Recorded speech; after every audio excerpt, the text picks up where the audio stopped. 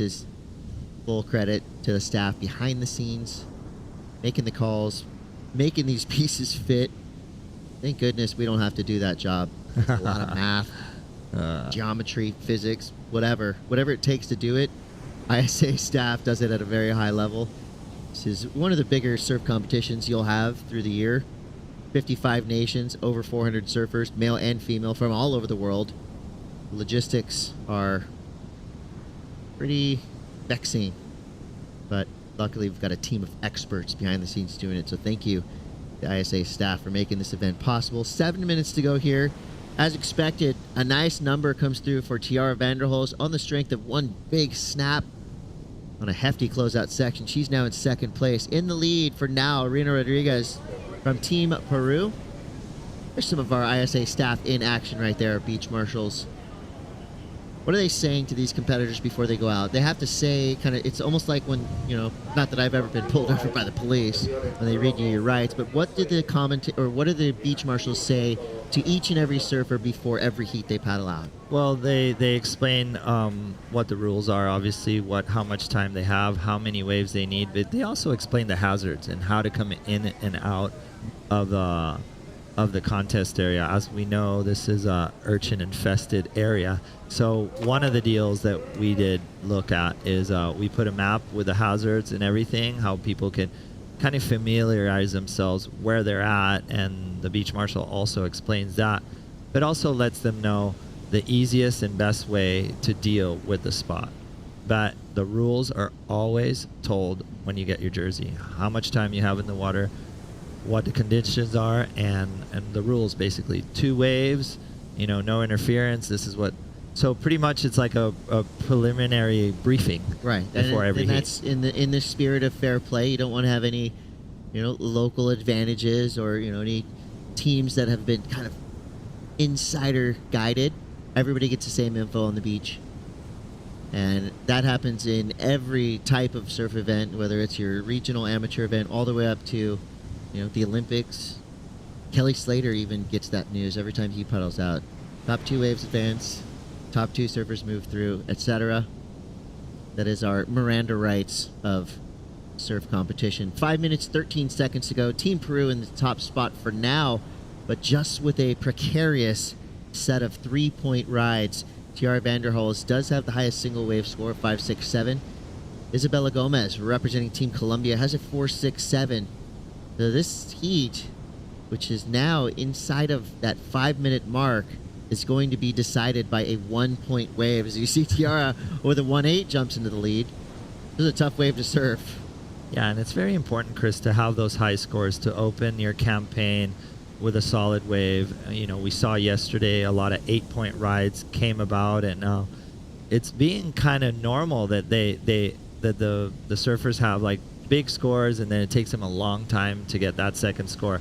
But like we always say, you're building house, you're building a foundation, and it's been really cool to see how these girls managed to get those higher scores and then back them up. And I think Izzy Gomez might be doing that on this one. Ooh, that was a nerve-wracking backside snap. Just came up a little late, but powered through. So, if you kind of look at the equation right there, speed, power, flow, even in the span of that was about a split second of a wave. She had a lot of speed, straight off the bottom, up into the lip. Obviously a lot of power to be able to hang on. But the judges will look at flow as a bit of a weakness on that wave just because of the mistimed turn. She's going to be rewarded. Only needs a 2.23. I feel like it's going to be right there because that was a pretty impactful snap done in a critical part of that wave. Yeah, very vertical, very impactful, a lot of water coming out. I did feel like a little bit of flow would have been, as we see this next heat, Awana Cabrero representing Puerto Rico there with Kanoa Igarashi. In red, Anat Lenore from Israel, Francisca Velasco from Portugal, and Luana Silva. So that's going to be an interesting heat for Brazil. Wow. That's a big one. That is a big heat right there. So I'm seeing Team Japan, Kanoa Igarashi, and okay, well that answers my question. There you go. Surfing power couple right there. Maybe that's the reason why Kanoa Igarashi's been spending so much time down here in Puerto Rico. I know the waves are great here, but that answered another question of mine. I guess where they went public. Yeah. That's even more than Instagram. Well, Kanoa's been Real. spending a lot of time. Awana's been, spending a lot of time traveling, doing the QS and the Challenger Series back in the day. And we had the pleasure of having Kanoa surfing waves here in Puerto Rico.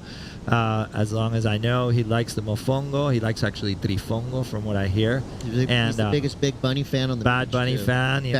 Big Bunny. Big Bunny. Big Bad Bunny fan.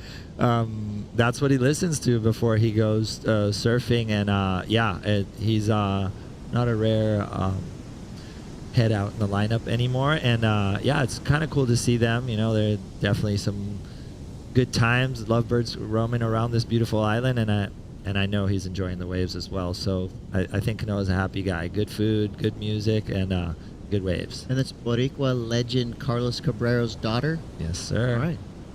146 to go here. Kiara Vanderhols does get that number, a 3.83. Isabella Gomez drops a big score, a 3.6. So for Isabella, spot on for that turn. Credit to Otto and I for making that call. That turn was powerful. She needed something above a 2, and she got it. Judges giving her a lot of credit for surfing under duress and making it look good.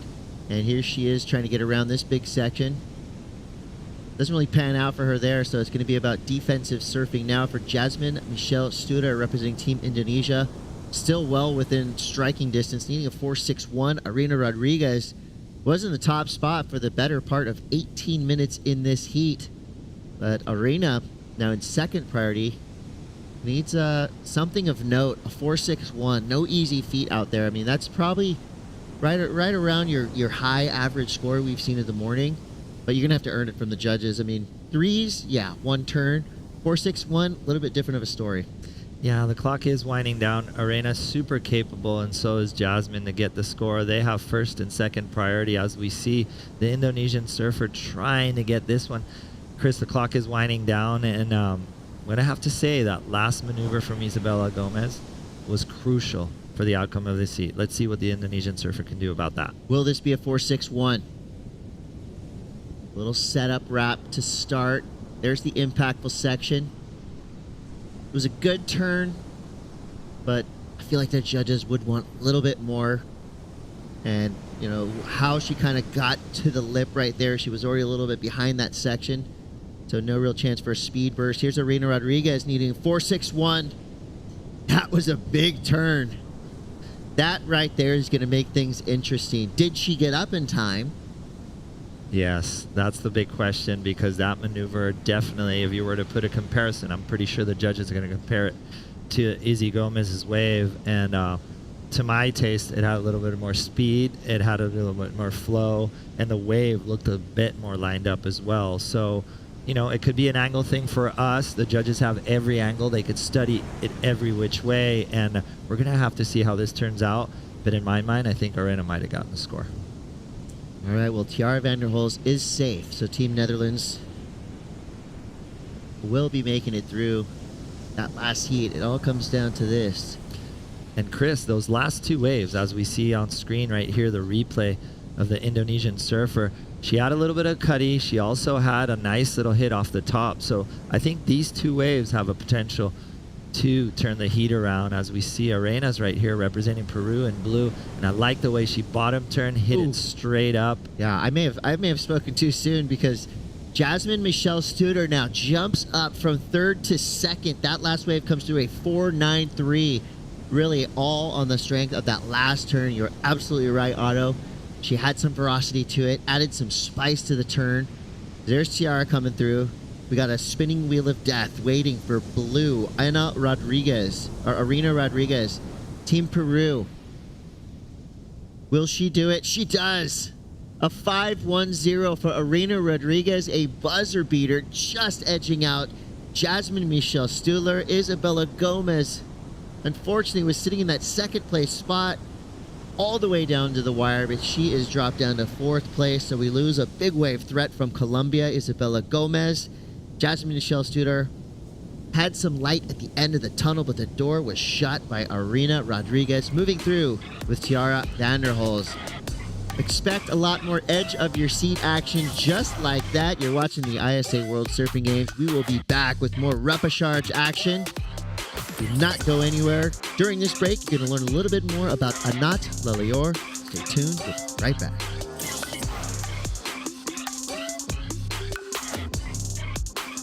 I grew up in Tel Aviv. The surfing here is not that great.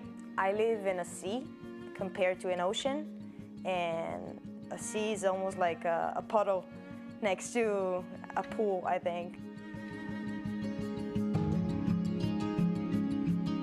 Waves are not really consistent, and it's really hard to be an excellent surfer next to all the world champions and all the other contestants. So I just try to keep pushing harder and harder, even though I don't have the conditions that they have. When I started surfing, I kind of started by myself, and then my brother came along, and then my sister, she's 2 years younger than me. She saw surfing, and of course she wanted to come as well. So since then, we kind of pushed each other to be better. If it was my sister doing this turn, I wanted to do that turn. And surfing in the water, it was kind of crowded, but it was only men around. I was the only woman or kid, I was a young girl surfing in the lineup.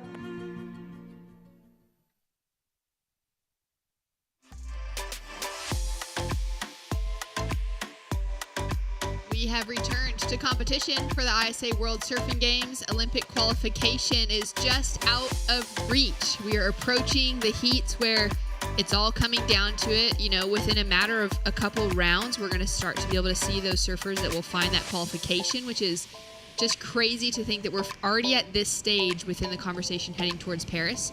Heat number 5 for repechage round 4 now hitting the lineup with Puerto Rico, Israel, Portugal, and Brazil in the water.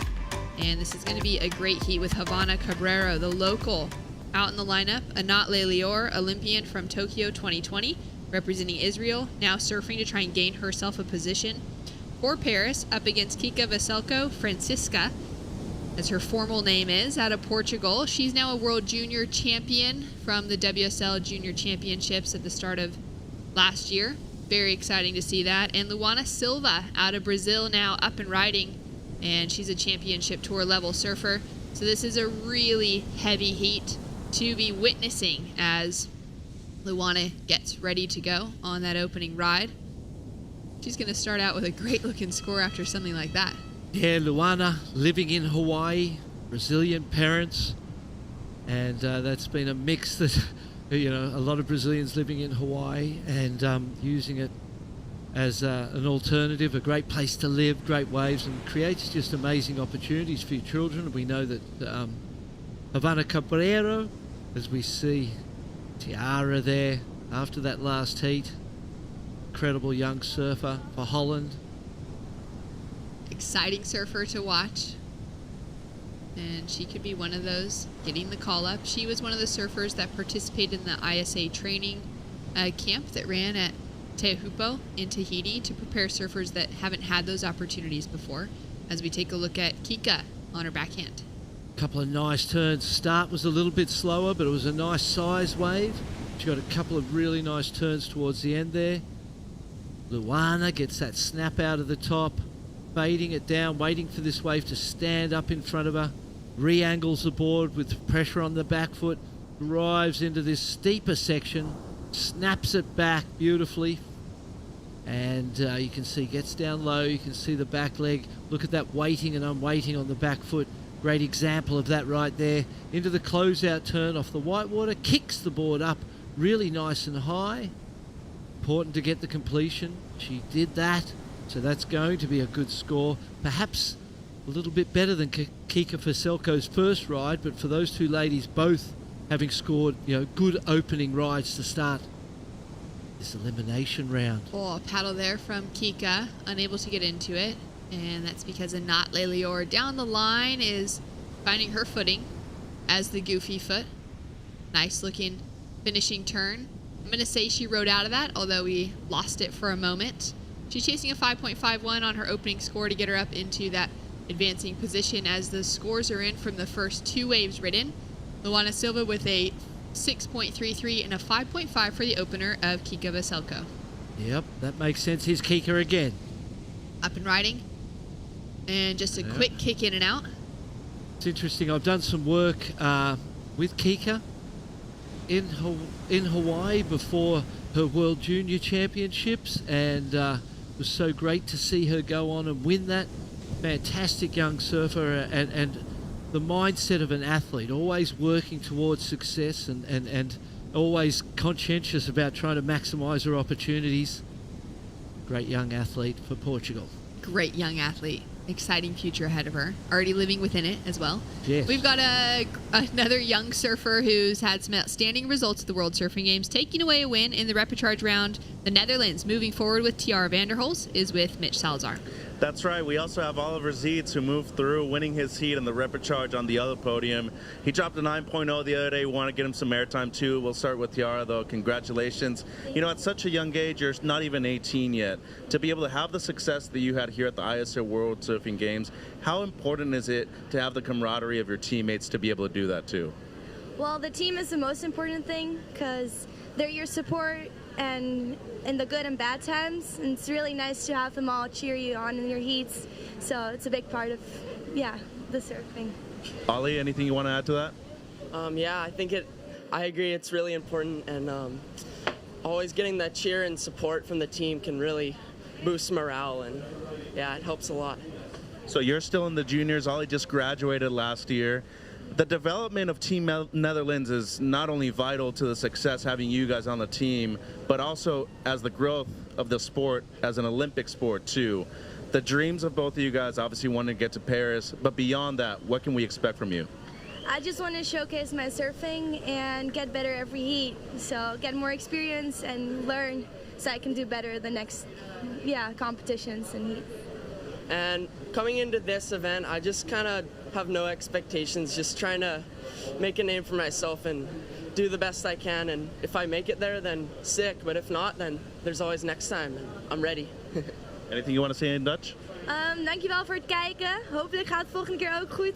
En Evita Tico, ik zal ervoor zorgen dat ik me niet haal.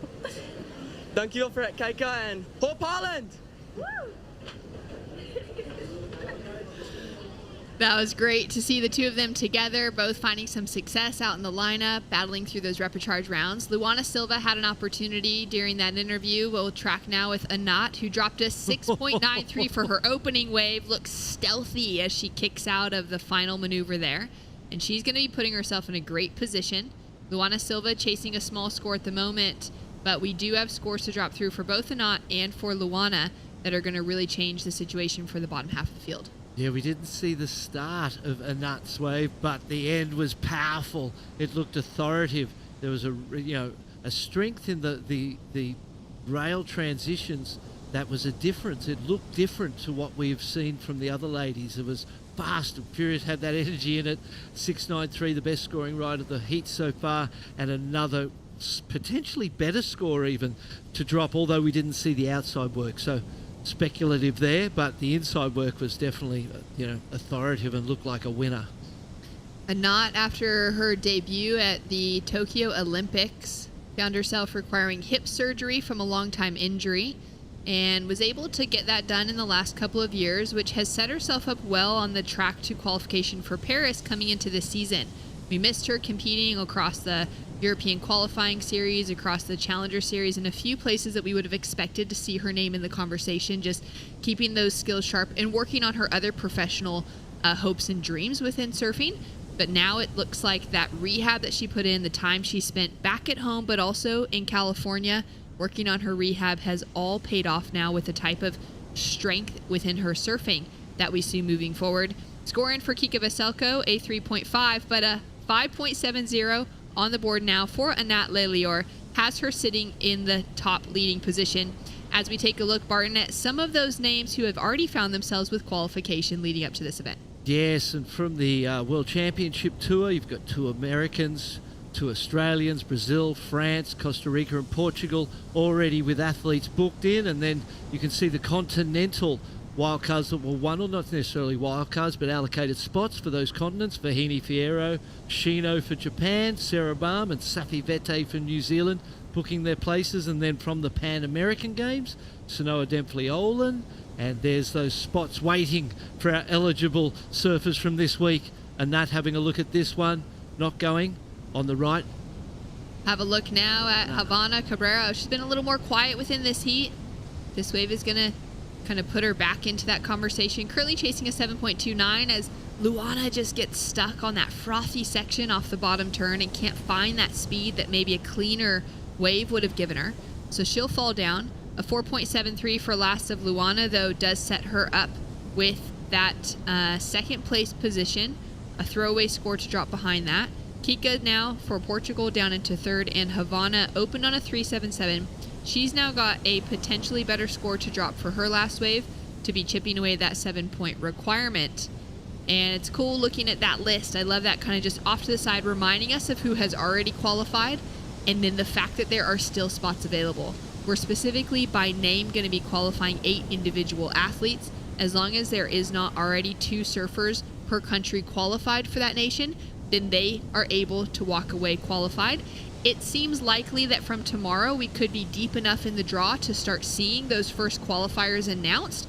Not for sure, but by the end of today we'll have a pretty good look at how the situations unfold between these repechage rounds happening on both podiums, as well as the main rounds, and our field of competition just continues to shrink down enough for us to head into just a single podium. Which is going to set up for the final days. And if we get the swell as predicted for those final days, we're imagining we would leave Rastrial and El Pico and go back to Margara as our single bank for those final days, or single reef break. And at this point in this heat, Israel strong, 2 best scoring rides of the heat for Anat. And then Luana, she's got 2 solid scores as well that she could keep at the end. Havana needs to get going, really. She hasn't had a score to kind of keep her in this. The 4.53, the last one, as you said, better than the first. So that's a score that she could keep if she had to. So that takes some pressure off. So both Francisca and Havana looking for a second solid score. 5.57 for Kika is not such a giant score. And I'm going to have a guess that that's the 5-time world champion's head, Carissa Moore, by the look of that surfboard there, the USA flag.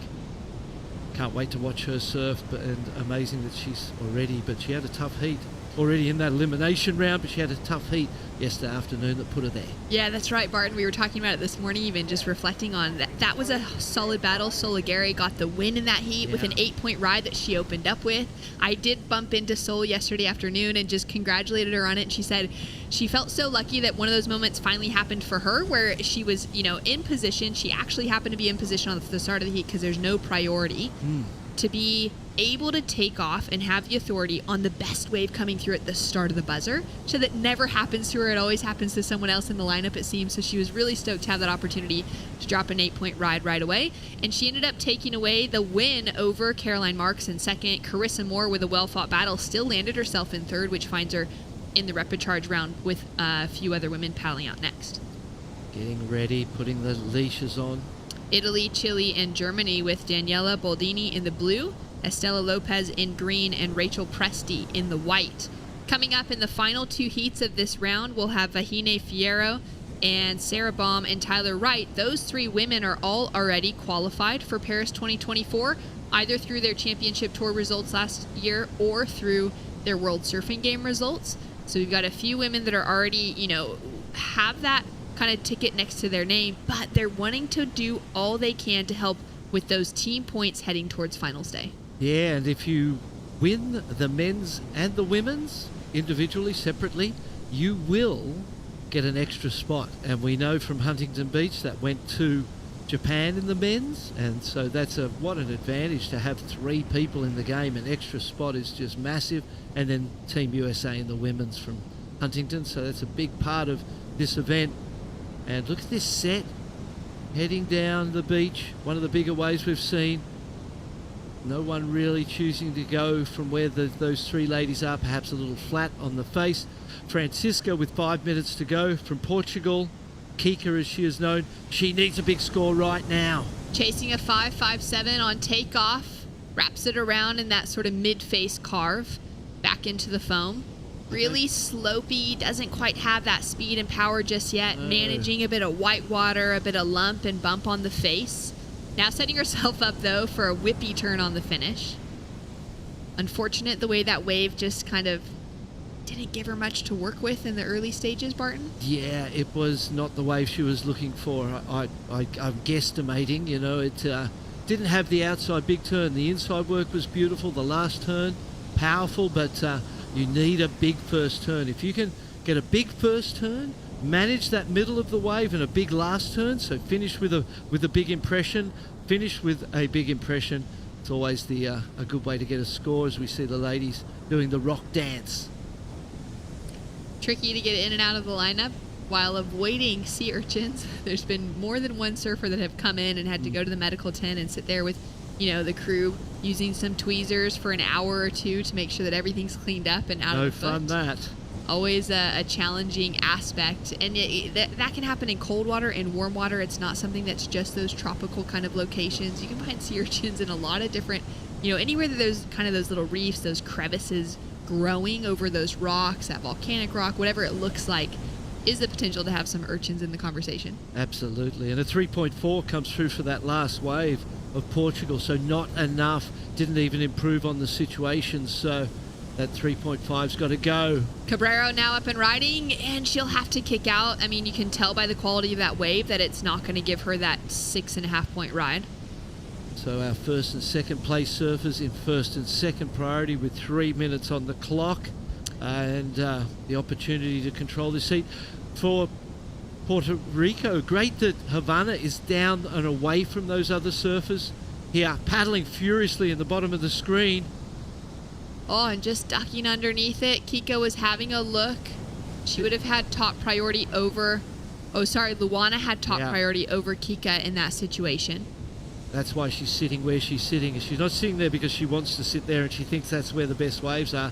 She's sitting there because that's where Francisca is, and it's her opportunity with the priority above Francisca that she can control her. Maybe Francisca needs to be paddling. Sometimes I like to paddle aggressively to get away from them and make them paddle after me and make them look like the bad guy.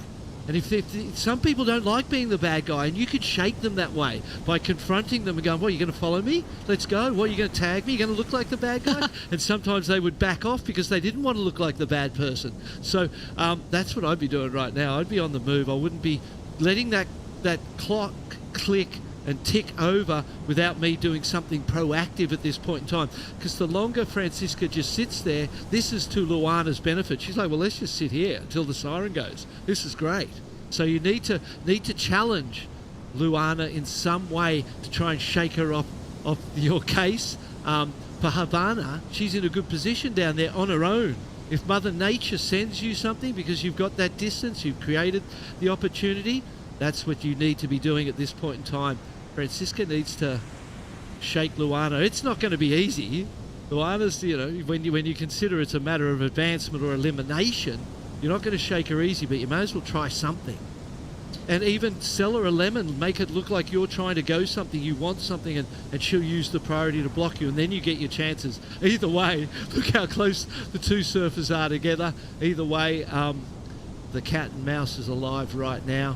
Here we go. Right now, our surfer in blue, Anat, has first priority. She's not going to go, so Francisca's going to have to sell Luana into this wave. There Luana goes.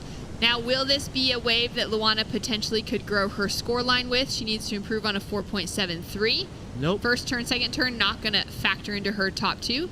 That's going to leave 45 seconds on the clock for Vaselko out the back to try and get herself into one more. And here's the opportunity. Well played into this final minute. Chasing a 5.57 for the WSL World Junior Champion, now looking to book herself a spot to the Paris Olympics. Should she continue advancing through the rounds? And powerful backhand surfing. Barton, what are your thoughts on that 5.57 requirement?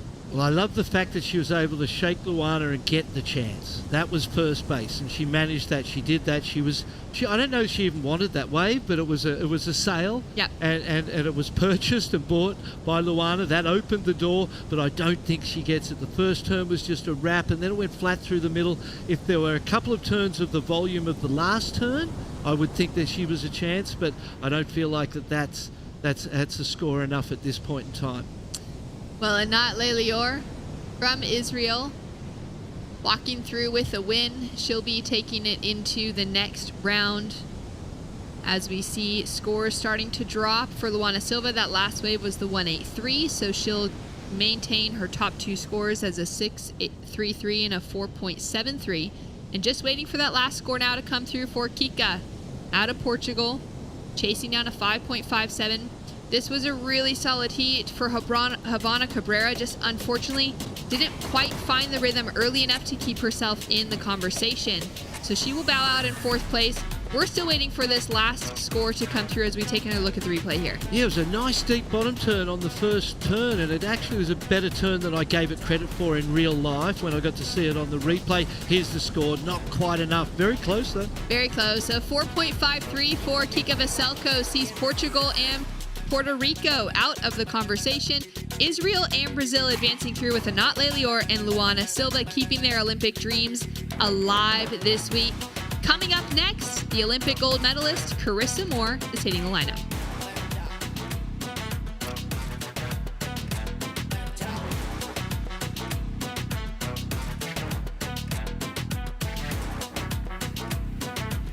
I spent 22 years thinking about this.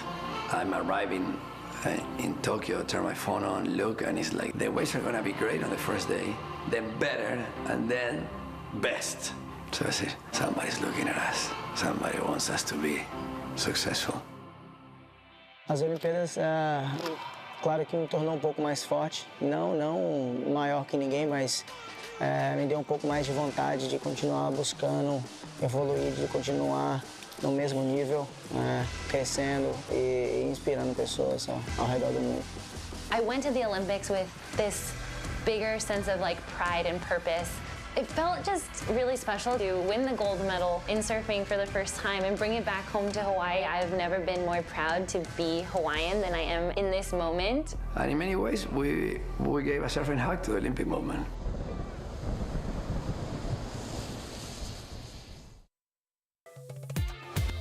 Straight into it, the Olympic gold medalist finding a run on her backhand on her opening heat for repechage round 4, heat number 6.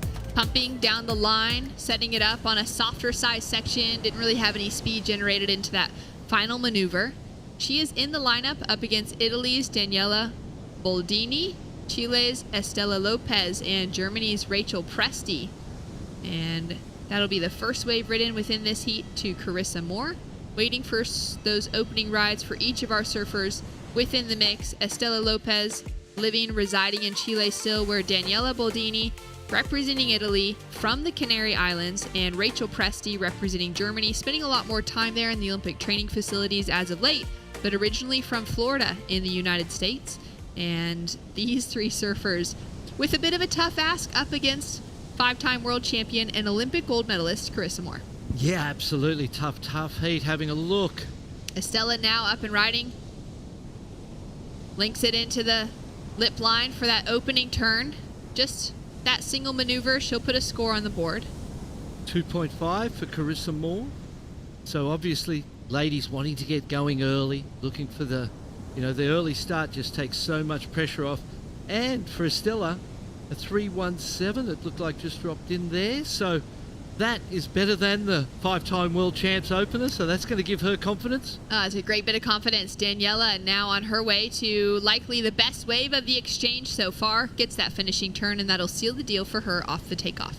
Yeah, we talked about the importance of owning the start. If you can get the better of that opening exchange, it sets you up for the rest of the heat, takes the pressure off a little bit.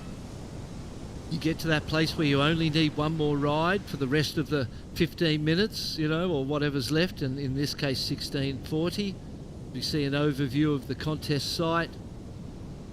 Rustrial is that spot that we can see right there where the ladies are surfing and what we're calling the action from today.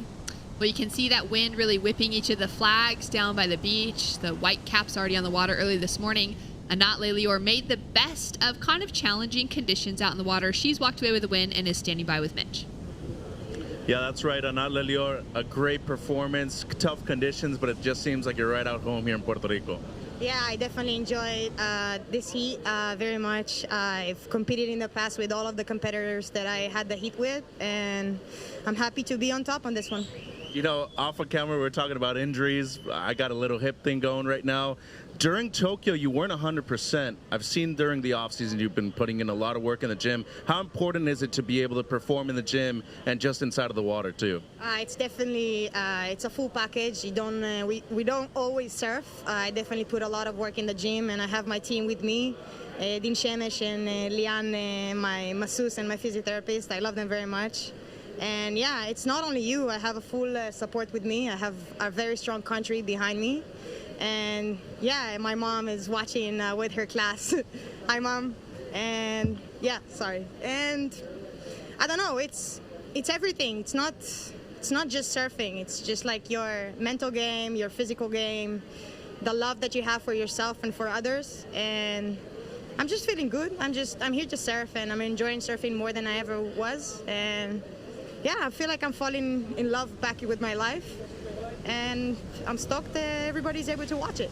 And a longtime member of the ISA, how cool is it having your sister in the event and your dad part of the team too? For sure, it's been an ongoing game since 2015. We were a small team, and nowadays we're a full team with backup. Yeah, I'm just stoked to be here, honestly, since everything that's going on. I've lost friends, I've lost people of my own country, and those things seem small.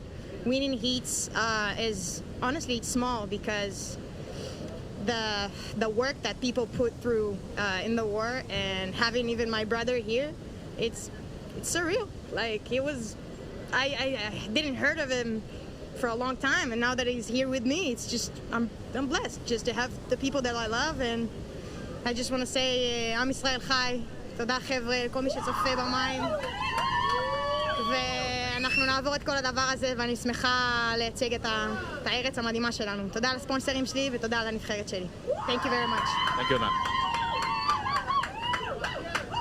Thank you, Mitch. Thank you, Anat. Spoken from the heart as she's taken a great looking win out there. She's looking just at the absolute top of her performance.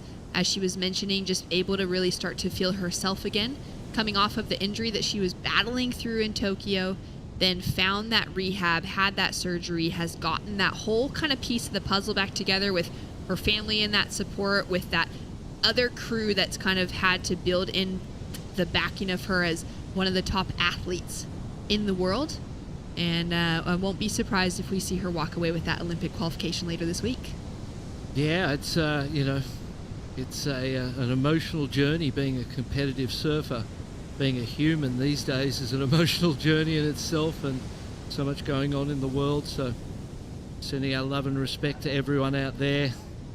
And you know, it's great that surfing can bring us all together, regardless of any of the differences that we share. Surfing is the thing that, you know, brings us all together here, and the respect we have for each other and our cultures and our differences is really an important part of making the world a better place through surfing. Here's the 5-time world champ. Carissa Moore on her backhand. She's down in that third place position. Only had the 2.5 to start, but now starting to showcase the sort of surfing that we have come to know and love from the Olympic gold medalist. Daniela Boldini sitting up in the leading position, looking to back up the 4.83 that she opened with, and making kind of tough conditions look simple out there for the Canary Islands local. Yeah, well, 4.83, you know, winning the opening exchange. Rachel Presti still yet to ride her opening ride. So waiting patiently with that priority, looking for something that was kind of a paddle for that one.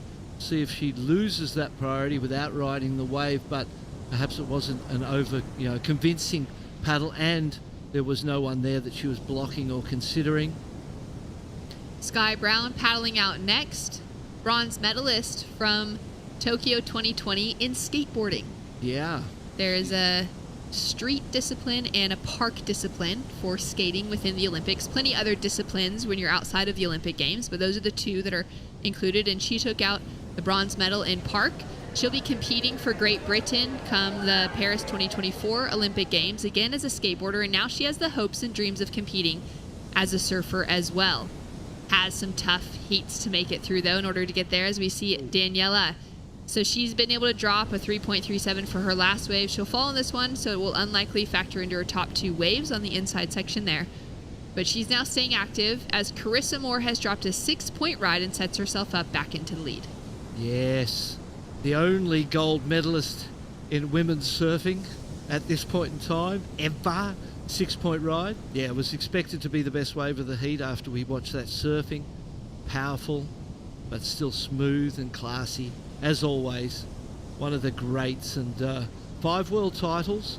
Could very well have been 7 with a different format. You know, she was leading those 2 years into the final 5-day. Here we go. Snaps. First turn. The wave stands up in front of her. Gets a little snap out of the top, and then the big money turn at the end.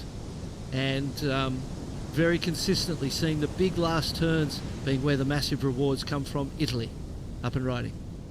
Taking a look at this, so we caught the tail end of that wave before those last 2 turns. One successful, one with the fall. And so Italy will remain in that second place position, though we're still waiting for her last score to drop in. And there it is, just a 2.67 on the board. So she remains in second behind the 5-time world champion. Tyler Wright, of course, last year had a great shot at winning that world title if it was back to the original format with those kind of 2 events dropped off of the schedule. Would have had her sitting in a better position actually than Carissa coming into the end of the year.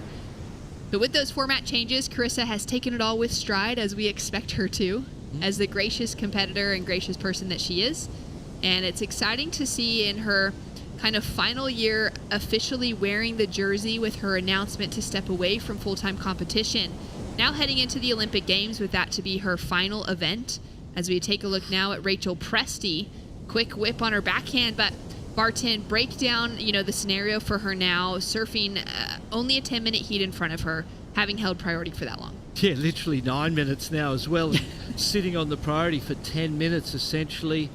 That positioning to start your heat and being in the most dominant position opposed to the other competitors is so important.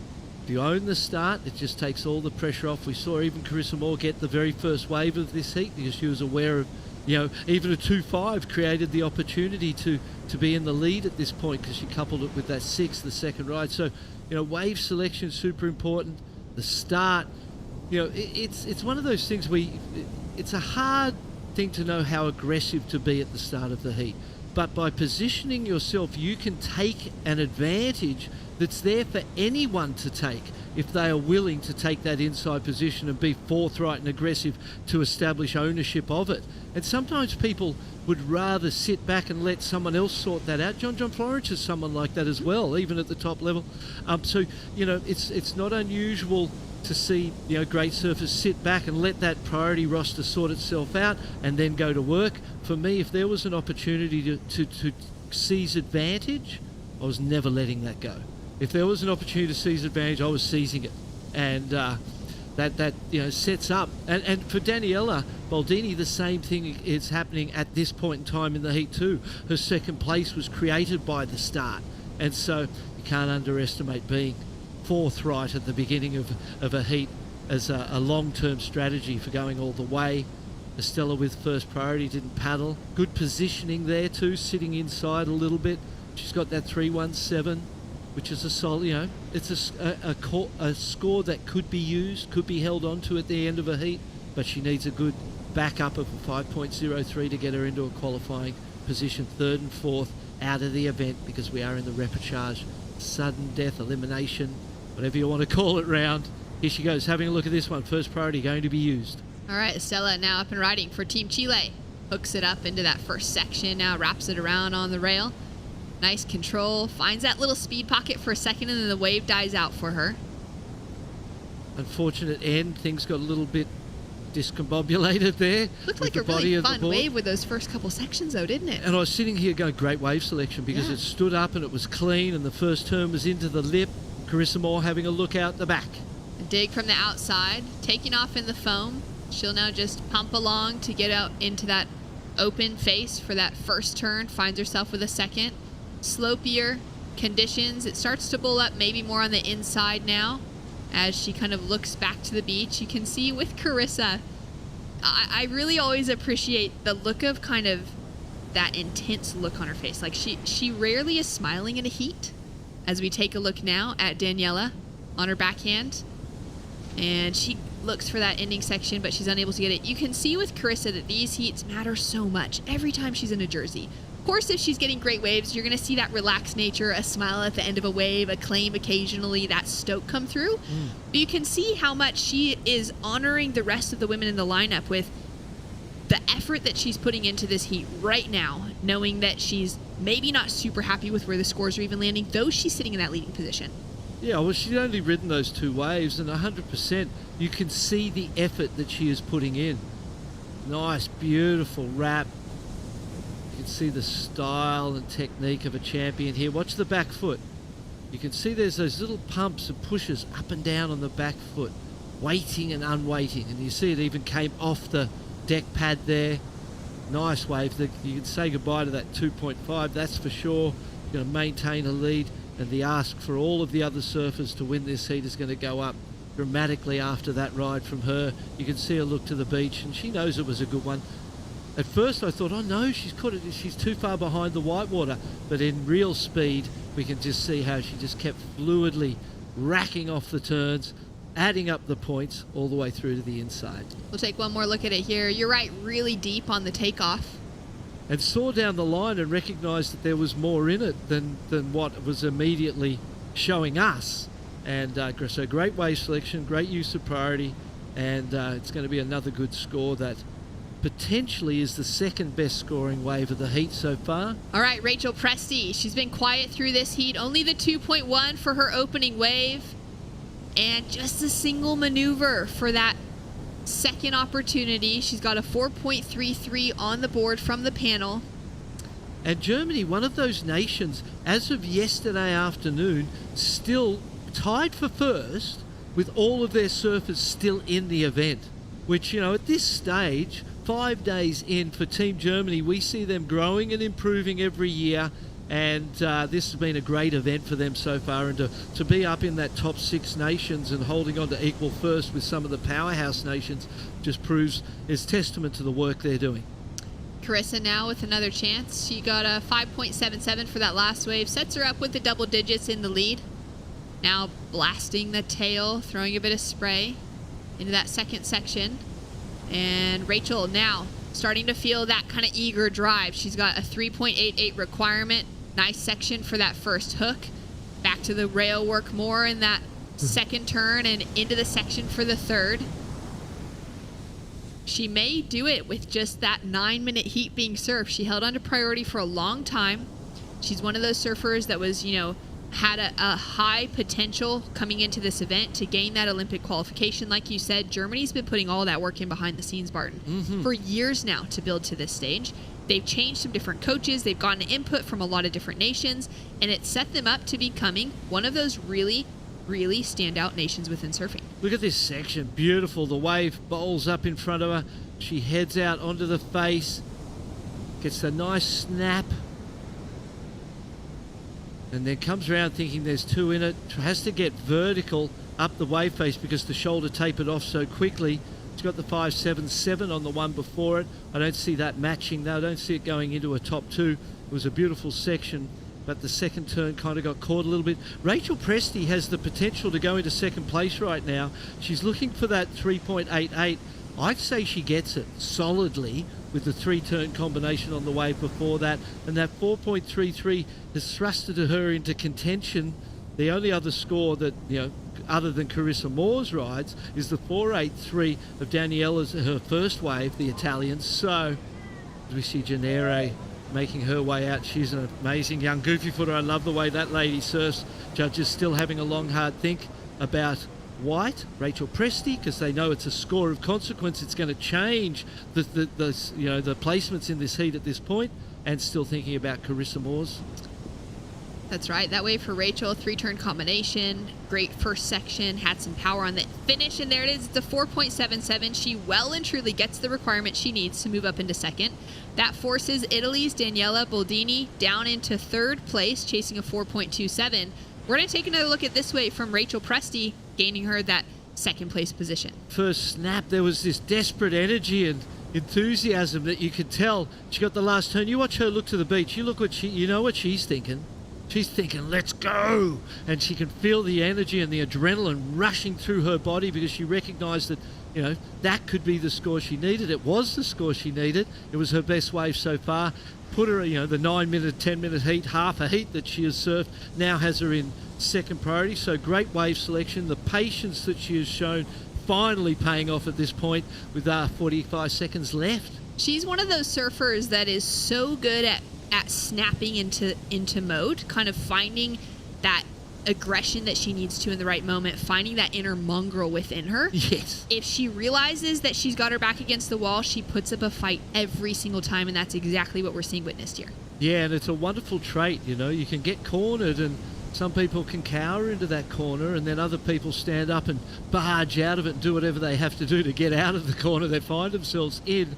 Rachel, being one of those athletes, was so out of this heat for so long. The first half hadn't even really ridden anything, and she kept the faith, showed the determination and passion, and the judges appreciated it, as did we. Carissa Moore up and riding, making her way in. Making her way in, already sitting on that winning heat total in the 11-point range, and she'll have a little bit more work to do throughout the week to make it back into that grand final conversation. Scenarios that we've seen surfer like Sally Fitzgibbons, championship tour level, make her way through from repechage round 2 all the way up to winning that gold medal at the end of an event. So Carissa's right there within that conversation to be that you know, one of those favorites heading into our gold medal conversation this week. Rachel Presti doing very well to find that advancing position, keeping her dreams alive as well for Team Germany. And Daniela Boldini of Italy, Estela Lopez of Chile, well done, beautifully surfed. You have bright futures ahead of you. Unfortunately, now knocked out of the event and outside of that Olympic qualification for this year's cycle, but come LA 2028, they could be right there in the conversation. 4 years is a long time, so there's a lot of opportunity to improve and a lot of ISA events to surf and keep tuning and honing the skills. And that's exactly what we're seeing from surfers like Rachel Presti. Coming into this as opposed to Tokyo, there's that growth that we're seeing from so many surfers. Carissa Moore with the win, big smile on her face, feeling that relief for a moment, and we'll be catching up with her shortly. We've got more action to come. When we return, we will have Vahine Fierro of France, Sky Brown of Great Britain, Janire Gonzalez Esparra from Spain, and Mahina Maeda of Japan.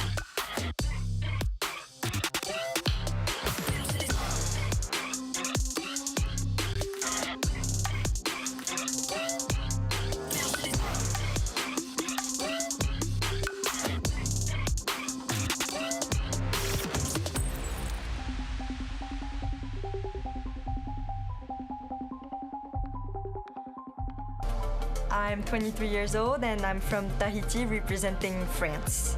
Teahupo'o is a very special place to my heart. It's a very particular wave because you can't train any other waves than that one if you want to get better. So you have to go to the Olympic qualification, and that's probably one of my biggest focus for now. Vahine Fierro officially qualifies for Paris 2024 in El Salvador and has punched her ticket to compete at her home break of Chopo. To have Vahine qualify at her hometown, like, I don't know if you could hold the Olympics at Chopes without her there. It's enough to make me want to cry, to be honest. You know, she has been through an enormous amount of emotional ups and downs, you know, following this dream, chasing this dream, see her come out the other side of all of that, succeed, book her place.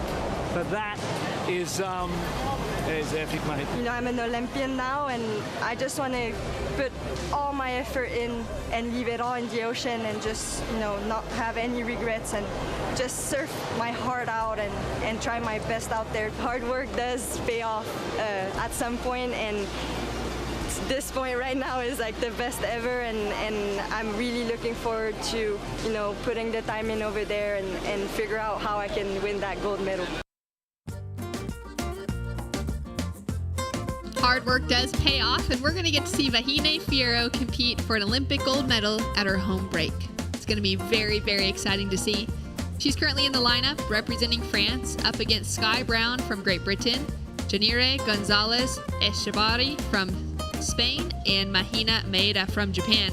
The other three surfers in the lineup, Sky, Janire, and Mahina, all trying to get themselves a ticket to Paris. Exciting to see that Vahine has already secured that out of last year's World Surfing Games. She gained it as the highest ranked European woman in the competition, and so was able to get that on a continental slot. She'll be joined alongside her teammate Joanne Defay on the women's side and Kaoli Vast on the men's side for Team France. There is an opportunity for France to secure themselves with another man out of this event, and for their team to be able to win or take away the highest ranking positions on both the men's and women's fields. They could be looking at a couple of extra slots for the nation. Absolutely. And Janire, off to a good start with the 5.17, young Spanish goofy footer. Vahine Fierro, Mahina Maeda, up and riding on the replay here from Mahina, representing Japan. Japanese parents, lives in Hawaii, catches a rail on the inside, 1.43 for that. Janire with a 5.17 for her opening ride, and we'll take a look at this 4.17 of Vahine. Nice first snap, light on the feet. Punches the lip there with a nice closeout maneuver, and make her way back out the back. Here she is again. Up going and riding to the backhand. On the backhand. Nice seamless transition from that first turn into the second. Looking relaxed in the water today. Always Hungry, looks but relaxed. Yeah, always looks relaxed, but she's determined to get the early start. You can tell that. That was, you know, the 4.17, then on the backhand a 4.6. So the early start achieved. She's got the lead. Great strategy. The French team have been, to this point in time, the standout team, and performing the best. So good start for the French again. Well, Carissa Moore put on the best performance in that last heat, took away another win here at the World Surfing Games. She's down with Mitch.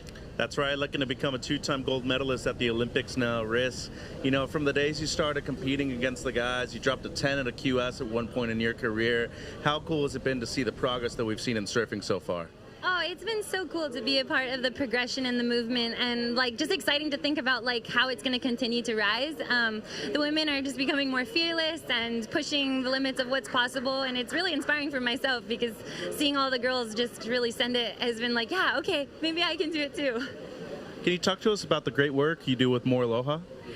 No, thank you so much. I started this nonprofit, More Aloha, like in 2018, and it's all about sharing valuable tools and resources that I've gained through my own experiences with the next generation to live a positive life. And it's tricky, you know, this day and age, there's a lot of like negative stuff and things that are trying to shape us or mold us into things that we aren't. So I just want to help other girls and women stay most authentic to themselves and chase their dreams. How do they get in touch with you?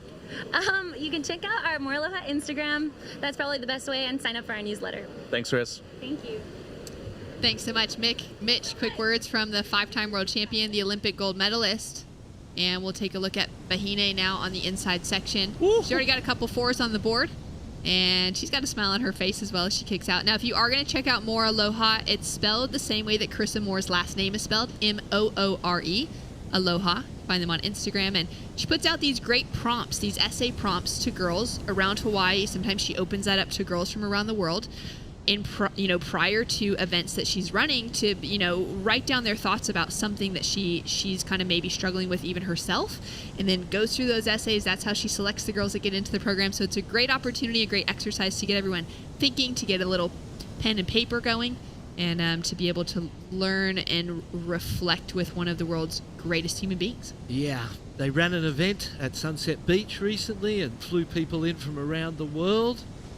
I know Leilani Zorik is a young Australian girl from Byron Bay area. She got to come over and most probably 6 or 7 years ago, Leilani at Blastoff, she gave me a letter to give to Carissa because Carissa was her favourite, and I brought the letter over to an event for Carissa and gave it to her and made the connection between those two ladies. And Carissa's a massive inspiration, and love to hear those words of living your authentic self and encouraging people to be okay and live in their authentic self while there's pressure to be other things around them is a wonderful sentiment that she shared in that interview. And Mitchie has been doing a fantastic job there with the interviews and really diving deep into the emotions of the participants in this 60th anniversary. Vahine scores a 5-point ride on this one, Barton. The old backhand is a weapon for her. Grew up on a right hand at her home island. And Janire here, another goofy footer, pumping down the line. Look at the speed she kept through that flat section. Beautiful turn there as well. Both these ladies, 4.9. This is a really tight heat. Janire's gone into the lead. And that was the 4.6 of Vahine. So like you said, it's super tight between first and second at the moment. Spain sitting in first with a 5.17 and a 4.90 to back it up. The 5.7 was her opener. And then Vahine sitting in that second place position. Sky Brown now getting off on her opening ride. So into that first carve, pumping through the line, setting herself up through to the inside section, but unfortunately just kind of nicks the nose and she'll go down. Yeah, I suppose as a skateboarder, you are dealing with a constantly or a never-changing environment. It doesn't do any. It's just there, and so I'm sure the temperature would affect it, and different things. But surfing, wave selection really is the basis of success. Vahine Fierro doing a great job of that right here. Look at this one. There we go, into a great-looking wave. Just gets a little kind of caught off the rail coming out of that first turn into the second section. She'll be late to it. Grab that board back by the leash, flip it over, get ready to duck dive the next wave that's about to break on her head. Mahina Maeda represented Japan at the Tokyo Olympics alongside Amuro Suzuki. A lot of difficulty for the ladies timing those closeouts, and the onshore wind, you imagine that onshore wind makes the top of the wave come down faster, and it looks like it's coming down faster than being anticipated by the ladies in this heat. We saw Vahine and Mahina with exactly the same kind of problem on the closeout turn. Sky Brown feels like wave selection really might be her issue, and particularly on that first wave, that wasn't a very good one to have waited so long with the priority and go a wave like that would be disappointing for her. 10.5 minutes remaining on the clock. Mahina's chasing now an excellent score of an 8.17 to get herself into an advancing position. And Sky is chasing a 7.67 to get herself into the advancing position. This is an elimination round heat, and this is a big one. Considering the four names that are in the conversation, Vahine already has that qualification, so she's going to do her best to help Team France be the highest ranked women's team within the field, and of course go for that illustrious gold medal for the team medals that'll be available at the end of the week to the highest ranked overall team. And that's why we're seeing the amount of kind of energy that she's putting into each of these waves so far. Great read of the ocean from Vahine, so at the moment chasing that 5.08. But for Janire, for Mahina, and for Sky, they're all looking for that qualification. They're all those surfers that have earned those top positions to represent out of tough countries to make their teams for. And they've got that pressure mounting as we're down to the back half of this heat. Yes, the pressure is everywhere out there, representing your nation, representing your team and your teammates, and they're all on the beach watching you. It makes competing as an individual, to a degree, for me it did anyway, it seemed easy because it was just you. And there's not this whole, you might have your support crew and your family and those sorts of things, so, which is natural. But in this environment, you're representing your nation. There's Olympic spots up for grab, and your team's results are based on your results. So they're all relying and depending on you, and then all of the infrastructure around that, while it helps you and makes it easier, it does come with pressure as well. And so it's a rad situation as an individual sport to find yourself in a team situation. It's not usual. That's the different thing about this particular event. So it's something that it takes a while to get comfortable and used to. Coming into competition this week, we had 266 athletes that we began with, 55 nations in total represented, and by the end of competition today, we're going to have a really good look at who's still in the conversation for Olympic qualification, how many more heats maybe certain surfers need to be making it through to secure those spots, the final 6 on the men's side and the final 8 on the women's side. We're taking a look now at a potential wave as Janira had a look at that one, decided not to go. Mahina as well down the way. But a big field to start off with. We've lost a lot of countries already that have all of their surfers already eliminated. We've lost a lot of individual athletes as well. And so we're getting closer and closer to those, those kind of conversations that are going to be unfolding in front of us over the next couple of days with some huge things available for surfers when it comes to career moments. The fact that surfers can now be Olympians, which was not something to even be thought of just a few years ago for all of the surfers in the draw right now. So huge life moments unfolding here at the World Surfing Games, which is always exciting. Within the draw overall this week, we began with 9 former ISA gold medalists in the contest. We had 27 out of the 40 Olympians that competed at Tokyo 2020, and 27 of the athletes that have qualified for Paris 2024 were in the draw from the start of this week. Sky Brown has a look at that one, and that was just a wave that was never going to amount to anything. It seems like there's a bit to learn about the wave selection, the competitive strategy, and in surfing for Sky, but this is the place to learn it. Vahine into that first opening turn, sets it up on the second. She'd be hungry to walk away with a victory at the moment, but she's done very well with the scores to put her other 2 competitors below her in tough situations, chasing near excellent scores for each of them. Looking to see if she can build on that 4.6 behind her. Janire as well doing an excellent job with her opening 2 waves. She's now been sitting with priority, waiting patiently. And wave selection does seem to be a challenging one today. It's interesting to kind of have a look at some of those surfers that are just starting to enter the competitive conversation. So we've got a lot of surfers that have been put in a jersey, maybe by their parents, whether the kids were really interested in it or not, from 4 or 5 years old, into those little events around, their hometowns, to growing into qualifying series competitors or surfing in their national scholastics, whatever it kind of looked like. They're in the jersey all the time and they understand how to compete at, kind of across varying different levels. Mahina now up and riding. She's one of those surfers that's such an excellent competitor. She loves charging big waves as well, but her small wave surfing is all time. She goes for that final maneuver and just can't hold on to it. Foam climb was fantastic. She got great height out of that in a difficult section. Whether she gets points for it or not, given the fact she got tangled up in the white water, whether it's considered completed, but the first 2 turns were nice. The middle turn was big, powerful, sort of ride that she needed. Only a couple of 1s so far, so that was something that she needed to do right now. There's 5 minutes to go, so still time to get another ride. Making her way back out the back from the inside. Sky Brown's now in the second priority, finding herself in a very similar position to Mahina. She needs a good wall on a wave, and we'll get to see what she's capable of. But competing in the ocean is a challenging thing. Wave selection, regardless of the quality of the waves, you can be out in absolutely perfect surf, and there is still a big difference between the good and the bad waves. Sky Brown now up and riding, finding herself on a great looking wave into that first turn, solid. Sticks it for the second. Finally getting to showcase the surfing that we get to see through all those social media clips, through all those kind of fun environments around her. Chasing a 7.67 bar, and this could put her right back in the conversation. Yeah, it doesn't feel like it's that big a score, but at this point in time, with 4 minutes and 15 seconds, it's still a 2-wave equation for her because she hasn't had a single score of consequence. Same for Mahina Maeda. As we'll look at this replay of Vahini's, it got a 4.6 for her, so wasn't included. It was equal to her second best score, didn't improve on those 2. She's just staying busy. You can see what her strategy is. This is the interesting wave. Stalls, wait for it to stand up. First nice carve back through. Beautiful section hits her. It comes to her again. She hits it beautifully. Comes through to the inside. Gets a 3rd big turn.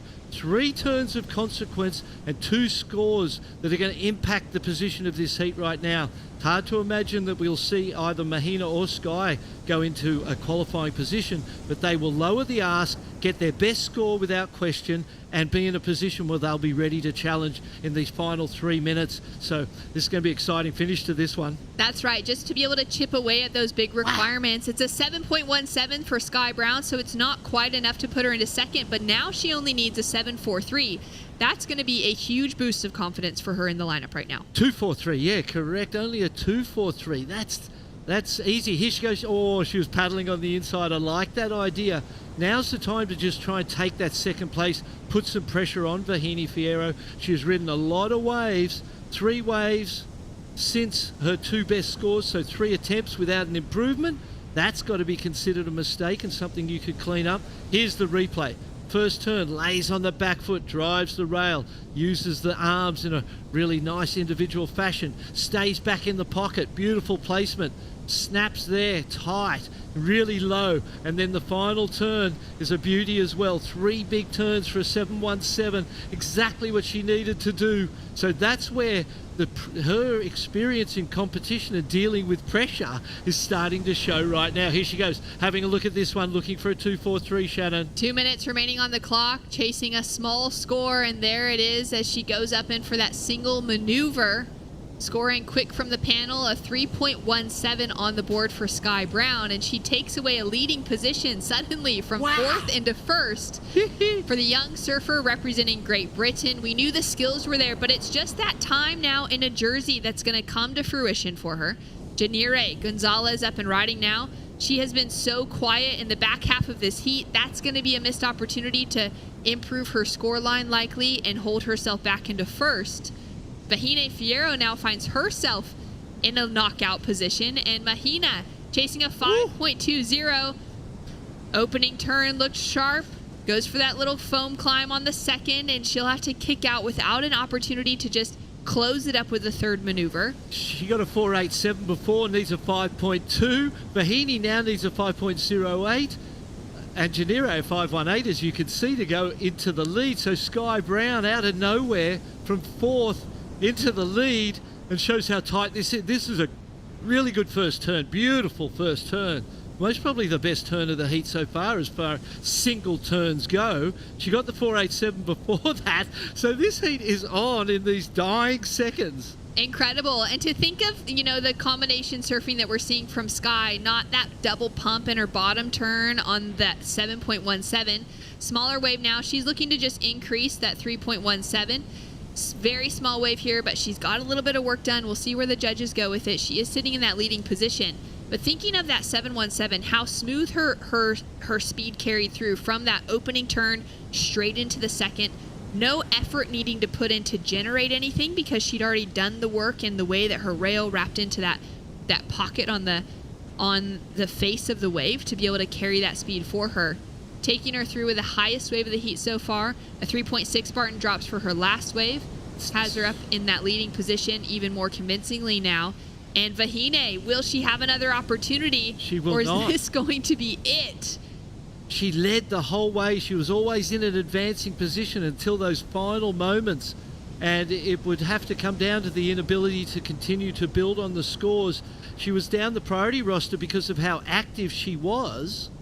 And that meant that she was catching waves that they were good rides. They were all 4s and stuff, and she was surfing great, but it just wasn't a big, good enough wave to improve on that base that she created early, and that left the door open. Sky Brown just went flying through that door. Janire, she held on the whole way. Mahina got a 5.03. So Vahini actually ended up in 4th place at the end. 3rd and 4th still making a difference and having an impact. So for Vahini, that was a sort of a royal dumping right at the end when things felt like they were going so well for so long.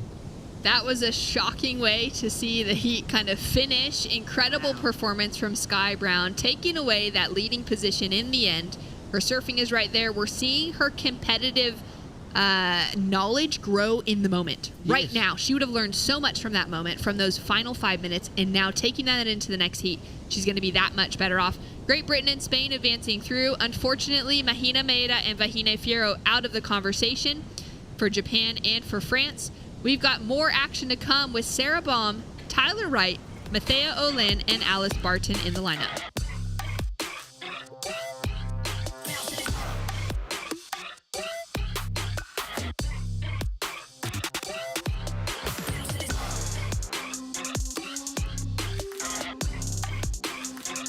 2023 ISA World Surfing Games, the first qualifiers for the Paris 2024 Olympics have been announced.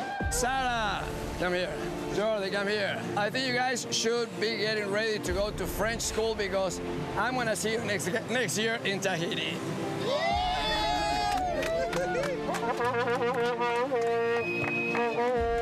Thank you so much. I've been feeling a lot of pressure the last week, so it's just been like an emotional roller coaster, and just breathing, just trying to focus on myself and trust the process, and yeah, here we are. ¿Pa' dónde quieres ir? Que mami yo te llevo. Restaurante Michelin. Estamos en otro level. Porque ahora ando en yates y aviones. Se nos dio, ahora somos ganadores. Hicimos a que mate. Par de millones. En Aventador llegando a las mansiones. Todo comenzó jugando. Ponte ready que ya voy llegando. De una picaco. Todo comenzó jugando. Welcome back to the ISA World Surfing Games. Massive happenings down here in Arecibo, Puerto Rico. Chris Cote with Otto Flores on the call. We've just seen a stunning turn of events with Sky Brown taking the last second win. But let's fill it up again with talent. Repechage for Heat 8. Sarah Baum, Tyler Wright, Matea Olin, and Elise Barton. Great Britain, Canada, Australia, South Africa in the water. Otto, it only takes one wave to potentially change your entire life. Sky Brown, proof of that in that last repechage heat. She stays alive in this competition, but we just lost two standout surfers in Mahina Maeda, as well as Mahina Fierro. Expect the unexpected down here at the ISA World Surfing Games. That was really unexpected, Chris. You know, Vahina was like leading the heat the whole time, had great rhythm, and like you said, one wave. Sky Brown just shoots into that first place. You know, she backed it up with a nice score. I really liked that to see that Sky Brown actually got to surf a wave with her potential. Super fluid, nice turns, really good rhythm, and yeah, 7.17. That's a really good score. And she was trailing the whole heat, and at the dying minutes of that heat, she put a combination of scores and beat the pack. Incredibly talented. She kind of views surfing as her escape from the the stresses of competition that she usually experiences in skateboarding, but obviously it's working for her in both sports. Must be nice to be that good at so many things. Well, I was just looking at social media, and she really loves surfing. Oh, yeah. She is like, you know, like the question has been asked many times, which one would you like to be in? And she's going for both. Yeah. She feels like she's comfortable in both areas, and obviously we know she's a tremendous skater, Olympiad medalist, and great talent. And she would love to see herself achieve it in the surfing category as well, as we see Sarah Bohm in red for South Africa. Nicely done there. Just pure power surfing. Two big turns. To me, I'm not even going to knock on wood. It's apparent. The waves are getting better. They are. It's getting kind of cleaner. It's. I believe that the swell's starting to fill in a bit more today. I was a bit worried when I was driving here this morning. Obviously, waves look really small in the dark because you can't see them. And yeah, it was to my surprise when we got here today. It looked a lot more contestable. It looked a bit better. It had better shape. And we've seen with the girls out in the water, it's excellent scores are out there to be had. Quick look right there of Sky Brown, her dad Stu Brown. And full credit to all the parents, especially when you have a superstar child like Sky Brown, you know, who's been in the spotlight. She definitely, I'm sure, has a lot of requests for media attention. So great that her dad is right there by her side. You know, kid and a human being first, athlete and global superstar second. So it's really cool to see the story of Sky Brown being written as we speak. But right now, Tyler Wright putting the hammer down. Great start for Tyler Wright. Again, another superstar. Surprising name to find in here in the repechage rounds, but do not be surprised. This is ISA competition, and the field is just littered with some of the most elite level surfers on planet Earth. 14 minutes to go here. Mateo Olin starts off with a 4.5, waiting for a score to come in for Sarah Baum. She is a Olympic qualifier. You do have to actually compete at the Olympic Games to be called an Olympian, but still being an Olympic qualifier is huge in itself. So let's hope that her path is just steady and clear as we make our way to the end of the road. Chiahopo in Tahiti, right around the corner. Will Elise Barton get the chance to compete in Tahiti? Little slidey backside snap to start this wave. Has a big section to work with. Finishes strong. Quick dismount. That'll be a good start for Elise Barton representing the Great Britain. So 12:20 to go. Surfing's Bo Jackson. Sky Brown is standing by now with Mitchell Salazar. The reference, but Sky Brown, two-time gold medalist at the X Games, bronze medalist at Tokyo 2020. That was in a different sport, though. Here in surfing now, World Surfing Games, congratulations. You make it through, and you got your 2 scores towards the end of the heat as well. Yeah, it's definitely a tough heat. All the girls are ripping out there. And yeah, the waves are really tough, but I'm super stoked I got the last 2 waves at the end over there. But yeah, stoked I made it too. And you reside in a great area of California, San Clemente. Your shaper, Matt Biolos, has done some amazing work too. I want to talk about your board. It seems like a carbon-based board, right? Yes, this is the Black Sheep, and I've been riding this board forever now. I can't get away from this thing. It's my favorite and probably will always be my favorite board. But yeah, love it. Thank you, Matt. So we have a lot of surfers and skaters on the broadcast crew. Any tips you would give them to kind of balance both things at the same time? I mean, for me, it's easy because, you know, surfing and skating, it's a lifestyle for me. I, wake up in the morning, go surf, and then, do some school stuff, and then go skate in the evening, and maybe go surf again. It's really just a lifestyle, my playground, so it's pretty easy for me. But, yeah, just have fun and enjoy it. Anything you want to say to Team GB watching at home? Thank you so much, Team GB. Let's go. And thank you to my family watching, my friends. And, yeah, I just want to say ski. Ski! Congrats, Sky. She's amped. Love to see it. Sky Brown surfed her way through a tough heat right there. That's one of those heats where you feel like you get that one out of the way. Smooth sailing from here on out. So Sky Brown advancing, staying alive here in competition via the Repechage round. And it's a great question there for Mitchell. How do you balance the two? And I love her honest answer. It's easy when you're Sky Brown, that is. Oh, she seems like one of the happiest humans on earth. Super polite, super happy, and I like what you said before, a human before anything. I think she's having a ball in Puerto Rico. She's got a skate park right in front of Margata. She feels the itch to go skating. I've seen her on her skateboard as well, skating down the street. And just going back to this heat, Tyler Wright opening her campaign with a 6.17.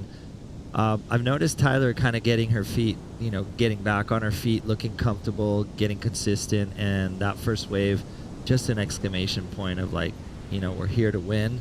Doesn't matter which route we take, the long or the short. And I've seen that from a couple of the female surfers. Carissa Moore definitely putting that staple in earlier heats today. And I can't wait to see these girls just... Let's see what they do as we see the South African on screen with a great score. Yeah, it was solid surfing for Sarah Baum. Comes through a 7.33. See this replay again. Look at just tagging that opening section, giving herself plenty of room to work with, generating speed through into the second turn. And here's the 6.17 from Tyler Wright. The Irukandjis always bring this thing. Tyler, a perennial medal threat, title threat. Anytime she enters the water, watch out, she means business. Yeah, I like the flow that she had on that wave. Even though she got a bit stuck on that second turn, you could see here, nice little turn right there. Engages the rail, comes up here, hits it a little bit knifey on that one, but just regains her composure. And I really like Taylor's rail game. Like, she's always on the rail. I love when surfers don't really slap their board or pump it. And this is the last of Tyler Wright. Their backup score, nice little layback there to recover and just getting her rhythm, her tempo. And we're seeing Tyler Wright. We're still waiting for her second score, but winning that exchange. Sarah Boom with that 7.33. Solid 2 turns. a little bit bigger of a wave. And Chris, we've been seeing over the development of this contest, over the development of this competition, the size of the wave and the fluidity, you know, speed, power, and flow are definitely influencing those judges. Yeah, so as we get inside the 9-minute mark, some big numbers on the board. Sarah Baum sitting on that 7.33. Tyler Wright shows you how high her heat IQ is. She dropped the 6.17, literally spun it halfway back out, put up a quick placeholder, you know, most likely somewhere in the 3 to 4 range. And for her, I mean, that's exactly what she does, heat in and heat out. She goes out there, banks scores, gives herself the freedom and the luxury to shark around through the inside section and post up another solid number. And speaking of surfers that are able to post up solid numbers, are you kidding me? This next heat, men's main round, Joan Duru, Baron Mamiya, and Gabriel Medina. A classic ISA matchup between France, the USA, and Brazil. I don't even have to tell you out there not to go anywhere. We know you're going to stick around for these next heats. Biggest names in surfing enter the lineup. Wow, Chris. And some of them are out there right now in the repechage round. So again, the line is pretty blurry in terms of repo and main. I mean, there's so many great surfers all over the place, up and down our existing field. Yeah, another beautiful day here in Arecibo, Puerto Rico. We're stoked. Day number 6 of competition. We definitely been picking the eyes out of the lineup, you know, doing just the right time, just the right days to surf. And it seems like Tyler Wright with that 4.33 gains that leading position, putting Sarah Boom from South Africa in second place. She only needs a 3.17 to regain the lead. Elise Barton from Great Britain has a nice score, Chris, a 5.10. She's lacking that second score. She's got a 0.50. And Matea Olin from Canada, she's got a 4.50. And I believe there's a little triangle. There might have been a paddling interference or something. Kind of missed that on the screen, but it looks like that is the case as we see a man on a mission, I would say, Gabriel Medina, looking for that 3rd Olympic spot here in Arecibo, Puerto Rico. I want to know more about that lucky necklace. It seemed like it had that logo, like Guaraná logo on it or something. So another way to represent his sponsor. I guess. Dude, these guys are just doing it. He's got plenty of stickers on his board, but he's got the technique in the necklace, as we see. South African in red, Sarah Boom combining this one. Nice little off the top right there. Flowy little cutback. Transition move, gets the inside, and she only needs a low score, that 3.17. So this might well get her in the lead, Chris. These waves are looking fun, and it just seems like it's getting better. There's a little bit more punch, a little bit more size as we get through to the afternoon here. It is 10:11 local time here in Puerto Rico. If you're just waking up on the west coast of the USA, get ready. You're about to watch some awesome surfing. We've got 5 minutes and 45 seconds left to go here in this repechage round. This is the interference right here. So your surfer in red has priority. Surfer in green has to give way. So a close one there, but you know, the judges, they're watching every little detail of what's happening in the lineup. So you've got to play it safe. So if the surfer in priority looks at a wave, you just got to go hands off. Yeah, you got to give him the leeway for sure, as we see Sarah Boom combining this one again. Little transition move here. Gets that nice little turn off the bottom, and she's looking for a 3.17. We'll see what the judges award her as we see live action here. Tyler Wright working her way on the inside, just kind of grinding this one out. She's got a 7.33 on the board for her first score, so she's looking for that solid second score. We'll see what the judges do in that exchange, but I think Sarah Bohm definitely coming out with the better of that exchange, Chris. Yeah, I love that opening snap from Tyler Wright. Second score came through for Tyler, or the third score, that was a 4.70. So Tyler now sitting in the lead with a 6.17 and a 4.7. Sarah Baum still with that 7.33, and we know that she's definitely going to get rid of that 0.87. There's Baron Mamiya, Team USA. There's a lot happening, of course, with the mathematics in terms of team contention. And this is purely hypothetical. And of course, a lot of surfing yet to come.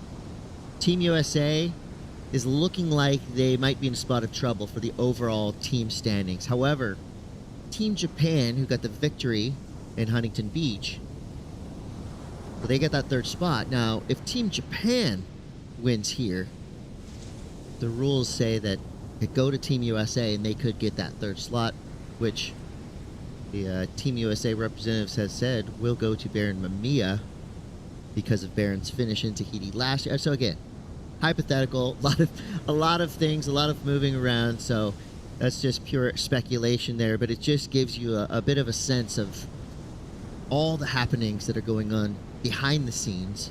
And every team knows the possibilities and the potentials, the percentages. For Sarah Baum, she's qualified.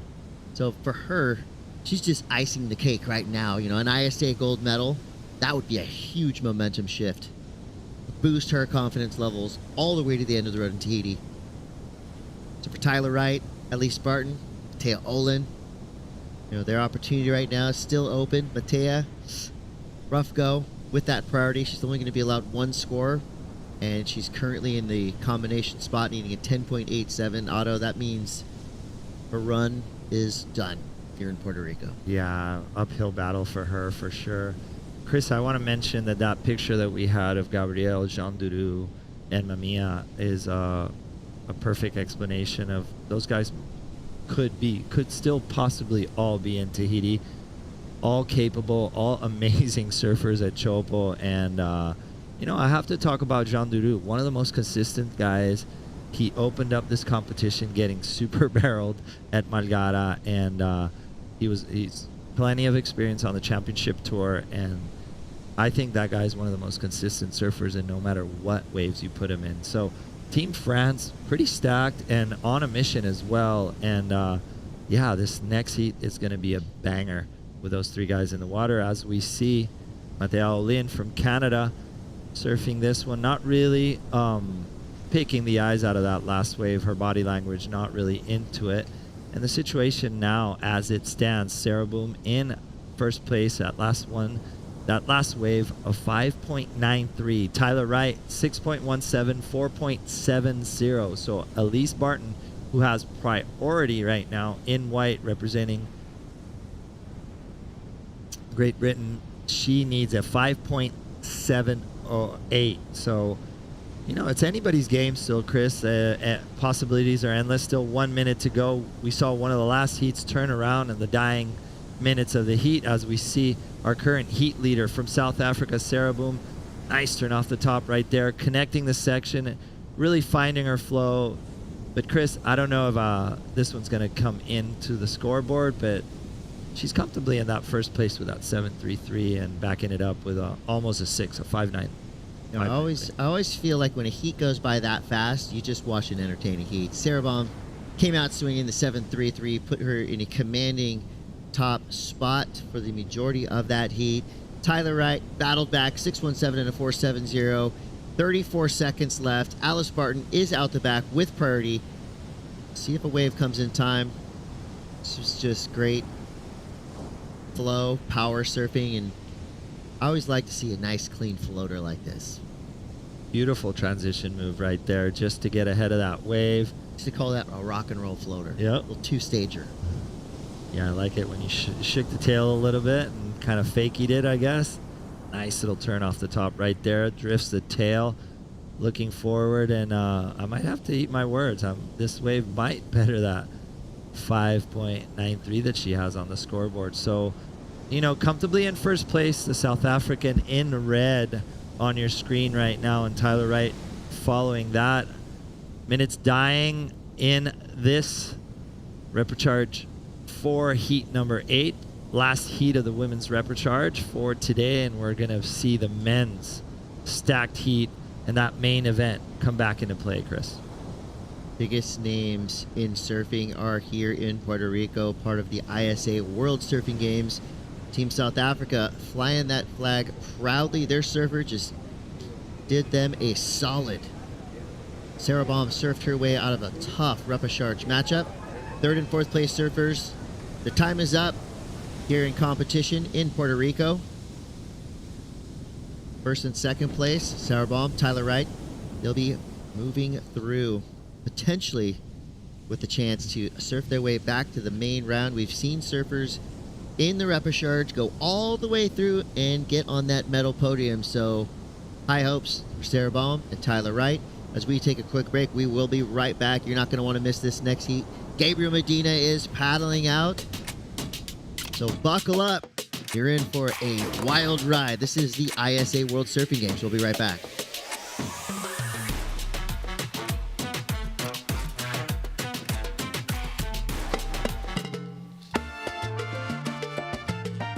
Welcome to the opening ceremony. Bienvenido a Puerto Rico!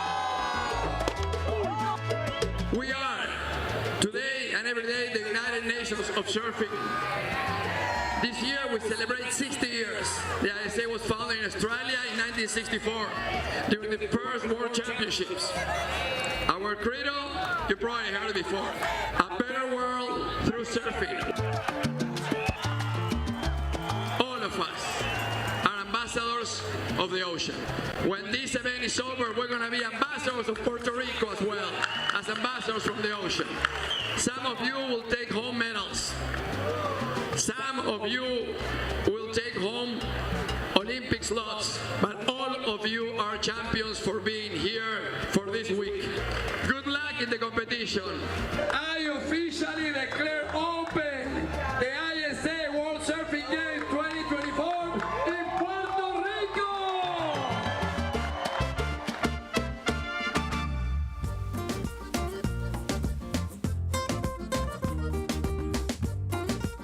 Great look right there at the opening ceremonies here at the ISA World Surfing Games, but we're back to business. Gabriel Medina in the green, representing Team Brazil.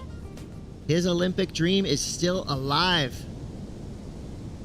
And his surfing right now is tack sharp, as usual for Gabriel Medina. So thinking about this heat, yesterday out of 5, he landed 4. I don't know if his home spot looks like this, but this guy looks right at home here at Rastreal. As we see this current heat, Frenchman Jean Duroux representing USA, Baron Mamiya, and as you saw on screen there, for Brazil, Gabriel Medina and Chris. He looks so fluid. I kind of claimed this before the whole comp, like Arecibo just fits Gabriel Medina surfing to a T, but between yesterday and today, I'm baffled. He looks so comfortable.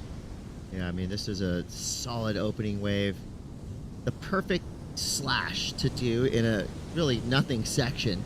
Somehow he made that section appear to have a critical element to it, and then he builds the speed, and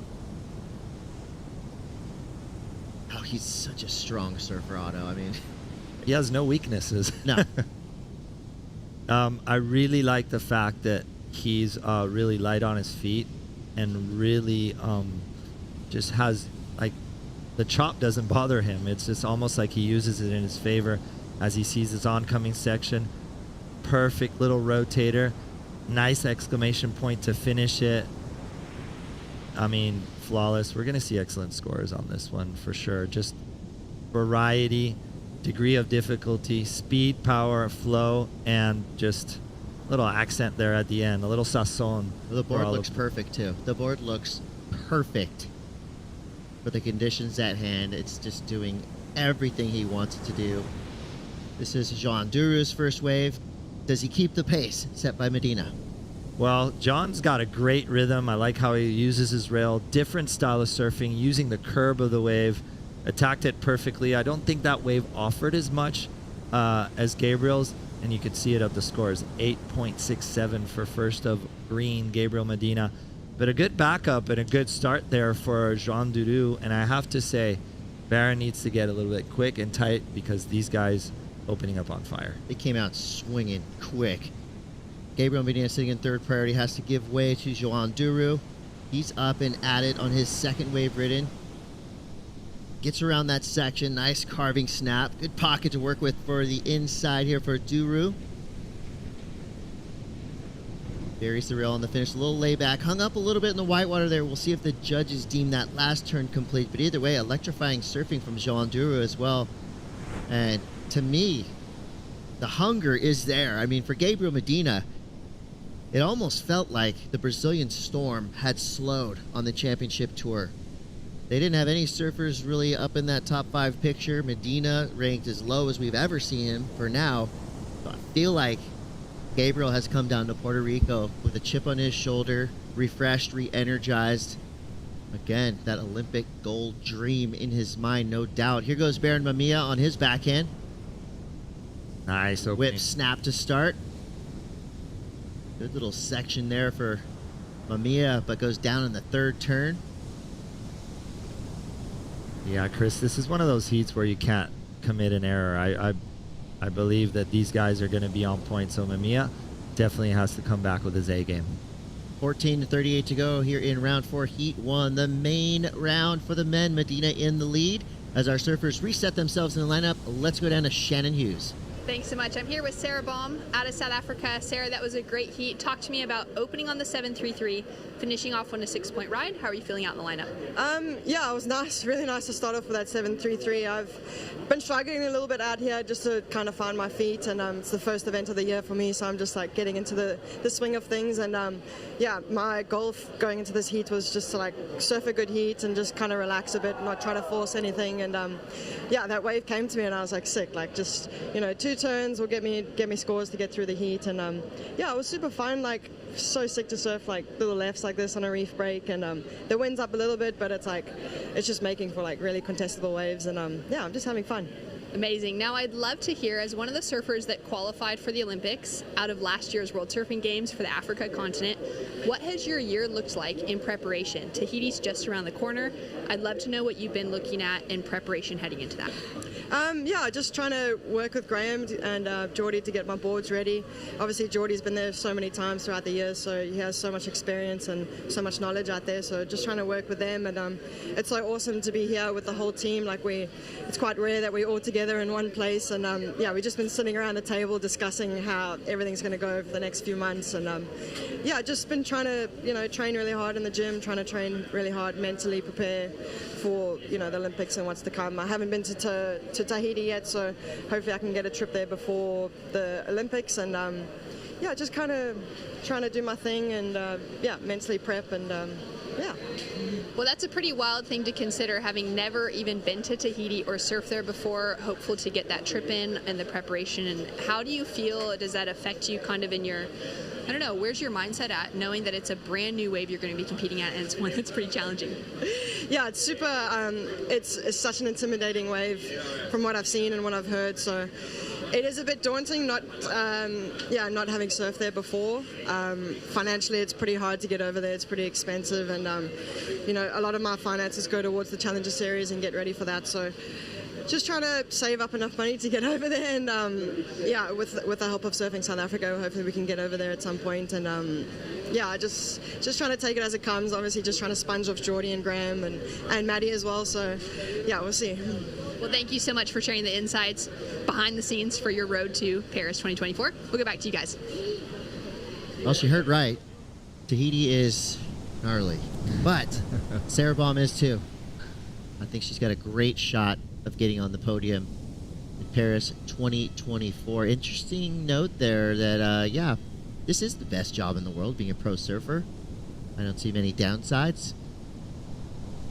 But the idea that for surfers from South Africa, getting to Tahiti, the logistics there, the expenses, of course, the time and energy and effort, for her never having been there, I see a documentary in her future. I mean, again, the storylines that we start here, the ISA World Surfing Games, all the way, that path to Tahiti for Paris 2024 at the end of the road.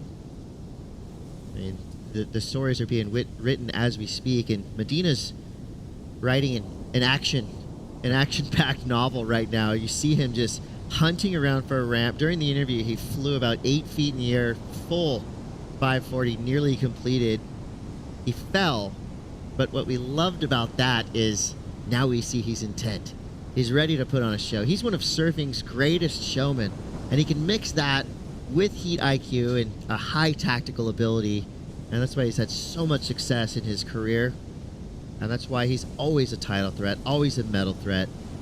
I think most surf fans in the world would love nothing more than to see Gabriel Medina competing in Paris 2024. Yeah, and I think that's his mission. His road to the Olympics is also probably being documented step by step. And I know that the mission is clear here in Puerto Rico. And as you can see, he's busy, he's hunting, he's looking. That's a trait that he has. You know, he likes to keep busy in heats. He likes to hunt down waves, and he likes to open more possibilities than anything. And you know, he can make a 3 look like a 6 in no time, or even an excellent score. And his tactic right now is to keep busy. I think, you know, he went wide. He went to the peak. He's all over the place. He's all over the place as per usual. We saw in that last Tahiti contest, he was just a machine. Yeah, he's a tenacious competitor. And here's the potential for Gabriel Medina. Here are your men's qualification tiers. In 2023, the WSL top 10 rankings came out, and here they are. Felipe Toledo, by nation, of course, 1 through 10, starting with Toledo, all the way down to Matthew McGillivray. See Jordy Smith in the mix, Jack Robinson, João Chianca. So we have 2 Brazilians there in that top 5. So in order to get that third slot, Team Brazil needs to put something together on a team basis. The qualification in 2022 at the ISA World Surfing Games went to Team Japan, who got a convincing victory there. Through the 2023 Pan American Games, Luca Macinas La Máquina got the win at Punta de Lobos. And then your qualification stories came out of the ISA World Surfing Games in 2023 from Surf City, El Salvador. Cali Vaz, Rio Inaba, Billy Stearman, and Al Cleland are gold medalists in 2023. So here are the names we will have our eyes on, or I should say the lack of names. These 6 spots up for grabs. You're going to have to earn them in a big way.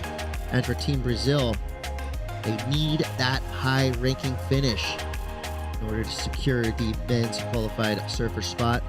And the universality place, that will not go to Team Brazil because there are hundreds of Olympic athletes from Brazil. That will go to Rising Sport Nation. And we'll see at the end of this week, we'll see who gets the universality place. And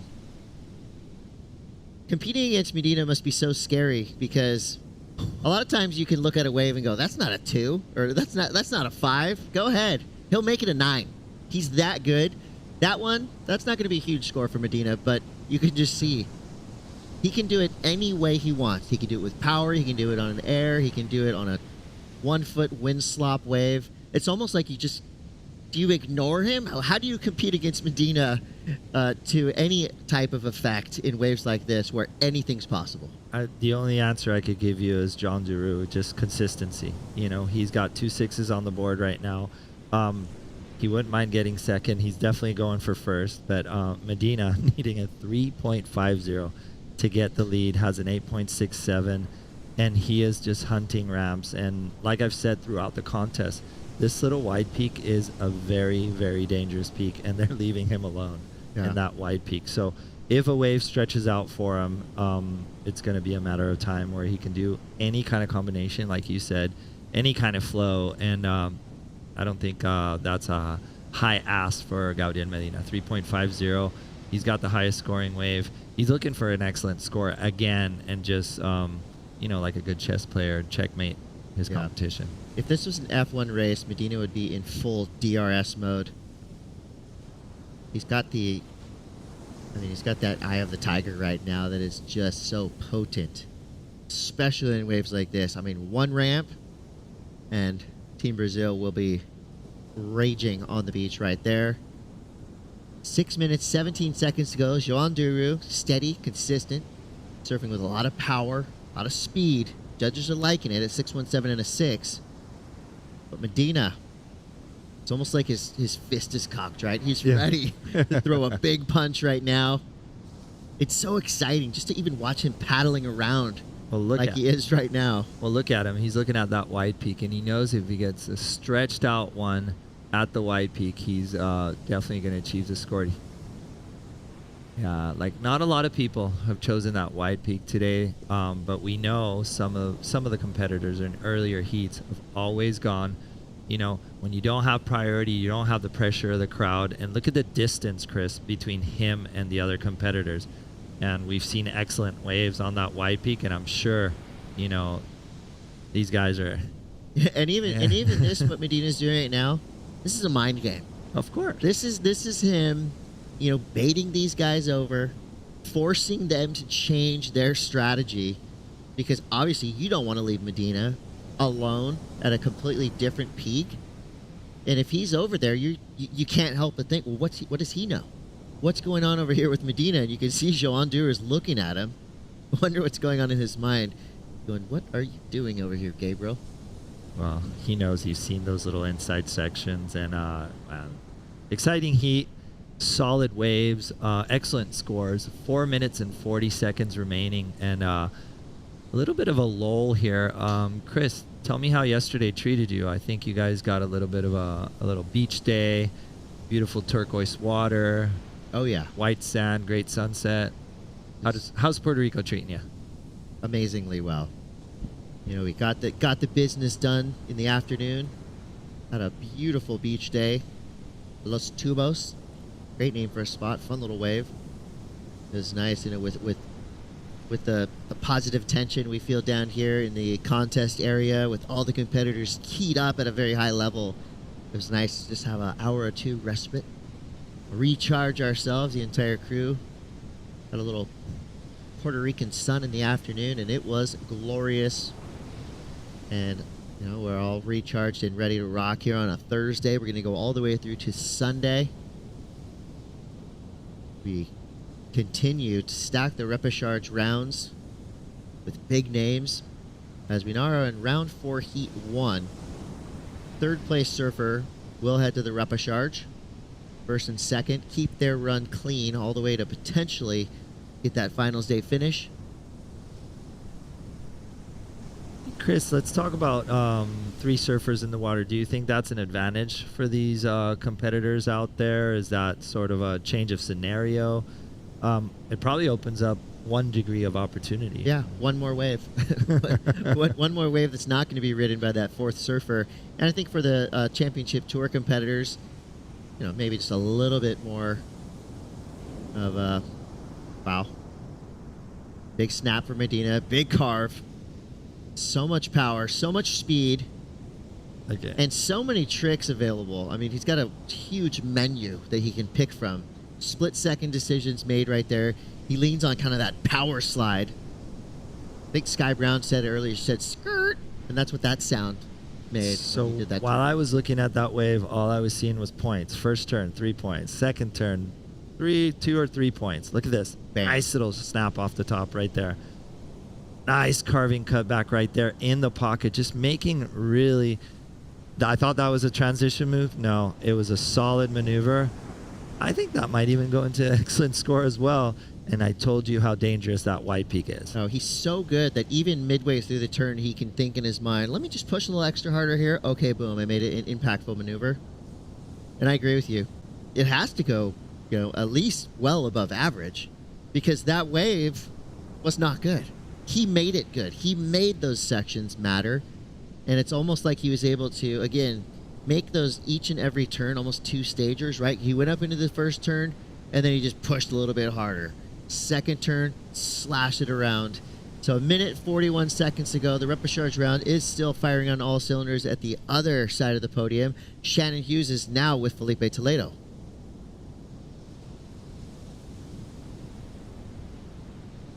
Well, we know that Felipe Toledo made his way through that last heat.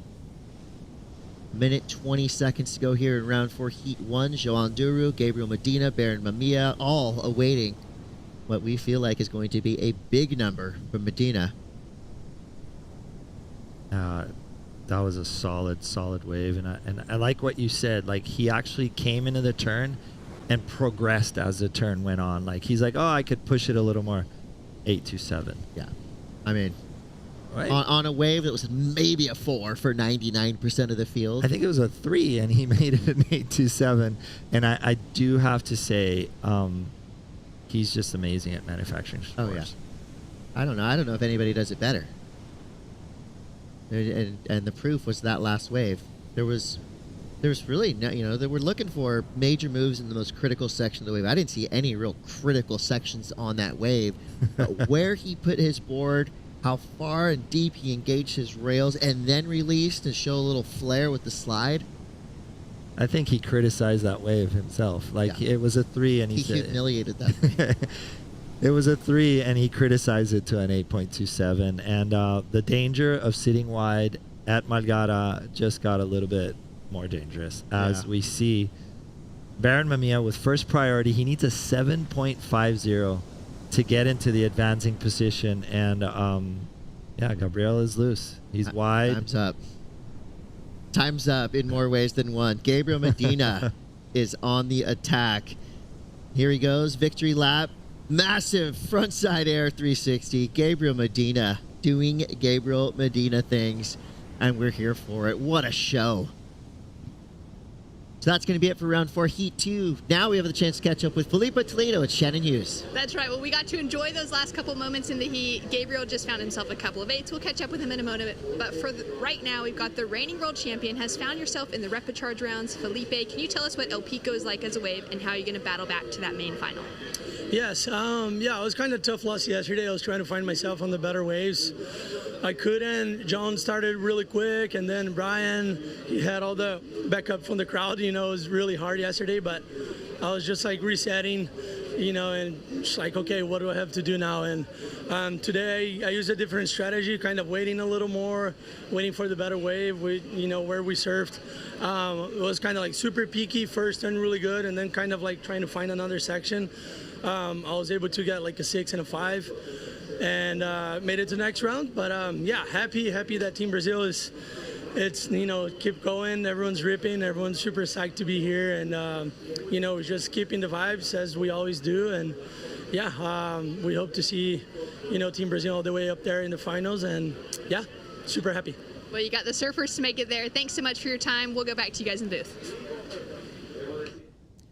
Well, it's official. The most dangerous surfer in the repechage round is Felipe Toledo, showing us and telling us his intent to help get Team Brazil on top. If they do achieve status as the highest ranking team, they could get that third Olympic spot, which potentially could go to Medina. It could also go to Iago Doro.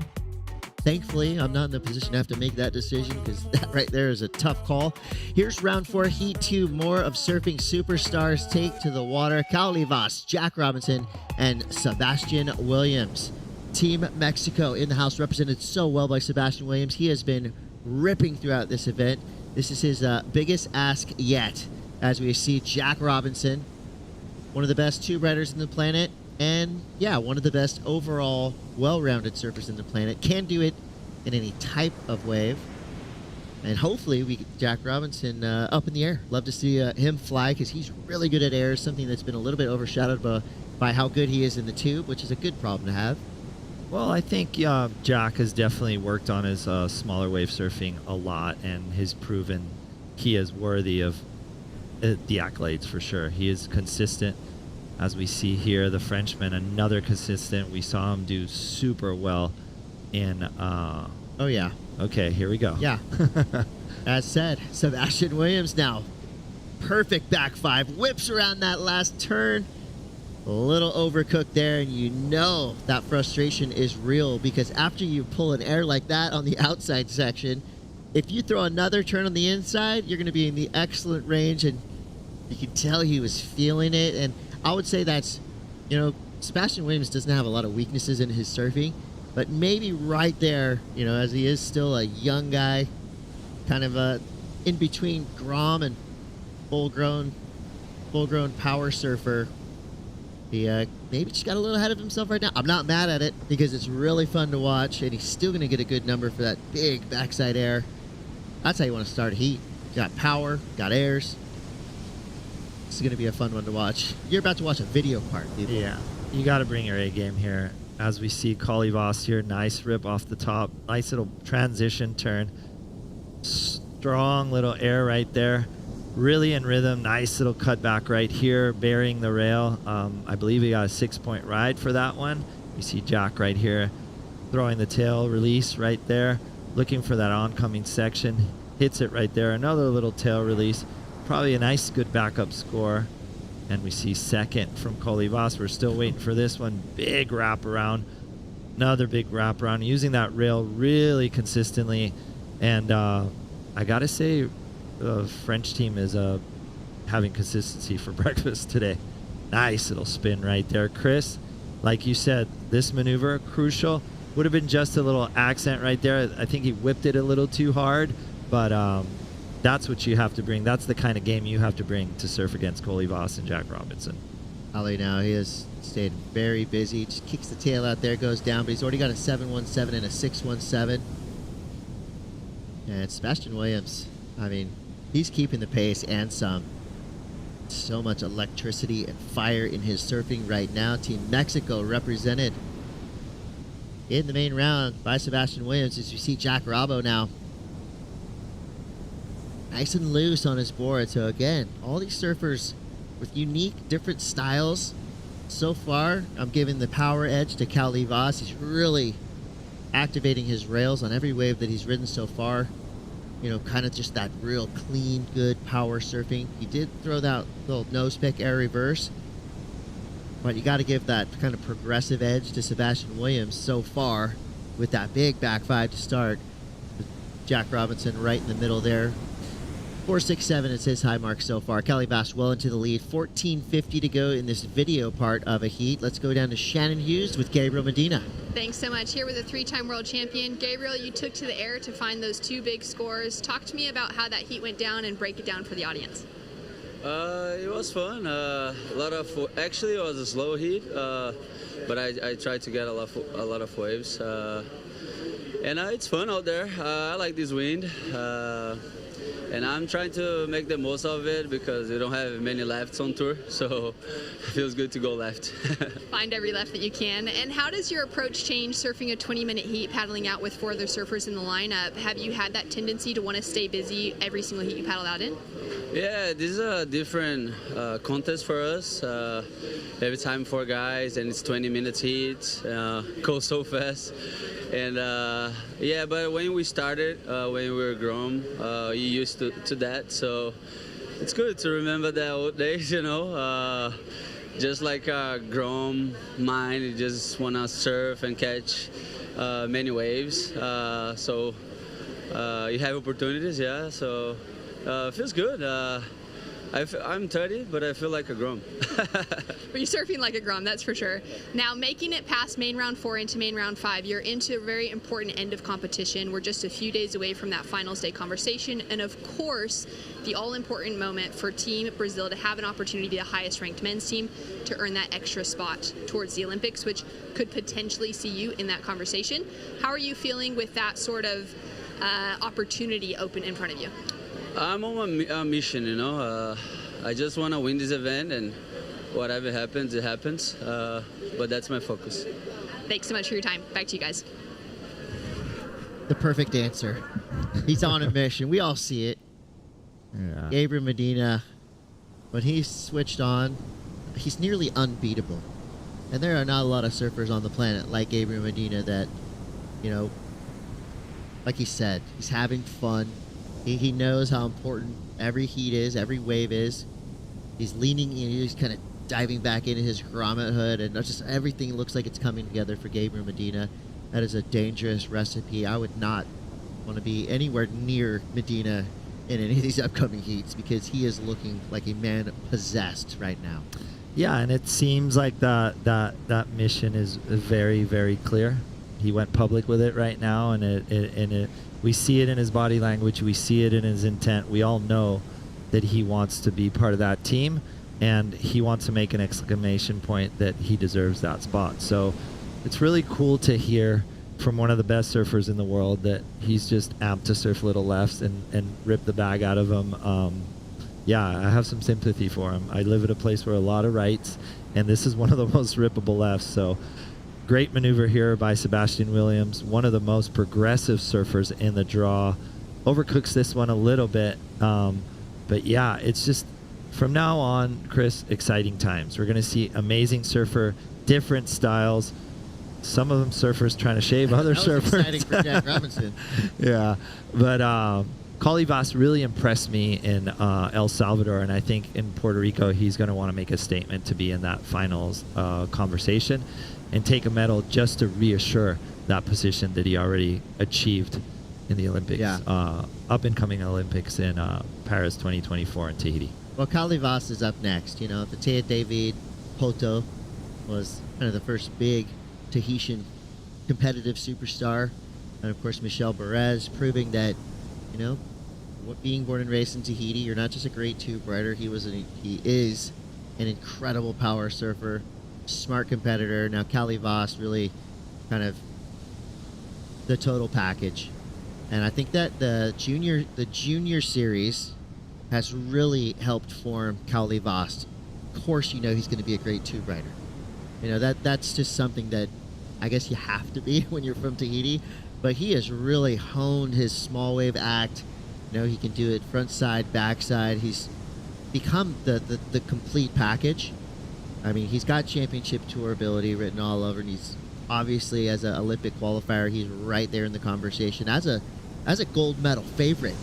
And we're still ways away from the Olympic Games happening, but he's already probably, I would say, the biggest threat to take a gold at the end of the road, Paris 2024. Sebastian Williams now blowing the tail right there. So Sebastian does get rewarded for that big back five. He gets a 7.50, pairs that up with a 5.27. So, you know, we kind of have noticed that he's maybe over pushing on some of his turns. It's working. Hey, it's working. Talk about a threat. Sebastian Williams is definitely a threat. 7.50 and a 5.27. A little right, definitely working, campaigning on a nice little backup score for him.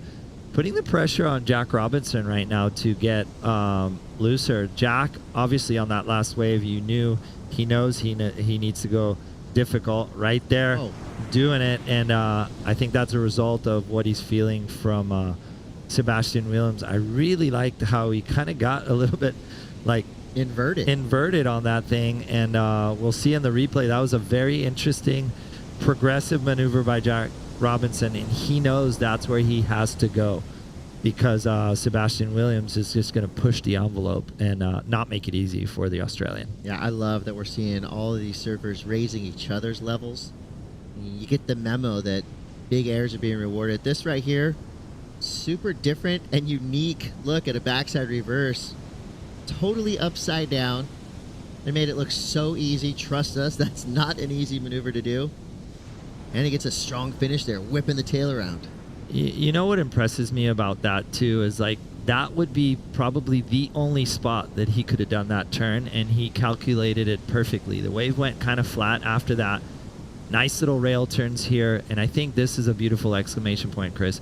Drifts the tail, and comparing it to Sebastian's, he completed that last turn. He had 2 turns in the middle. So we're going to have to see what the judge... This is going to be a pretty interesting unfolding story here. And Jack reacting to Sebastian's 7.50. Yeah, I mean, technically speaking, a backside reverse generally isn't a super difficult maneuver. But the way Jack did it, going upside down, extremely hard. And I can't talk about medal favorites at Chiahopo without mentioning Jack Robinson. If you've watched any video of him at that spot, one of the deadliest waves on the planet, Jack is, I would say, top 3 ever to surf Chiahopo. He is so good in waves of beyond consequence. Yeah, that he's right there. I mean, this could be really your Olympic final. Most definitely, as we see Sebastian looking in at this one. But going back to Jack, Jack has proven that even at Chopo at a subpar level, he can... Ow. I hope he didn't get hurt on that one.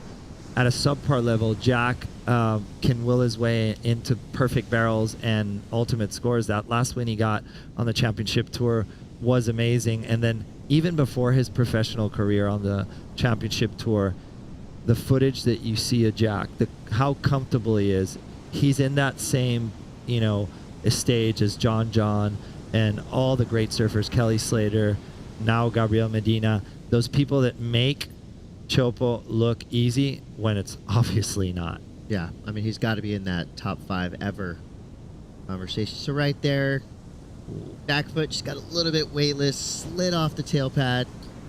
That's one of the worst ways you can actually fall in small waves.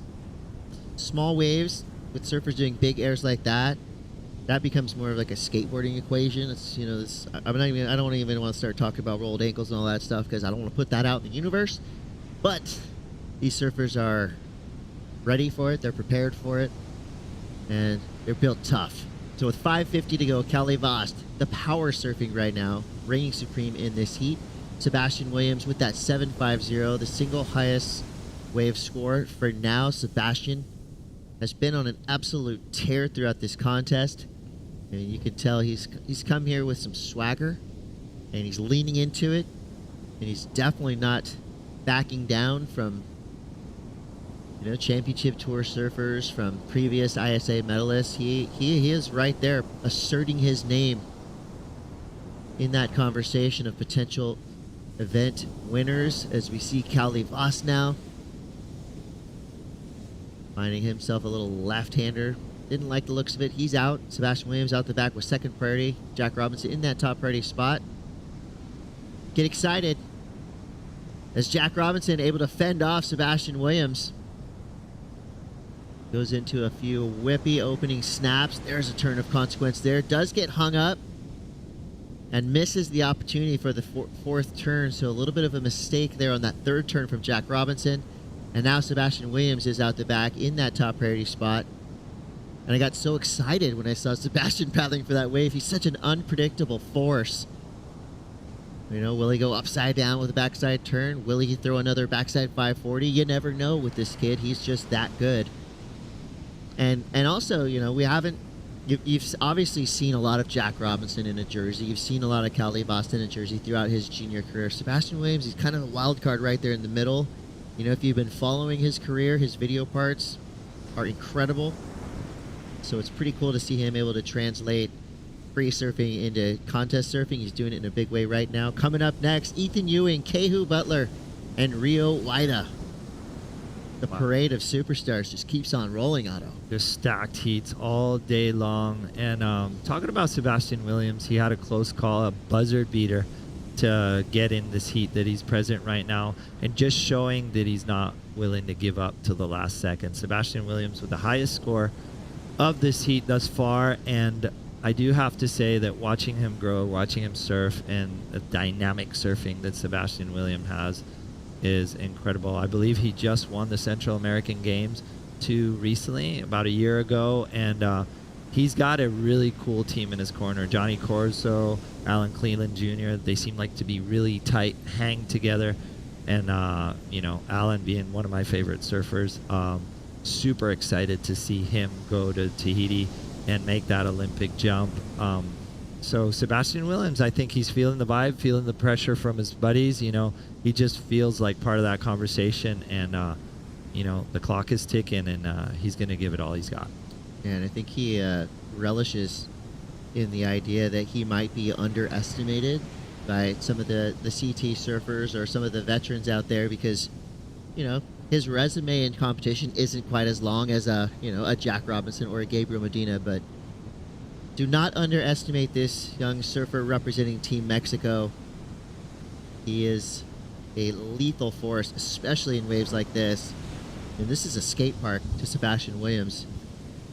We've already seen him do one of the best airs that we've seen of this entire contest. And right now you can tell, he has a spring coiling up. And he loves to put on a show. You talked to him before and after his heats, and if he had his way, this heat would be 2 hours.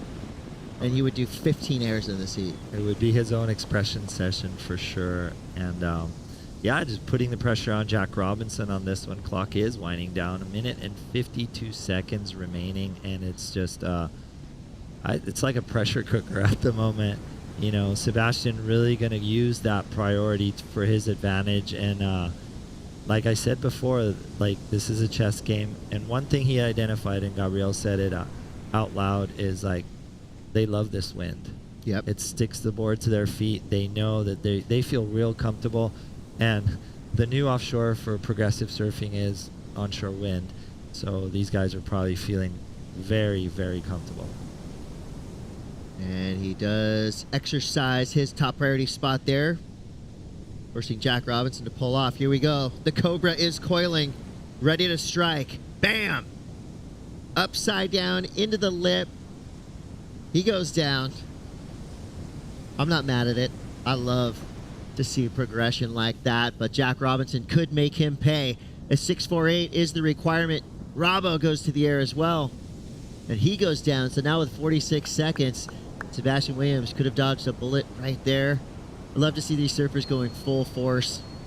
Shout out to Team Mexico. That uniform is pretty intimidating. Yeah, if you ask me. I know you like it. It looks pretty dope, doesn't it? I'm already starting to work on some trades. I've already contacted Team Japan.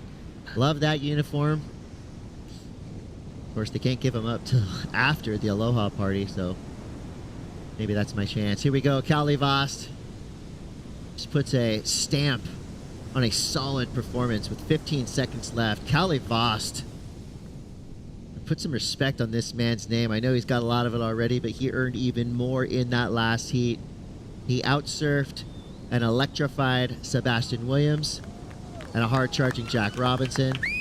Yeah, good to see that camaraderie in that heat. And I have to give it up for Kali Vost. He wasn't even part of the conversation. He dominated that heat in every single wave he stood up on. And yeah, we just got stuck talking about Jack and Sebastian.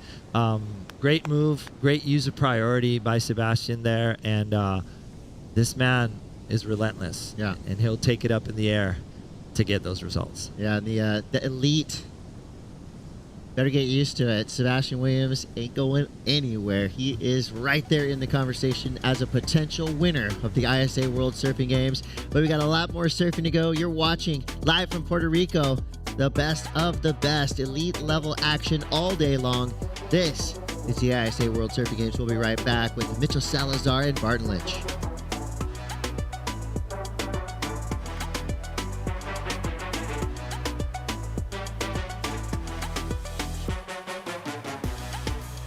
Arecibo with athletes from around the world to restore the mangrove forest behind me. Protecting our coastline is critically important for the health of our waves, so we're honored to be a part of the ISA and these World Surfing Games. Today we're restoring a mangrove forest. These mangroves are what are called blue carbon ecosystems. They capture and store more atmospheric carbon than any habitat on the planet.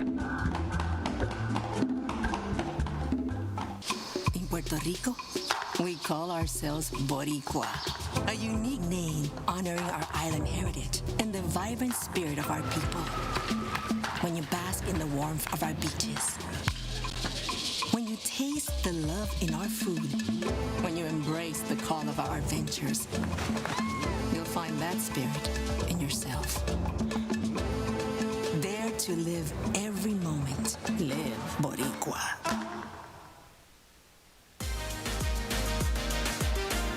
Welcome back to beautiful Puerto Rico for the ISA World Surfing Games. Mitchell Salazar with 1998 ASP World Champion Barton Lynch. We got some of the best surfers in the world out there right now. Ethan Ewing, runner-up to the WSL World Championship. He's going to be in red from Australia. Kehu Butler, the proud Maori from New Zealand. He's in the blue. And Rio Waida, representing Indonesia, is in the green. BL, big heat out there. Ethan Ewing has been on a tear, but the other two guys, you better watch out for them.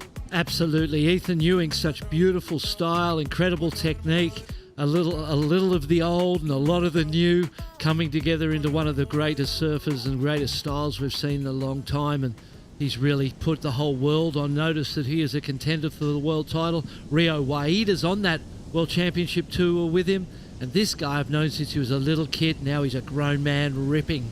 And a strong one, too. Great opening snap right there on the backhand for Kehu Butler, and a strong maneuver right there in the pocket too for the proud Kiwi. Off to a stellar start right there with 18:20 on the clock right now. Good start right there for Butler. Proud Maori representing New Zealand. Billy Stearman has already qualified. Rio Waida now the Indonesian up and riding here. Also on the back end, this onshore wind just providing some good coping for these surfers. Wow. How's that finish right there by the Indonesian? BL, we got a heat on our hands right now. Yeah, what an opening. Both scores of green and blue are going to be keeper type scores, aren't they, for sure? One, we saw a lot of work on it, maybe 4 or 5 maneuvers. The other just 2, but those 2 were big as well. So a couple of kind of quite equal relevant scores. Ethan Ewing. On the backhand as well, larger size wave. He's going to kick out immediately. So a small opening score for Ewing. Going to wait on the openers for both Butler and Waida. So interesting to note that you brought up the relevance of Ethan Ewing and his style. Well, we've seen a lot of the progress that, a lot of different nations around the world have put into their teams, including Mexico on screen. Sebastian Williams, he's moving through right now. But drawing back to Ewing and the way he's influenced a lot of these young surfers, he's really brought progress when it comes to using the rail, BL. Yeah, he uses the rail so beautifully, and he's used it to such effect that he is, up there in that, number 2 in the world without going to the air. And really, that is near impossible, you would imagine, at this point in time, but it speaks to how great the rail game is, how great the style is, and when you put him on a right-hand point like Sunset Beach or Jeffreys Bay, there's remnants of past champions, people who we've looked up to that you can see in his style, and it makes him one of the greatest surfers in the world right now. 6.0 for this wave here, BL. First turn, beautiful, slides the tail, goes a little flat and weird on the face, back into the section. Number 2, really nice one, and then back again into a little nice third, clean, big turn. So 3 big ones, couple of little chips here and there. This much simpler sort of wave, little float, little lower on the wave than he could have been, but the second turn was money, and the judges still thinking about that, but we can't wait to see where that comes in and compare the volume of those turns against the quantity of Kehu Butler's turns. And maybe even the sections as well, right? Because you're usually qualifying the amount of turns that you're seeing based off of the section that you're seeing by these young surfers. Yeah, and the bigger the section, the bigger the turn, the bigger the points ordinarily, and Rio Waida's section was steep and tall, and the judges love that. They don't necessarily need to see you do a gazillion turns, but as long as they're big and they've got volume and intensity to them, you'll score big. And this is the first. He drives in, goes, okay, I'm just going to float this section, gets up a little bit sort of mistimed in that floater, so that not a heap of points in that, but he gets a 6.67 has dropped. So really all of the points coming from this section and this turn, and while Kehu Butler did 3 of volume, that one has scored 0.67 better than the 3 that the Kiwi did.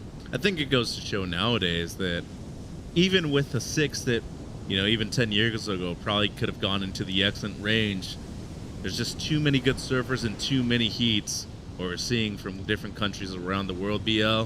Ethan Ewing's one of them. He's up and riding his first wave of significance right here.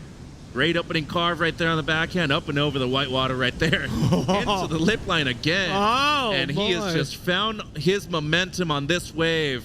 We're talking about his style. How's that finish too? Incomplete, but some good stuff right there from Ethan Ewing. A little over 5 minutes have gone by in this heat. Rio Waida off to a quick start. Let's go down to Shannon Hughes with Francis Cali-Vast. Thanks so much. Cowley, your rail surfing is all time. It's so fun to be able to see you looking loose and relaxed out in the lineup, being able to dig into it the same way that you found your Olympic qualification last year in El Salvador. Talk to me about that heat in the lineup. Yeah, I was a little bit scared before going in the water because it was it's super windy, so it's hard to find the good ones, but there is waves. You just have to find the rhythm and to be where the waves will come, and it's like chance kind of, and yeah, I'm lucky to find 2 good ones. I tried one big air on one section, but I was scared to break the board, to hurt myself because it was a tricky section, but yeah, stoked to made it.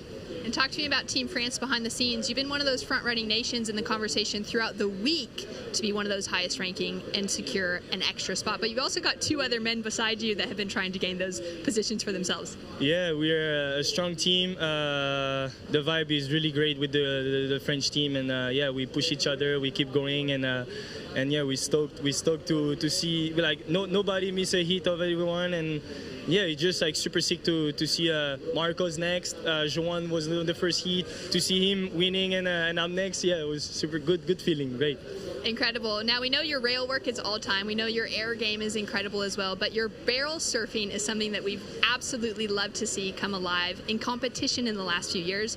You've had those, you know, close to wins on the championship tour with those wildcard opportunities. What kind of confidence does that give you heading into surf for an Olympic gold medal at your home break in Tahiti? Oh, there's a lot of going on. I still have to learn so much on my surfing, on my mentally, on my physique, and that's why I'm trying to do my best every time I'm traveling, I'm at home, and recently like I've been training with Jeremy and the French team at home on my rail game, and yeah, it's cool to. Yeah, there's a lot of competition coming on. Great, big objective, and I'm gonna try to do my best to make it. We can't wait to see you here, but we also can't wait to see you at the Olympic Games. We'll get back to you guys. Thank you, Shannon. Kehu Butler up and riding. Adding the finishing touches right there to his second scoring ride.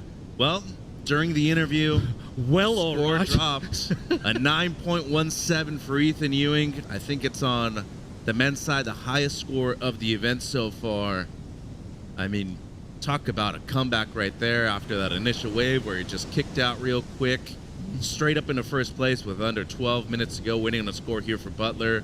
But looking at the replay here, BL, what you like? I like everything about it. First, beautiful snap. Big, broad turns, not short, flicky ones. Open, vertical into the lip. Hits this one late and flies through it. Gets it again. I'm thinking this is a 10-point ride with a completion right here. To me, if he made that, he got the 9.17 with that in completion. I still felt like it was maybe higher anyway.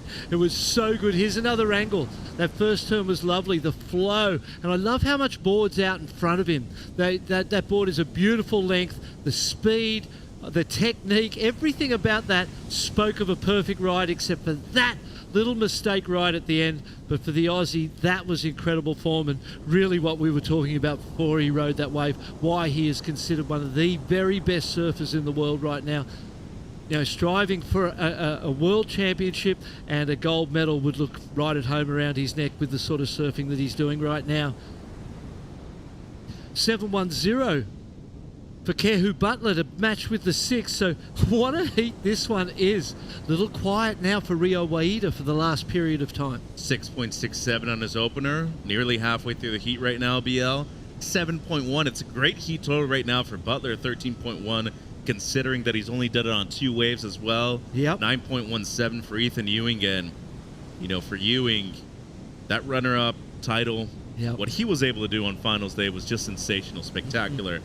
But the rebound that he had after the fracture of the vertebrae in Tahiti is even more spectacular, BL. Yeah, he really is just gone to a whole new level. He's a conscientious young man. Yeah. He's, you know, you wouldn't see him out partying or anything like that. He's just here for the job, and he's got a dream of reaching the top, and he has got the performance to do that. And he just needs to put that performance on the right waves like he did just there. That was the best ride that I've seen of the event. No wonder that score came in, and he's just getting started in this event, really.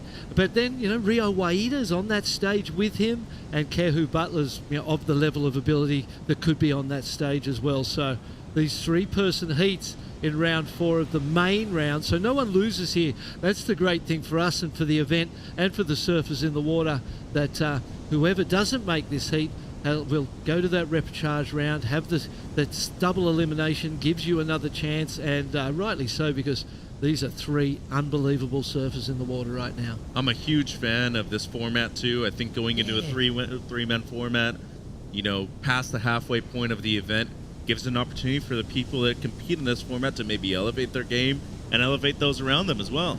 Yeah, and you know that you can try stuff, and if it doesn't work the first time, you can go back and do it all again. We're seeing Felipe Toledo, the 2-time world champion, exactly in that position, just advanced through his repechage round, so keeping the hopes of Brazil alive to gain that third spot. And Brazil has João Chianca and Felipe Toledo qualified for the Olympics. They haven't got a goofy footer in there yet, and I'm sure they'd love to get Gabriel Medina or Iago. Whoever finishes the highest in this event would get that if Brazil was able to take it. I'm sure Australia is thinking exactly the same thing, and Ethan Ewing surfing like a man possessed. They just lost Rabo. He's in the repechage now. Sebastian Williams had something to say about that. 8 minutes to go right here. Kehu Butler, he's been a man on a mission too. Close to qualifying last time that we had Tokyo 2020. But when it comes to the qualifying series and the Challenger series, he's been near at the top for a number of years, BL. Yeah, I remember him coming to Australia for my Blast Off Groms event years and years ago when he was a little tacker, and now he's a big man, powerful. Look at this guy. Rio Waida, quick surfer out of Indonesia, goes down on the second turn right there. Was only needing a 3.0 run, but that's also considering that Ethan Ewing in second place only has an 0.5 as his backup score at the moment. Still plenty of time. One of the hardest working men in the business too, Rio Waida. Had the chance to talk to him the other day, asked him about the influence that his parents have had on his life. Both of them extremely hard workers, and Waida says, I owe all of it to them, but I just want to make them proud of my performances. Yeah, it's a beautiful thing. I saw that interview. You're doing a great job out there with those interviews, mate, and really getting to the heart of each of the athletes we got to talk to and hear from. And Kehu Butler, back to him, he's grown so much, mate. He's the size of his dad now, and I'd say even bigger. Yeah, perhaps even bigger, powerful, and has all of the moves, has had for a long time, and you just need that experience. There's the qualifications for our Olympics, Paris 2020. And New Zealand already has one spot in there, number 14 right there from last year's ISA World Surfing Games. That was Billy Stearman, a two-time Olympian now, by the way. And young Bill, a great surfer, an even better human being. Roi Nava for Japan, he's already in. Al Cleland, based off of his win. Kaoli Vast. Luca Messinas, once again, doing the near impossible down there in Chile for Santiago 2023. A two-time Pan American champion. That makes him a two-time Olympian. But looking at the CT surfers that have qualified already, Ethan Ewing, well, the number 3 to do it. João Chianca, as you mentioned. Jack Rabo, he's going to be amazing to see. What about Jordy Smith and Matthew McGillivray's opportunities, though? And you know what I noticed in that top 10 from the World Surf League, or top 8 from the World Surf League, there wasn't a goofy footer in there. Every single one of those surfers who have qualified is a natural footer, and we see in the modern day that the natural footers have taken that backhand tube riding to the level where it's almost an advantage to be on your backhand. But interesting to not see a single goofy qualify from that particular channel or pipeline into the Olympics. Well, statistically speaking, the greatest surfer ever to do it in competition there is Medina. Yes. I mean, he's had multiple finals, won the event, but the most important thing, always making it to finals day. Had the chance to share the final last year with Jack Robinson. He was leading for the majority of it. Yep. And Rabo just pulled the rabbit out of the hat at the end. And I think Gabe would have something to say about that if he were in for Paris 2024 at the end of this event. 5 minutes to go here. Waida pressuring Ethan Ewing to use his priority right here. A 3.93 is what Ethan needs to move up in a first. Just looking for a backup, though. Some solid surfing right here. Goes down at the end, but I see a goal that was accomplished right there. BL, with just under 5 minutes to go, was just looking for something to replace the 0.5 as his second best score. 3.93 still. I don't know that he gets that. It was, with the completion, he's getting it for sure. That mistake was uncharacteristic, but Rio really did put the pressure on and made him go that one. Lucky, with a 3.93, there's the score. It's a 3.6. He didn't get the score, so great play from Rio Waida to switch the priority into his favour and give himself the opportunity with 4 minutes and 25 on the clock. So some strategic surfing. Paddled for the wave. Ethan had to go because he didn't want to, he knew that time was ticking by, and that 3.93 was in that wave without a fall. So, he only needed 0.33 extra. So completion on that last turn, he was getting the score. Look at how close Kehu Butler is to Rio Waida, though. First priority with the Kiwi. Little to no space. The amount of respect for not only a championship tour surfer, but somebody who has won multiple Challenger Series event too. Beautiful flag of Indonesia right there. I would have to say one of their best teams ever assembled here at the ISA World Surfing Games as well. One of the younger teams couple of their females are some of the youngest surfers in the event. Ethan Ewing up and riding, looking to replace a 3.6. That won't do it.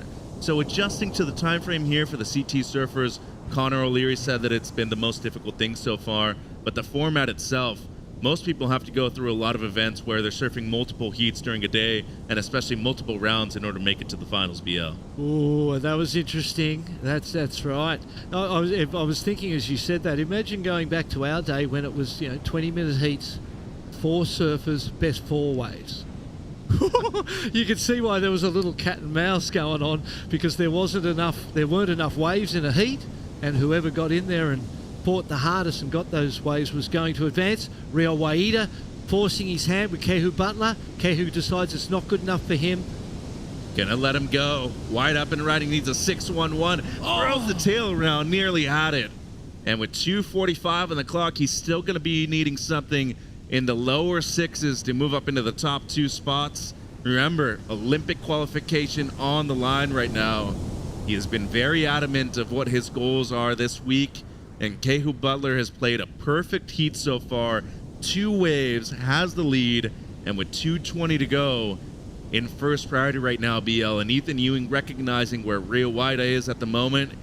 Both of them are going to play a smart strategy right here at the end. You would think so. Rio's job's to kind of skulk away without drawing too much attention to himself. Just create enough distance. Ethan Ewing not reacting yet. Kehu Butler is. He's sort of going to go with him. He's in the first priority. Really, it's Ethan Ewing's job essentially, but there's those surfers. It's an interesting decision in a moment whether to focus in your own space, focus on your opponents, play offensive still or defensive. For Ethan Ewing, he knows he can improve in that 3-6, so he's just sort of still in his own, focused on his own game. Will he get another chance? Rio Waida paddling. He's going to go. The Aussie. Ewing up and riding on the backhand again. A lot of spray off of that first snap. How's that beautiful work? Tight in the pocket, too, from Ewing. And the kid from North Stratty looking good here in round 4, heat number 3.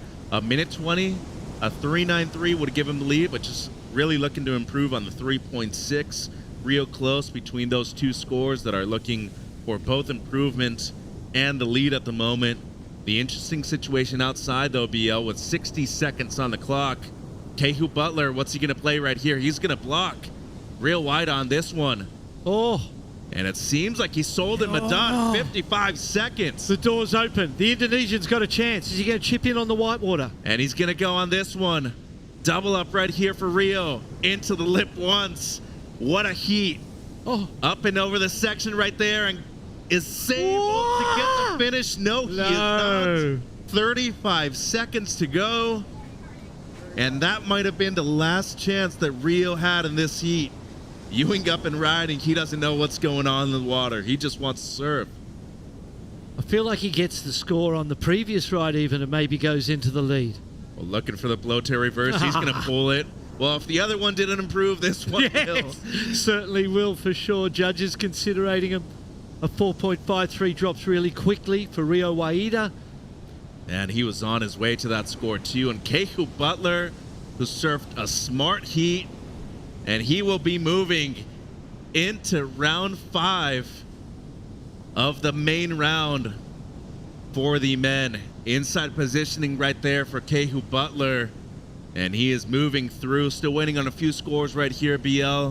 But it seems like it's going to be blue and red advancing through. A huge moment, not only for himself, but for Team New Zealand. They're looking to get a second surfer in for Paris 2024. Great heat. He controlled it from the start, owned that inside position, got that first 6, got the 7-1, and from that point on, he really didn't do much else because he created that lead and he just managed it and made sure that his opponents didn't get anything of value. Great heat from Ethan and from Rio. That was super competitive. Judges still considering those last scores, but I don't think we see a big change, but there's a small change. 5.33, the second to last of Ethan Ewing, now waiting for his very last wave. The amount of experience is obviously noticeable by part of the runner-up to the World Championship last year on the WSL World Tour. And I'd also have to say the confidence is riding high for this young Kiwi they're looking on screen right there. Kehu Butler, he's been quiet all week long, But as surfing has been doing all the talking, Heat 4 coming up right now for the men at the ISA World Surfing Games. Be right back.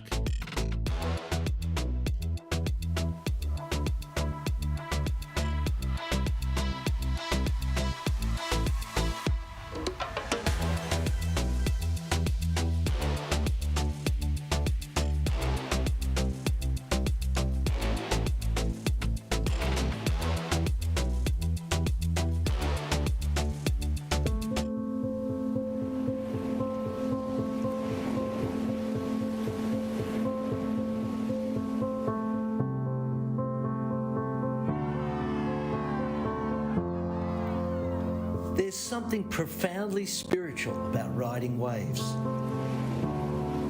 Water is transformative, healing.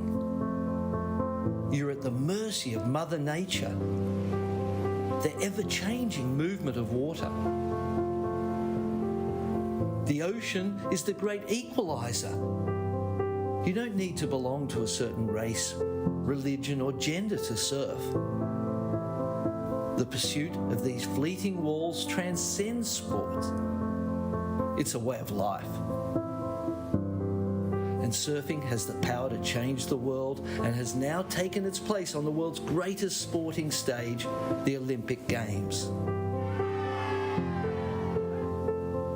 The International Surfing Association is the world's governing body of surfing, recognised by the International Olympic Committee with member nations around the globe. This is the International Surfing Association. This is a better world through surfing.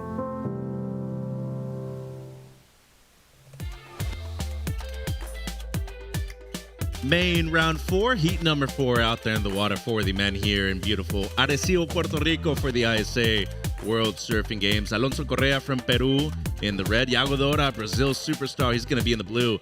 And Andy Creer from Spain is in the green. A great heat out there. 3 goofy footers in the water right now. We got 2 in the booth. Mitchell Salazar with 1988 ASP World Champion Barton Lynch. Andy Creer BL, he's been a 2-time national champion in France. 3 Key West wins so far. That was Santa Cruz in Portugal, Frisco Beach in Nuki, and Anglais in 2019. He's coming up against this guy, though. One of the big dogs in the event who has an incredible air game, but also radical surfing on the rail. That's Yago Dora. Father, a great surfer as well, Leandro, and this guy knows how to compete. A guy that just powers that Peruvian machine that continues to throttle a lot of great surfers onto the world stage. Alonso Correa, he's coming off of a big QS win in Señoritas right there at home in Peru. And he is coming off an incredible Hawaiian season. He is always one of the very best. I've judged the backdoor shootout for the last 3 years. And Team Peru in that event are amazing. And Alonso leads them. He's an amazing surfer at the pipeline in big waves. And we see what he's capable of in these smaller, it's a reef break, but they are like beach break conditions. And that last turn just showed how you can turn something that's basic and quite simple into something spectacular through your energy, through your passion.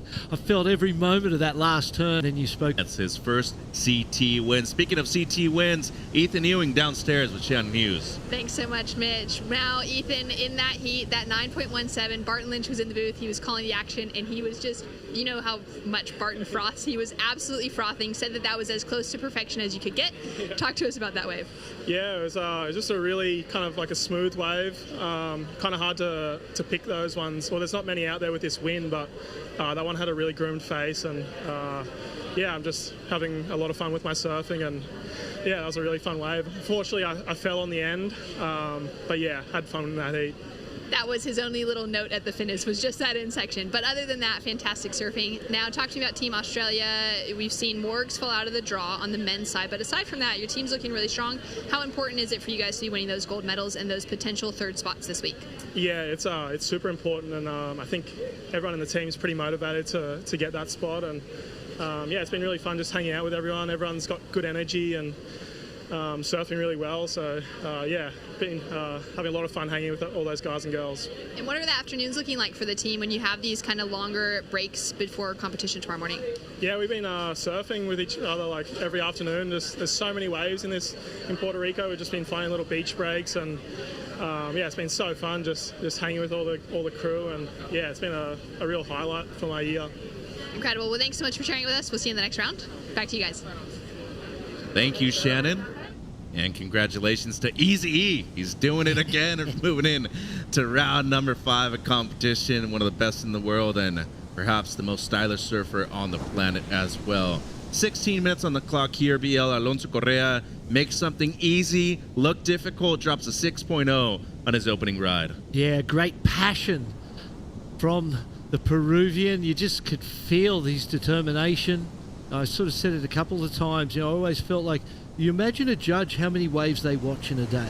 So if they're just sitting there watching you and just seeing it, it's one thing. But if you can make a connection with them, like an actor needs to with the audience in a film or in a stage show, you need to connect emotionally and energetically. This guy does it better than most. No doubt. Speaking of emotional connection, Iago Dora, always light on his feet, great style as well, and coming from Florianopolis in the southern part of Brazil. I know you spent a good amount of time right there, BL.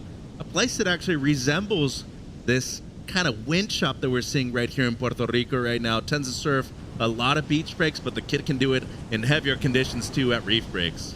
Yeah, it was one of the first places the World Tour started to go to in Brazil, Joaquina Beach there, and it was one of those places when we first started going there, the Brazilian crowds were so supportive of their local guys, and I was John Florence there preparing for an upcoming heat. There it is, next heat. Popular surfers in the event, you would say, BL? In the world, and one of the greatest to watch. You talk about, the emotion and passion you put into it and people feeling your turns. When John does those beautiful big arcing turns, you feel it for sure. I asked him the other day, how many photos have you been taking so far this week? A few. A few. That was his response. Very simple guy. I'd have to say one of the greatest surfers ever to do it. 100%. Understated. Mm-hmm. You wouldn't know that he is so flamboyant and so colourful and so aggressive in the ocean from from the persona and the way he is on the land. Well, he's such a cool dude. Isn't he? What? And his brothers Nathan and Ivan, the three of them are a testament. What Nathan's doing with his own career is incredible. Winning, Surfer of the Year double XL, creating some of the most amazing images. And then Ivan, their younger brother, also starting to find his place at Pipeline, one of the great surfers out there, getting to the snow with his mum. They're living the dream, that family, and it's lovely to see. Pushing the boundaries of what's possible or impossible on a wave too. On a skateboard, on a snowboard. Well, here goes Spain's Andy Crier. It's a good opening snap right there. Nice and tight right there with that arc. In the pocket too for Andy. And razzle dazzle right here on the inside by the Spaniard. That's a good start. It took him 7 minutes to get that wave, and now looking at Iago Dora right here. Well, we know what to expect. Goes to the air, throws the tail around, and what a heat we got on our hands right now. Correa opens up with the 6-point ride, but a good response right here by both Iago Dora and Andy Crier with just under 13 minutes to go, BL.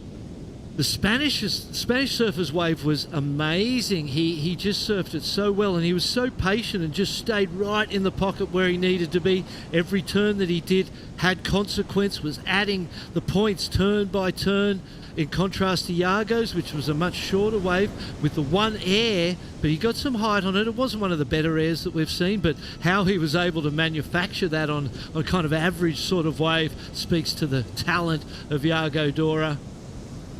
Speaking of talent, too, Prodan and I have talked about it on the lineup so far this year. Brazilian Storm on the Championship Tour. They've had a couple difficult events to start off the year. Nobody's made it to finals day. They've looked a little out of sorts so far. Not in this event, though. I feel like all three of them could easily make it all the way through and eventually win an individual gold medal. But the goal is be the highest winning team on the men's side. And it seems like Medina so far, he has looked untouchable. Same thing could be said for Iago Dora. But guess what? Andy Crier drops The highest score of the heat so far is 6.23. Still waiting for the last of blue. Here it is. Pumping, you see, building the speed. You said it. We knew exactly what was coming. Tail high. Kind of, I think it was restricted by the type of wave in the section it was on. Look at this, straight down, beautiful first turn. Gets this wrap, and see how he's just so tight and just waits patiently right there. Hits it at the perfect time. And then this turn particularly, it had no right to be that good. There was so little power at that point in time, and he squared up that forehand bottom turn beautifully, hit that lip, got the highest score of the heat so far by that 0.23. So the goofy footers, all three of them goofies in this heat, so all going to the forehand. We might see someone try and attempt a backhand and see something different. That might be a way of, giving the judges something to digest that might, be outside of the normal of the forehand surfing. And we know the backhand attracts big points when it's done well. Speaking out of the normal too, 35 years ago, this wouldn't have necessarily been a heat that you would have seen in international competition either. No. Brazil, Spain, Peru, we all know that they're great surfing nations, especially Brazil and Peru. But Spain, over the years, they've become a powerhouse too. Very well prepared. 100%. And the future for Spain with the Odriozola brothers and the young kids, and the future of Spain is powerful, mate. And that Basque coastline has incredible waves, the type of waves that you can take onto the World Tour. The experience you will get there. Then they also have access to the Canary Islands, right, and the kids out of there. And there's some amazing kids out of there. Makoa Gomez is one such name who we'll be hearing of in the future. The Donegan brothers. Spain's going to be a powerhouse in the very near future, just as Peru is. And this is that first wave. Nice big turn. You watch this last turn and the power he gets here. Boom! What he made of that last turn. He added points just through the intensity of that last turn. 2-turn combination for a 6. 9 minutes, 40 seconds to go. Dora in the lead with a 4.83 and a 3.67, so his best wave with a single air reverse right there. Not bad for Dora.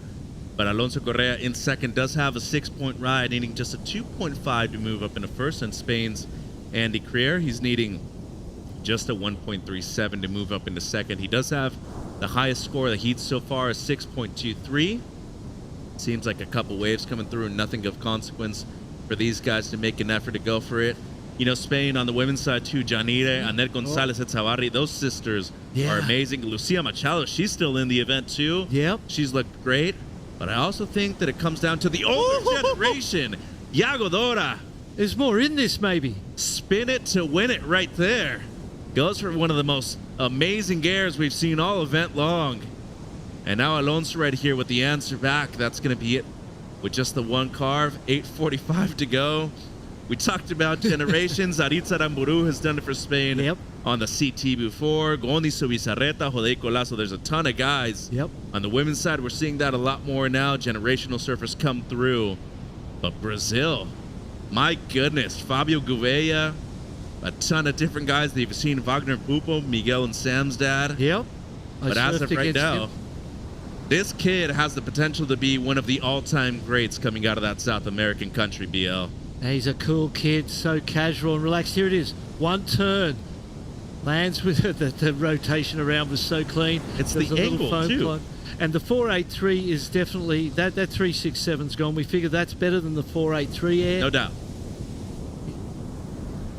He's going to go into, he's in the lead already, but this will be a two-wave combination that's going to put pressure on Alonso and Andy for sure. Although they have two scores better than he's at this point in time, we anticipate that may indeed be the best score of the heat so far. Time will tell. Judges still considering it. It's so sporadic, too. And Barton, you know better than anybody. In your day, 4 days were counting. You had 20 minutes, and you needed to beat the best guys in the world over multiple events throughout a calendar year, too. Yeah. But to maintain the creativity that these guys have nowadays and use the section available, I think is the most impressive thing about this generation right now. 100%. What was that wave that Yago was on, a 3? It wasn't a very good wave, was it? It was a closeout, essentially, that was kind of ruffled on the surface as well. And what he was able to turn it into it speaks to that talent and ability that we see every generation just getting better and better.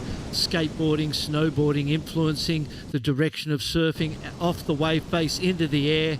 And we just see incredible things. Andy, for Spain. Well, he's needing an answer right here. Gets a good combination right there on the forehand.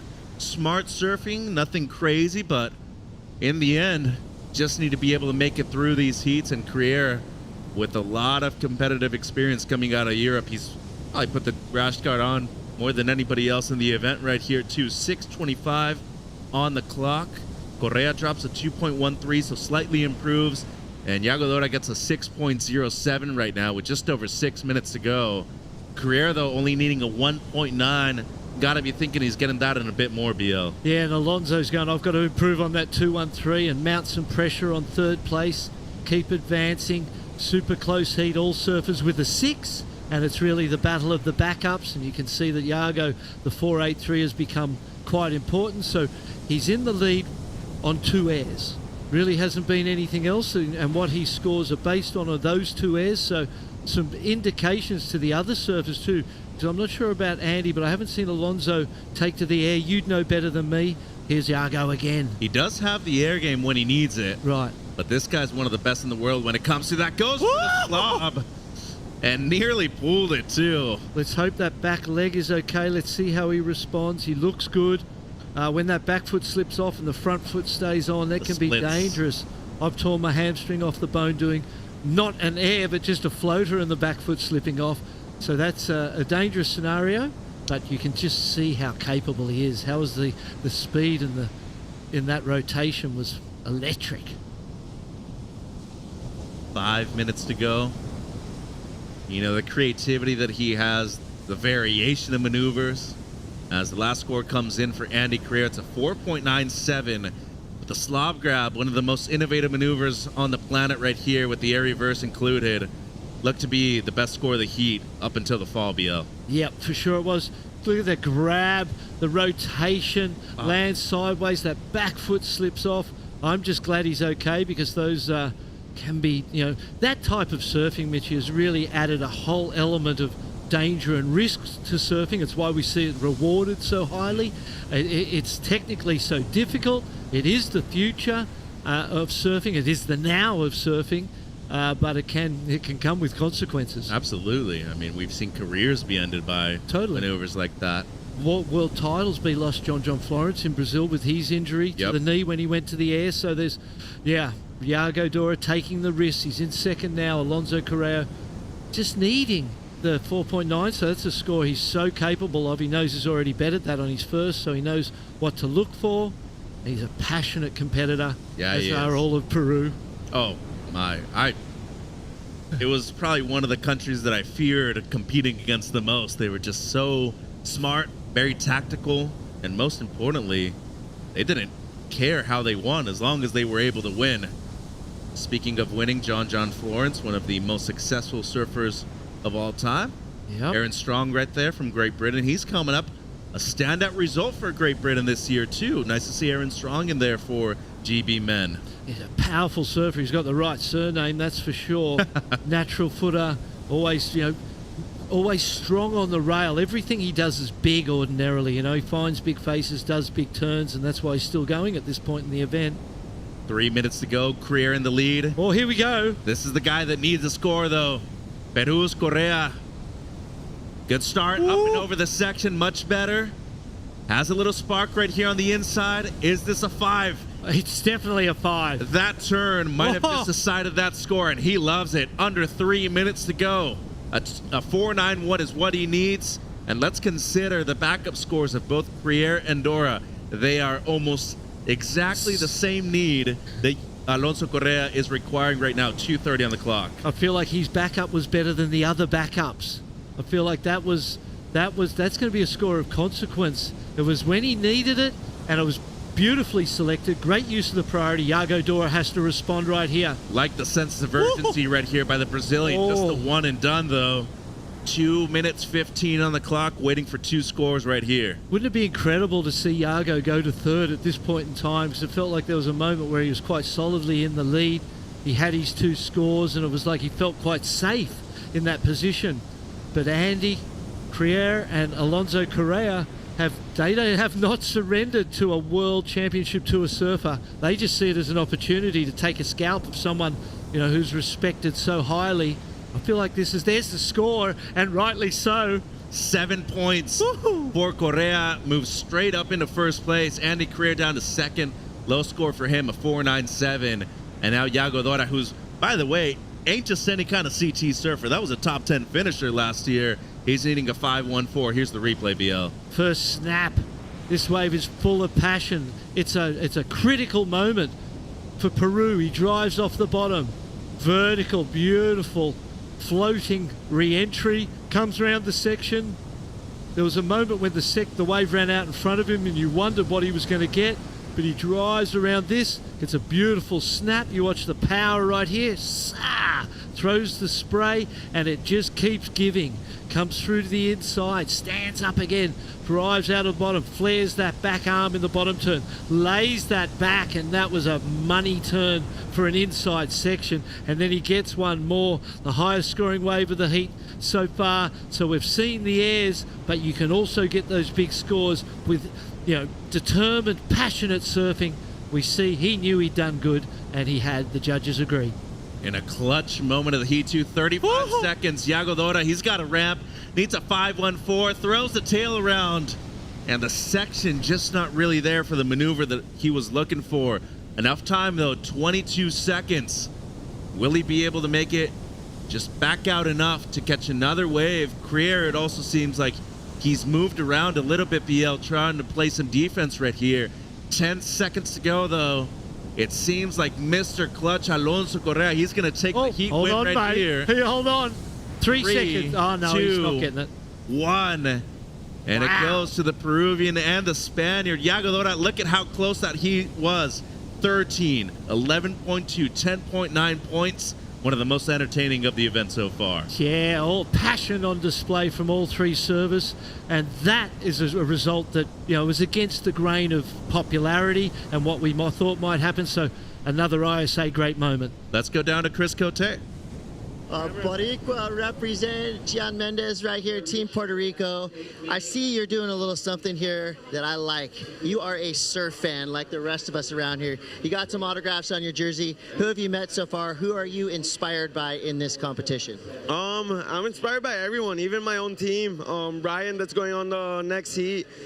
Biggest idol ever. I've been watching him since I was 4 years old. He's been pushing me into waves.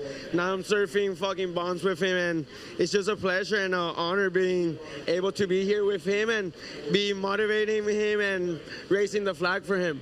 So it's a pleasure having him and all these other CT guys that I've been watching since I was really young. And yeah, loving it. Well, you got some autographs there. I'm going to get your autograph next. Let's see the back of this jersey. Don't forget this name right here. Gian Mendez, Team Puerto Rico. Boricua represent. Good luck to your team. Thank you, Chris. Right there with Puerto Rico's Gian Mendez. Not a member of the team this year, but based off of what Chris was saying, probably going to be seeing him in years to come. Heat 5, round 4 for the men. John Florence, one of the all-time greats from the US of A. In the red, Cody Young, Canada's young superstar. He's in the blue. And Aaron Strong, the Brit, he's going to be in the green jersey. Mitch and BL, still here for you. John Florence, you've mentioned the injuries, how good of a surfer he is. His legacy will go untouched when he goes in the Hall of Fame. This kid, though, has been impressive all week long. And it just seems like he's not fazed by the superstars in the water. Aaron Strong off to a good start right here, looking for the closeout re-entry, though. And he's going to be able to get it right here, BL, with 18 minutes, 20 seconds on the clock. Getting to work quickly. He had the inside position. He positioned perfectly for the start of that one. I think he was a little disappointed the way that those first turns all had to be wraps. You didn't really get a lip to tee off on and really get vertical and up in the lip, so that will hold that score back a bit. But any score to start with that's over a 4-point ride is something that you could look to keep for the end. And when you're against the CT surfers like John Florence, John is ordinarily sort of in the habit of letting the other guys get those first waves and waiting and sitting back in a 20-minute heat. That could be dangerous if you do that. Well, speaking of danger, Alonso Correa is downstairs with Chris. Well, Alonso Correa, always a steady competitor here in ISA competition. You know, it looked like that heat right there was down to the wire all the way to the end. Do you see names that you're going up against, or do you see competitors that you have to surf your way through? Yeah, I was pretty excited to surf against Iago. He's been an inspiration like all my life. I remember a long time ago, we were on a trip in Puerto Escondido. We went surfing this small wave, and he was like making huge airs, and I was like, whoa, that's what I gotta go against, right? So happy to compete against him, the big names. It's getting exciting. Everyone's ripping. Like, I was watching the content and I was like, whoa, this is really good surfing. So stoked to be in the mix, stoked to make it through one more round, keeping the ball rolling. So yeah, excited. Well, you've got a big name and it's getting out there. When you take down big surfers like that throughout the competition, does it give you that extra swagger and motivation moving through into the main rounds? For sure, mostly motivation. Excited to have my surfing there, you know, against the guys that I see on the CT. I'm sure next heat it's gonna be super heavy as well, but it's just motivation, excitement to show my surfing, to get some waves. It was really tricky, the waves, but a couple really good ones came through, so I was just waiting for them. Made a couple mistakes, went on a couple that I shouldn't have, but still happy to got that last chance, got a score and made it through. Well, a great heat right there for Alonso Correa. I know you got a big support base here on the beach in Puerto Rico and at home. Tell them what's up. Yeah, muchas gracias a todos los que están viendo, apoyando. Seguimos acá dándole un paso más, un hit más ahora. Vamos a seguir dándole, representando. El equipo sigue sólido. Y nada, sigan mandando la buena vibra, que acá estamos, ¿no? Gracias a todos. Arriba Peru. Alonso Correa, he's moving through and looking great while doing so. A 13-point heat total. Mr. Clutch on his way to round number 5. During the interview, Barton, one of the all-time greats, John Florence, was up and riding, and Aaron Strong, who dropped a 3.0 on his opening ride, he's up again. Strong carve into the lip for the second one, slides the fins a little bit, and the kid has got swagger. My guy, 15 minutes to go, and he's got a couple of scores on the board. Yeah, he was feeling it on that one. I sort of spoke after that first wave about how he didn't really get to connect with the lip. The wave itself, potentially with a different line on that wave, could have been a 5 or a 6 maybe, but the line he chose ended up being a little horizontal. He got to the top of the wave when it was a bit flat, had to do the wraps, and he really did pay with that score of a 3-point ride. Here we go, Cody Young. Canadian up and riding. Both him and his brother Levi reside on Maui. How's that finish right there? Strong turn by Cody Young.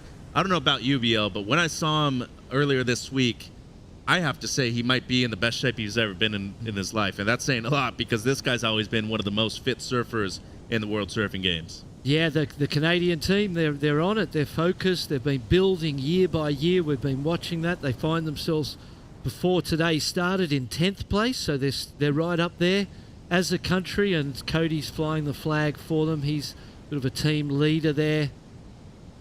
As one of the most experienced, and his equipment looks fantastic underneath his feet. Really sharp, quick, responsive. Former pro junior champion at the U.S. Open too. Been very successful here at the ISA level as well has been Cody. Coming off of a 10-point ride, I believe, at the Battle of the Bay over there on Maui too. Wow. Hasn't had a bad winter himself. Younger brother Levi also on the men's team, and talked about a loaded team that has slowly but surely gotten better over the years too. They had to beat out reigning WSO North America junior champion Reid Platenius to be on the team too. Wheeler Hasberg, also a member of the Canadians. But Cody, no doubt the captain of this strong force. 13 minutes to go, waiting on a couple of scores. The 3.0 of Aaron Strong. This kid is talented, but more than anything, motivating. Born with the rare disease Alpha-1 antitrypsin, a professional surfer representing Great Britain, and he does have a podcast. You can support it by using the hashtag StrongForecast. Real cool dude. Spoke to him the other day, got real emotional talking about it, and the kind of inspiration that he is providing for others with similar diseases to him. Cool stuff that we're seeing from Aaron. Yeah, well, you wouldn't know, would you, to watch him surf? He's right up there with the best in the world. The judges had a long, hard think. They're still thinking about John's second ride. Oh, there it came in, John, 5.17 for that first ride. Would have been considerably higher if he made that last reverse attempt off the white water. Looked like he had it too, and then kind of caught and went under. So 5.17, Cody the 5.67. So that's got to be a confidence booster for the Canadian. Shane Backdorian right there. Must be pretty good if they're basically naming a wave after you right there, Backdoor. Shane Backdorian. That's a good one. He's here we go. Canada up and riding, stuck behind the whitewater. One of the first rides we've seen in a few hours right here at El Rastreal, just under 12 minutes ago. I want to go back to the topic of John starting off a little late most of the times in his heats. Mm-hmm. On the CT, you can usually do it, especially on the overlapping heat format, within the overlapping heat format, I should say. 4.0, the second of strong. Cody's a 5.67, his opener. The availability that John has with his skill set is obviously something that has gained in multiple world championships. But what about the fact that he's also gotten way better at competing over the years, too? And speaking of somebody who didn't have the most successful amateur career either, BL. Yeah, he I remember watching the early days of his pro surfing career, and on the first couple of waves in a heat, he'd be going for big, crazy things and falling off, and by the end of it, he'd be scrambling to get a result. So I remember being on a flight from Margaret River one time, and I'd never met him, and he was in the seat behind me, so I just leant over behind the seat and said, "Hey, you don't know me, my name's Barton, but I just wanted to offer a little piece of advice if I could." As we see Cody, go for it. Type of surfing you'd need to do on that wave.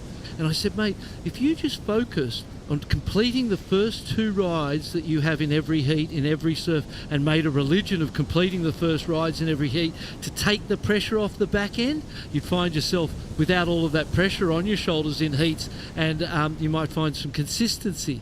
And he said to me, so what, surf more conservatively? And I said, no, just complete them. I'm not telling you how to surf. I'm just saying you've got to make them.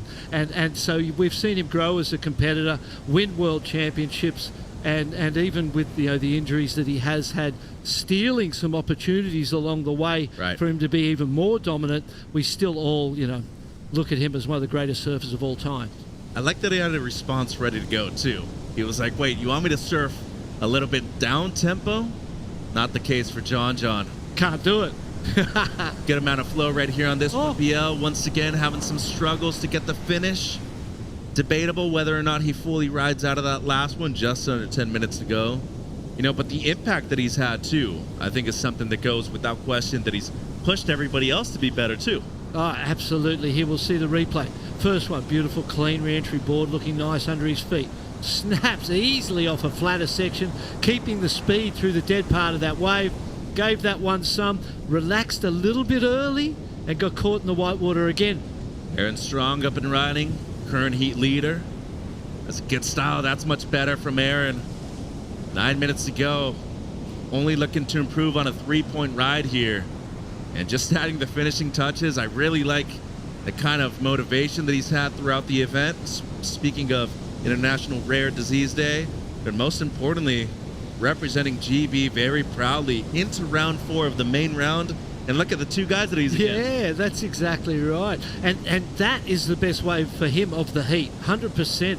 That was the type of wave that and sections that he'd missed a little bit on the first couple of rides. And so that's going to eclipse the 4 for sure, and really put this heat into a context, because he'll have the 4 as a backup. He'll have his first ride that has got to match the 5.67, the 5.17, I would think. Perhaps it surpasses those two scores. We'll see. We'll get a better chance here on the replay. First turn into the lip. This is the money turn. Vertical, beautiful backhand re-entry. 2 big turns. Gets a third snap there, and then one last little hit here too, which had plenty in it as well. He generated plenty in it with his mechanics. And then John's BL. Nice first one, different angle, board. Again, like I said, these turns is just keeping the board moving fluidly under his feet. 5.83 for the second one of John, so a couple of strong rides there.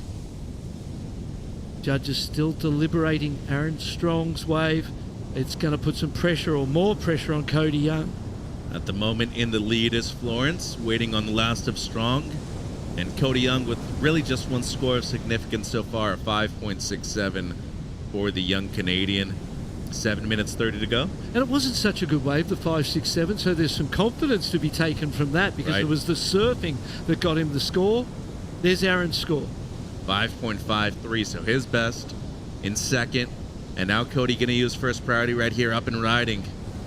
Kind of a choppier wave. Good start, though, into the lip once. And a difficult finish right there. Had to come out of that turn with a different angle. And with 7 minutes to go, not needing a whole ton right here, BL. Close to a 4-point ride. You know, those different angles, obviously a way of presenting a turn, and especially with the wave as difficult as that one. Similar to what we saw from Mal Cleland last year, winning the event there at La Bocana. Yeah, he's going to get the score, I would say, 3.86. So you go, I need a flat 4. And I think he gets it, though. He might have got it just with the last turn alone. And it's going to be a really interesting heat with, there's still there's been 2 scores for each surfer. This is one of the first heats we've seen where with 6.5 minutes to go, everybody's had 2. And it's going to come down to the use of priority, the selection of the good ones. Cody Young, 7 points for that big closeout turn. Takes him into the lead. Yeah, straight up in a first place right there. If you've never been there, Barton, I can assure you, Tofino, British Columbia, Canada, it's one of the most beautiful places I've ever been to in my life. Really, mate? Freezing cold, though, I will say. I went at the time of the year where it was raining all day, but when the sun came out, despite it only being out for a few moments during those days, majestic. I mean, the wildlife there. Getting there might be a little bit of a difficulty depending on what time you get there for the ferry. But man, that place is just spectacular. Loaded with waves, too. People are nice, and the food is just sensational as well. A lot of good seafood. Oh, yeah.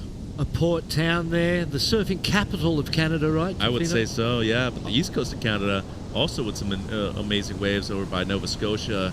Even on the islands, Newfoundland, I know, has a couple of great waves, too. Bit colder over there in the Atlantic, though.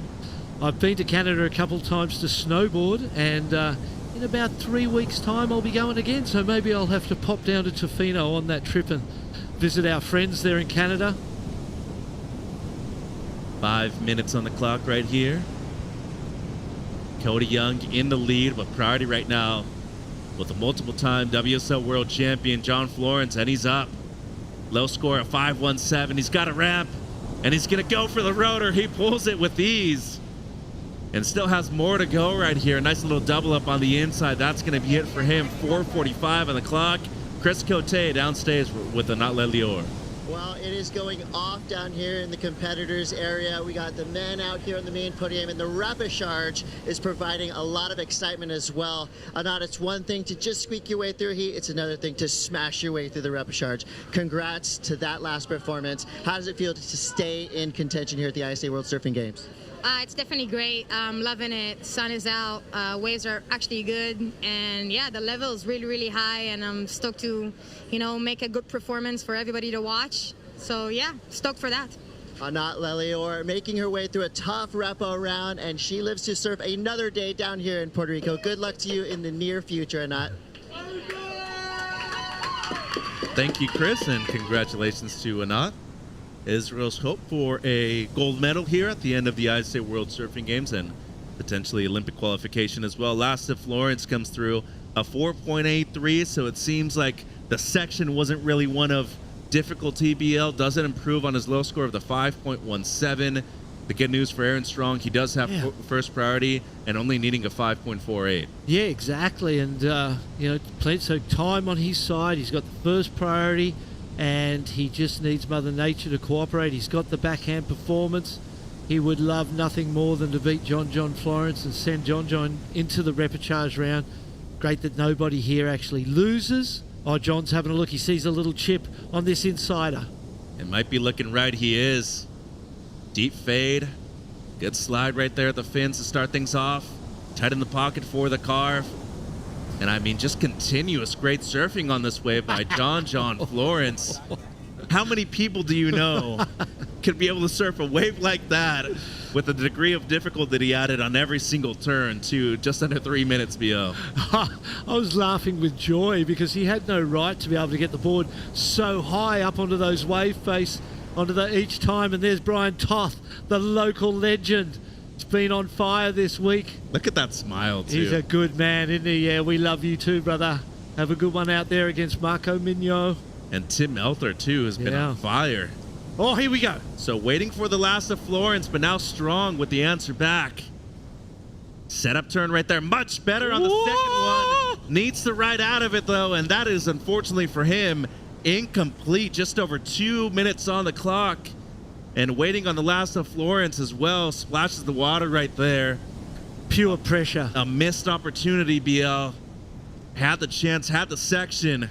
And unfortunately for him, that's going to be a wave that won't go into his top 2 scores. I mean, he's still got time with a minute 50 on the clock, but that was a priority wave. It was the sort of wave he needed at the time he needed it. He teed off on the first one, and then on the second one, 2 completions there. And there was, we saw Cody Young get the 7 for one, 2 turns, but one big one on the closeout. So that wave had the potential to give him what he needed and push John Florence down. John improves, gets a 7-4 on that right-hander on the virtue and for the power and how he extended himself into that performance. That was amazing small wave surfing from John. And Cody Young has also surfed an outstanding heat. I mean, he's caught 4 waves, but really 2 of those 4 have just been in and outs real quick.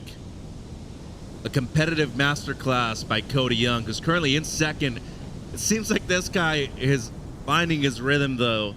The way he's competed throughout the event, I think speaks to how much he's developed as a competitive surfer, too. Can do it in any types of conditions now.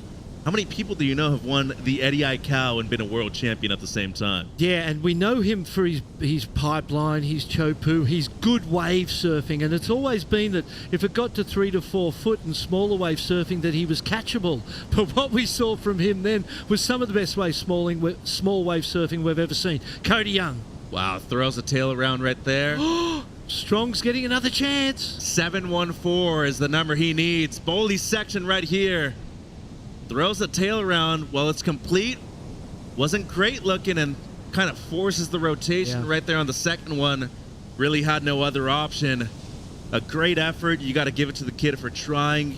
But both Young, the Canadian older brother of the 2, looking good, in fine form. Gonna move through in second place. But this heat belongs to none other than one of the all-time greats, John Florence, putting on a master class out there. 7.4 on a wave that I would say maybe 15 people in the world would be able to surf a wave like that. It might have been a 6 at best on its own. It was the performance of John that took it up to that 7.4. Beautiful surfing from the champ. Otto Flores, Shannon Hughes about to join the booth as Brian Toth, the local Puerto Rican, going to hit the lineup right now.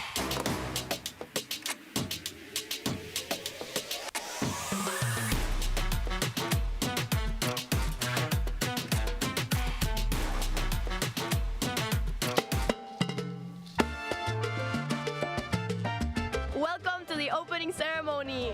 Bienvenido a Puerto Rico! We are, today and every day, the United Nations of Surfing. This year we celebrate 60 years. The ISA was founded in Australia in 1964 during the first World Championships. Our credo, you probably heard it before, a better world through surfing. All of us are ambassadors of the ocean. When this event is over, we're going to be ambassadors of Puerto Rico as well, as ambassadors from the ocean. Some of you will take home medals. Some of you will take home Olympic slots, but all of you are champions for being here for this week. Good luck in the competition. I officially declare open the ISA World Surfing Games 2024 in Puerto Rico!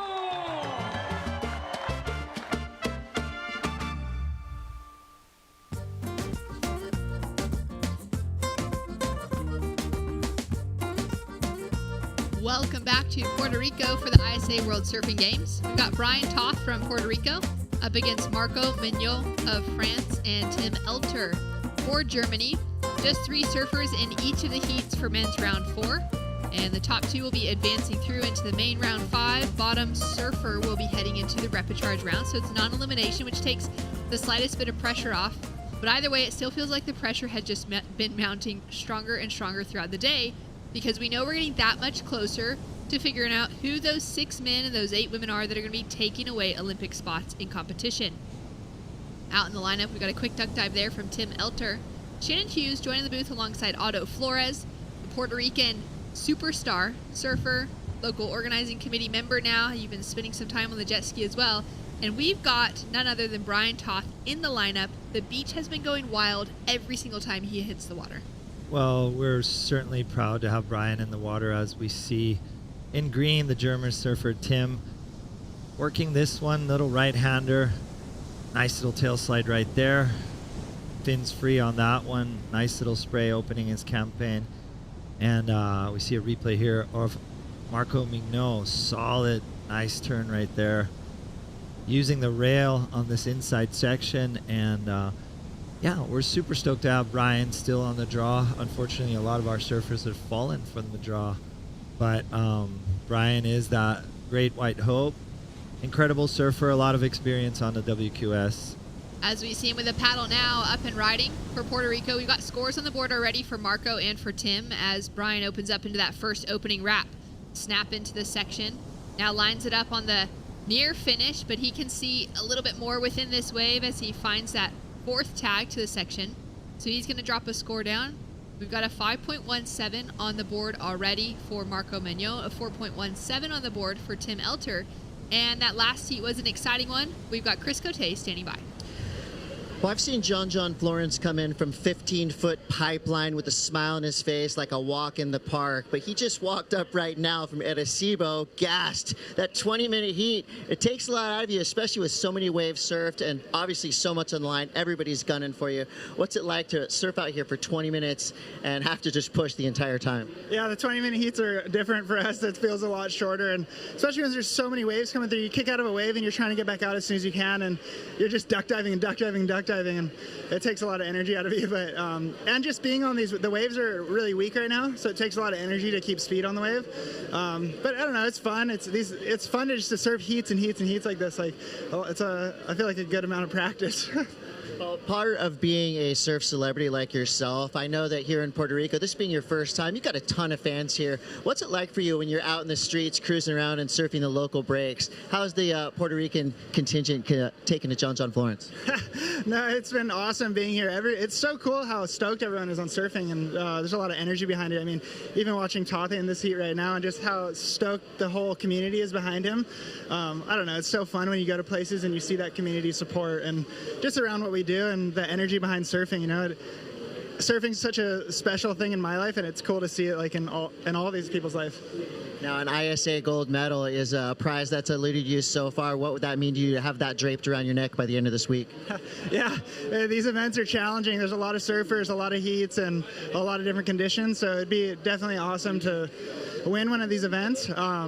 Just I think the amount of heats you surf is a lot. Well, everybody's putting in work, including John Florence. Moving on through the main rounds, expect big things from Team John. Thanks so much, Chris. Great to hear from John. Would be exciting to see him with that gold medal, but like you said, there's a few heats still ahead. Even though we're already in day 6 of competition, we're not going to be crowning champions until day 9. I know it's a marathon, like I said before. It's not a race. It's not a sprint. I might add, and yeah, lots of heat. Doesn't matter which side of the draw you come from, and if you're in the repechage round, kind of doubles up on you. So a lot of surfing, but as we saw, you know, John, a world champion in his own, he says it's good practice. Great practice. Anytime you can pull a jersey on, little challenge out in front of you. Brian Toth opened up on a 5.5, so he got the best of that opening exchange. Sitting in the lead ahead of Marco and Tim. Marco sitting with first priority for Team France. France has been on a pretty good showcase moving forward throughout competition today. And they're looking hopeful on the men's side of the draw with Joan Duru advancing through earlier on, as well as Kali Vast, to be one of those front-running nations in hopes to win that highest-ranked men's team. Get themselves not only another surfer qualified this week, but maybe to see both Marco and Joan with an opportunity to be selected by Team France as a third surfer. Yeah, and I think consistency is the word for France. They're being very consistent, very similar strategies to all the surfers. So I think their corner has a set plan in play, and all of the surfers really, really, really true to their technique. And we see Marco Mignot with first priority chasing this one down, doesn't give it a dig. But what I really liked about, watching Kali, as we've got some live action here, just quickly tracking with Tim Elter on his backhand. So he's sitting on the 417 that he opened up with. Just can't quite time out the finishing maneuver. He'll bow out of that one, but got those 2 turns, as you were saying. Yeah, I think the consistency that the French team has brought along has been very prevalent. Jean Duru had a really, really tough heat early this morning, and Kali Vast just never even part of the conversation. As we see a replay here from the German surfer, gets a nice little turn off the top right here, follows it up, but unfortunately here it looks like the wave got pretty shallow, lack of speed, as we see Brian toss. First score of the day, and I think he got the score, the nice little mid-range score, just because variety of maneuvers, and he opened up a little bit of a hiccup right there, but always in rhythm, nice tempo, and his rail game looks on point. Yeah, it looks really good. Like you were saying with Team France, they just seem to have the ISAs kind of worked out. They've got so many team gold medals from a variety of different types of events that ISA has won over the years, whether it's the sup and paddleboarding, the longboarding, the juniors, the parasurfing. They've been in that conversation for a very long time, and they really have that great, I think, that investment from their National Surfing Association that really highly values ISA events. And every time they turn up with a team, they've got a lot of support behind the scenes, not just the athletes with maybe a coach and a manager, but they've got a lot of crew behind them, as do more teams growing into that space now as well. A lot of the surfing power nations we'll see turn up with a pretty stacked group of, they'll have 20 people alongside their athletes potentially. But for France, it's been exciting to see that investment pay off with really solid results for their surfers outside of just the ISA events. When it comes to European regional events all the way up to the World Tour, France has been at the top of the game for a very long time. Yeah, and I think they did their homework on this one. They invested some time. They actually picked part of their national team doing competitions against the Puerto Rican Surfing Federation. So they came early. They surfed Margara. So interesting. I had no idea. In a competitive level, and I think that's why Marco Mignot and Jean Duru are on the team. They were the 2 best surfers that did really well. Also on the feminine side, they picked their surfers, and they had like a little bit of a sparring partnership with the Surfing Federation of Puerto Rico, and it's really cool. They came down, they surfed some heats, and that was the outcome, the team that showed up. That's an incredible bit of insight as we take a look now at Tim. So he's now sitting up in that leading position off the strength of the 307 that he dropped in, but might not be there for long with surfing like this coming through from the local Brian Toth. Looks like a great second section and finds the finish as well. So he's going to put down a backup score, only needing a 1.74 to take away that leading position. Of course, top 2 advancing through in the main round. Bottom surfer heads into repechage. These 2 then, Marco and Brian, may have had some heats together. Yeah, definitely. And one thing that sticks out, Brian's backside is amazing. He's a home break as hobos. It's a little right-hander, breaks off the rock, a bit of like the snapper rocks of Puerto Rico. And even though he's lethal in his forehand and he's totally capable, when he gets it right, you got to watch out. Multiple winner of pro events at middles from the Puerto Rican Surfing Pro Surfing Federation, the Corona Pro Surfing Circuit, and no stranger to rights. So yeah, when Brian stands up on a right, he could really damage and put some points on the board. Waiting for that score to drop through for his last wave. Sitting on a 5.5 that he opened with. Second score. We'll likely see him up into that leading position. We do have a score to drop through for Tim Elter as well. Judges taking a little bit of time with that for the German. And for Marco, he's sitting on that 5.17 that he opened up with nice and early. Has been sitting patient with priority next to his name up until then. And we had a lot of wind earlier today. Still stuck around, but it almost seems like it's not quite as choppy out in the lineup as what we saw earlier this morning? Well, that's the beautiful thing about Arecibo. It just has it ebb and flows, and as we've seen in the last couple of days, you'll see a windy morning just turn into this little skate park, this little playground, a couple little, you know, what I'd like to call that little top carpet where guys like the coping.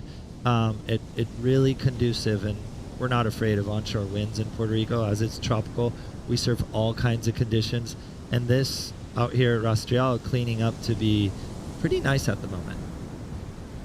Pretty fun waves on offer throughout the entire day today, although more challenging conditions.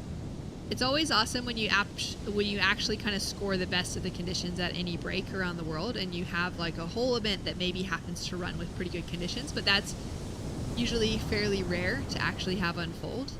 And having a kind of a testing ground like this, where surfers are surfing 3 different podiums throughout the week, they're getting to know different waves. They're surfing each of those podiums at different times during the day, so they're dealing with different tides, different winds, as well as, you know, those varying swell sizes throughout the day. We're really getting to see each surfer having to showcase how well-rounded they are as we're coming towards that finals day conversation. And Tim Elder for Germany is one of those surfers, like you mentioned, Marco Mignot being selected for the team because of his performances at Magara specifically. We'll take a look at Tim now as he used his priority over Brian Toth on this wave. He's got a nice little pocket to work with, and he'll go for that rotation on the face of the wave. Marco now with a great looking left, opening up in front of him. First 2 turns straight off the bottom into the top turn. He'll kick out quickly, and he's going to put on a strong paddle to try and get the positioning over Tim. Like you said, for Marco being kind of hand selected, knowing the type of wave, Tim was that similar selection for Team Germany, where he's representing Germany because that's where his parents are from, but he's actually born and raised in the Canary Islands, and he loves surfing slabs. Like, his perfect day is paddling out to get barreled on a sketchy slab somewhere kind of remote with only a few people out, which is the type of surfer that you want in the draw when it comes to qualifying at a heavier wave like Magara. Hopefully we get that towards finals day, and also for the Olympic venue. Yeah, and the German team did spend a lot of time down here in Puerto Rico, and I think Tim has seen every single face of what these 3 peaks in Arecibo have to offer. German team did not one, but a couple of trips down to the island, and just, you know, they saw it in every single situation and every single swell type. So a lot of experience in the water at the moment. Amazing to see. Some more experience paddling out is affectionately known Pickles, Molly Picklum, heading out for Team Australia. She'll be competing against her teammate, the 3-time gold medalist in Sally Fitzgibbons, alongside Camilla Kemp and Yolanda Sakira out in the water. So that's going to be a great battle in the main round. Each of those women doing well to keep themselves in the top 2 of each heat advancing through so far. They've been able to avoid the extra few surfs having to fall out in the repecharge rounds a little bit early, but we know that 2 of them will be heading there by the end of that heat. Yeah, and as we see on the screen, I think a little bit of strategy is in play. Tim wanting to go wide, wanting to pick one of those long waves that occasionally comes. We saw Gabriel capitalize on that strategy earlier in the morning. No stranger to El Rastreal. Tim knows what he has to do. Obviously, Brian with first priority, waiting for that good set.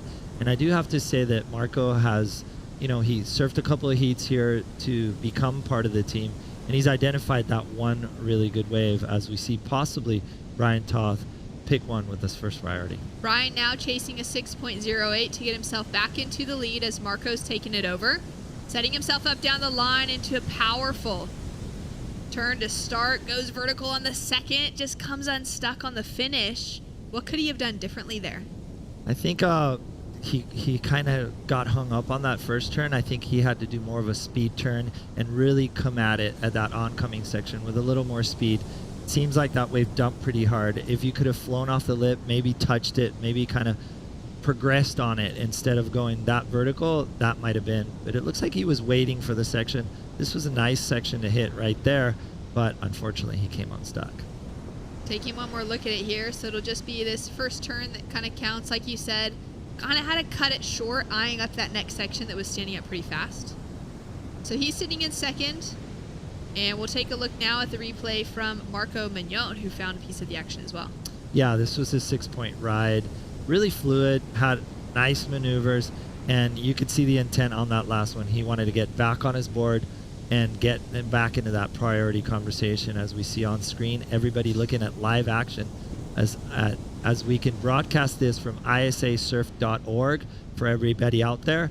And it's awesome to see that you could just sit there on your phone, check what your peers are doing in the water. And I guarantee you there's a lot of people at work with their phones out checking this competition out. It's so true. It's also great because you can click from podium 1 to podium 2. You can follow along with the live heats on both sides of that for your heat scores and situation updates. There is a standing broadcast for our second podium at El Pico, which is where the repecharge rounds have been running throughout today. So you're able to tune in and follow along a little bit there. So great access to be able to seeing kind of everything that's unfolding. It's a lot to track with. I actually have gotten a little bit lost within all of it to figuring out who's been advancing through today and who's been, knocked out of competition. That are some of those names that we've been really keeping a close eye on. As we see Brian now with that first big opening maneuver. So lays into the rail, sets himself up with a knifey second turn on a flatter section. You can sense that energy, that urgency really starting to come into play now because it's just a 5.66 requirement on the German and Tim Elder, and we know that he's so capable of finding that score on the right wave. Right now into a second turn, driving deep off the bottom. Tall surfer, a lot of length to him. He's feeling it, and we'll be waiting now for that exchange between Brian and Tim to drop through. Yeah, that was clutch right there for the German. He got the wave to get more vertical. He did get that vertical snap right there. Really good fluid in the turns before. Unfortunately, Brian's wave a little more like on the flatter side of things, but really intelligent by Brian. He had third priority. He keeps it busy, and this is actually strategy. Right now, he's in second priority, and he's going to get a better pick for a better wave. So I think Brian just making it happen, keeping it busy, but that second score for the German surfer is going to be a good one. Let's see what the judges award him. Scores to drop now for last exchange. Marco Mignot sitting in the leading position with that first priority. And results are in. For Brian Toth, it doesn't factor into his top two waves. So 4.07 keeps him in that second place position, doesn't help increase the requirement. And Tim Elter drops in a 4.91 for Team Germany. That is enough to help his situation, though it doesn't get him out of third. He's now chasing a 4.94, just basically a flat 5 to make it through in the advancing position. Top two heading into the main round, bottom surfer into repecharge, and you can see Tim is not going to have an easy shot with this last final With 1 minute remaining, he has two sharks or two tigers right behind him, and that's exactly where they want him. Right in the middle. They're going to give him a look at this one. He needs a 5-point ride. He's going to need to do something big. Wave shuts down in front of him, goes for one huge forehand hack. Looked great. Would he have needed more before that final maneuver? I think with the scores that we've seen on the board, one maneuver would have to have been on a bigger wave, more intensity. And I think with the experience that both Marco and Brian have, they're looking at waves of consequence. They're looking at waves that are a bit more dramatic, and that just didn't seem like one of them. Brian Toth having a look at that wave, but kind of just eyeing up, all right, where is Tim at? Is he going to use his priority on this wave? Is he just going to kind of keep an eye? Paddling back out when he did means that he'll hold on to that priority. We've got 10 seconds remaining on the clock, and we've got Marco Mignot representing France from Sayulita, Mexico. Throws the tail out. That was a radical maneuver. Kind of skates and slides down to the face of the wave at the finish, and he'll just put together his victory lap on his way in. I think that was a victory flip. Definitely a flip. I really like the sideways boogie on that last one, and I do have to take my hat off. France really sticking to their strategy, really sticking to their consistency, and yeah, that was a close one for Brian Toth too, so we'll have to see what happens. Wowee. Well, scores look like they have come in, and we've got a 3.53 for the final score of Tim Elter out of Germany. He stays in third place, and Brian Toth holds on to second for Puerto Rico into main round 5 alongside Marco Mignot of France. Still with more opportunity as we head into finals day. Tim Elder will have more opportunity because this is a non-elimination round, and he'll be heading into the repecharge. Big celebrations to happen now for France and Puerto Rico. When we return, we're heading into our women's main round 4 heats. Paddling out right after this, Molly Picklum and Sally Fitzgibbons of Australia coming up next.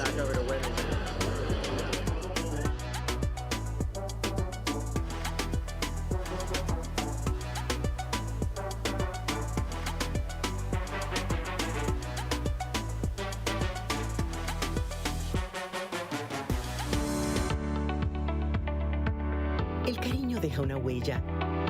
Vela porque estemos bien. Celebra las nuevas etapas de la vida. El cariño nos mantiene en forma para que no nos perdamos ni un segundo de lo que nos llena de vida. Donde hay cariño, hay salud. Por eso llevamos 40 años cuidando cada etapa de tu vida. MCS, 40 años de salud completa. In Puerto Rico, we call ourselves boricua. We are proud, passionate, and full of life. On our island, secrets are more precious when shared. Passion flourishes.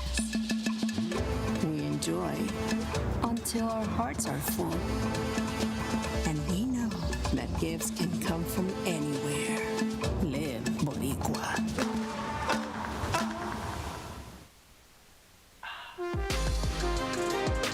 Welcome back to the action. Puerto Rico has just seen Brian Toth advance through in second place position just behind Marco Mignot of France. Those two staying in the main round, feeling that relief. And we'll see Tim Elder of Germany in the green jersey heading into the repechage round. Yeah, Brian Toth really skimming on that one. Stoked he made it through. Unfortunately for Tim, but he does still have another chance in that repechage round as we see all the fans, the beautiful community of Puerto Rico really chanting Brian's progression in the competition. He is our great white hope, and yeah, as part of that contingency, I'm really happy that he made it through that one. Yeah, that was some solid surfing that he had to perform in kind of challenging conditions. Waves were looking a little bit flat and hard to find those stand-up sections. We're about to see 4 of the best women in the world battling out for those top 2 positions. Portugal, Germany up against 2 Australians in Molly Picklum and Sally Fitzgibbons, Yolanda Sequeira and Camilla Kemp in the lineup. And each of these women have huge accomplishments to their names already. For Camilla, the most of the underdog story within the water right now, someone that has had huge results within the European kind of qualifying series world and also in the ISA World Surfing Games in the past. But she's up against a few Olympians. Yolanda Sequeira into that opening section. Nice 2-turn combination to start. Will she hold on to the finish? She tries to, but just gets bumped off of her board. That's going to hurt off of the start. And she'll just have the single maneuver to count on. She was an Olympian from Tokyo 2020. She's now trying to get herself into the top 8 women here of eligibility to find herself a 2-time Olympian heading into Paris. Molly Picklum and Sally Fitzgibbons, both having incredible careers to their names so far. But we'll get back to that because we can hear the cheers down on the beach, and we've just seen Marco Mignot of France take away a heat win. An interesting situation right now. You've got the loudest crowd ever going off for Brian Toth, who just got second right there. Does that affect you when you're in the lineup to hear the beach erupt for every other wave that's ridden, or do you just got to keep your head on steady and surf the heat that you want to surf? I mean, I don't let nothing external infiltrate my internal dialogue. So for me, it's like, but it's beautiful at the same time, you know, like that kind of support is amazing to see. The Puerto Rican support, I was like, I didn't know it was this amazing. And like, before even him standing up in the wave, it was like the whole beach was screaming. So it was beautiful to see, you know. For me, it's like, it's mostly beautiful. I want to talk a little bit about the emotions that you experience in the span of a 20-minute heat. I can imagine anxiety, fear, excitement, and joy. What was going through your mind at an emotional level during that 20-minute battle? Oh, for sure. I mean, you know, I started my heat with a 5, which is pretty good. But after like for almost 11 minutes, I couldn't find a backup. So I was like, okay, I'm feeling a bit stressed out. I got to back it up because they all had a 5. And luckily the wave came to me. I backed it up with a 6, so I felt pretty safe. And then it was pretty much controlling the heat from there. So I'm trying to stay calm. But of course the pressure comes to you, but it's all about how you deal with it. The man is a consummate professional. Nome Mignot moves through in the main round. Congratulations and good luck moving forward. Thank you very much, everybody. Thanks so much. Great to hear from Marco, and kind of, you know, having to stick to his own game plan, but also appreciating the support anytime you're in the lineup. That was Even if beautiful it's words, because it was very professional what he Yeah. said. You know, external stuff does not affect my internal, but he also turned it around and just accoladed what the Puerto Rican public is doing. I actually got to give kudos to Chris, because Marco was moving and Chris was just following him to the microphone. So a lot of expertise right now. And talking about expertise, Yolanda, she's winning this heat right now. She's got a 4.67 and a 4.0. And this surfer has impressed me the most. Reckless abandon. She'll do whatever it takes to take a heat down as we see live action. So true. Camila Kemp now throwing her reckless abandon into that ending section. She's going to put her first score down, but that's a great way to describe Yolanda. She really just looks for anything that's kind of deadly. The type of surfing we saw Molly Picklum put on display at Sunset Beach just a few weeks ago with that near perfect, should have been a perfect ride. There's no way it shouldn't have been a 10. That's the sort of surfing that Yolanda brings when she hits the lineup 99% of the time. Yeah, I mean, she said it in an interview. She's like, I'll do whatever it takes to take the lead, to take that win, and she's shown it. One thing that I really loved about what she said is she trusts her equipment so much. She doesn't even need to ride a board. If she likes how it feels, she likes how it, she likes the touch, she's ready to go out there and be confident, and that says a lot about your equipment. Yeah, just that synced in to what she's riding, being able to have all that feeling. As we see Costa Rica supporting Leilani McGonigal. She'll be heading out in the next heat. That'll be an exciting heat to see witness. She'll be in the water up against Nadia Erostarbe of Spain, Tatiana Weston-Webb of Brazil, and Teresa Bombolo of Portugal. So at the moment, it's Yolanda sitting in that leading position with a couple fours she opened with. Molly Picklum has 3 one-point rides to her name, so 3 attempts, hasn't been able to make anything of them. Sally Fitzgibbons with a 1 and a 0.5, but she has a score to drop as well as a score for Camilla Kemp. So we'll have a look at those in a moment, and we'll get a feeling for how this heat is kind of starting to unfold as we approach the back half of it. There you can see Molly holding on to that first priority next to her name. Now, Molly, of the women in the lineup, has already qualified for Paris 2024 Olympics. Out of her results on the Women's Championship Tour for the WSL last year, she'll be joined by Tyler Wright, and should the women's team for Australia earn an extra spot, it could be a Sally Fitzgibbons that we get to see compete in Tahiti as we take a look at her on her backhand here on her opening ride. Nice little ride right there, vertical off the top, really fitting in the pocket. I really like how her boards look under her feet. Just really poised right there, a little bit of a chip in, nice bottom turn, hits that oncoming section, a little bit of a nice little floater, and this is another wave for Sally Fitzgibbons. So she's got a nice couple of waves, still waiting for the scores. 4.90 for that first one, and we still have to see what the judges award her for that last one. Now, according to Bede Durbridge, who's the Australian coach, in an interview on Ain't That Swell, a podcast that Vaughn Blakey, one of the voices of Australian surfing, they had an interview just a couple days ago that got published, and Bede was explaining that the selection process, should there be a third spot awarded out of the highest ranking teams for men or women, there's actually a board, a selected group of people that are making that decision, and they've got all sorts of names in the mix. So they haven't given an official, it's based off of your ranking from last year on the CT, anything like that we've seen from some other nations making that decision already, being the United States. Team Australia is looking at, who is going to be their best hope of getting a gold medal, specifically in Tahiti, for someone that they would select should they have the opportunity. Yeah, that's a very objective conversation. I mean, the expertise in Tahiti, obviously we know Molly Picklum is one of those people that are aspiring to surf there. It is a great conversation to see who that third person, if the case were to come up, would be, and who surfing would better suit Tahiti in conditions and consequence. And the highlight, I have no knowledge of what the format is going to be, a waiting period or not, but essentially they're going to be surfing Tahiti at its ultimate level, at the ultimate stage of the Olympics. So it's going to be an interesting conversation, and what's going to unfold here is going to be the start of that conversation in a whole. That's right. It's very exciting to see that sort of start to unfold as we head towards late July when that window will open. Great decision as well, knowing that that's when we could see it, in its prime. It's that time of the year where that swell is going to be there. It's when those big events tend to run. instead of having the Olympics hosted on, you know, the coastline of France, the Atlantic coast, where it's midsummer time. It could be fun. It could be flat.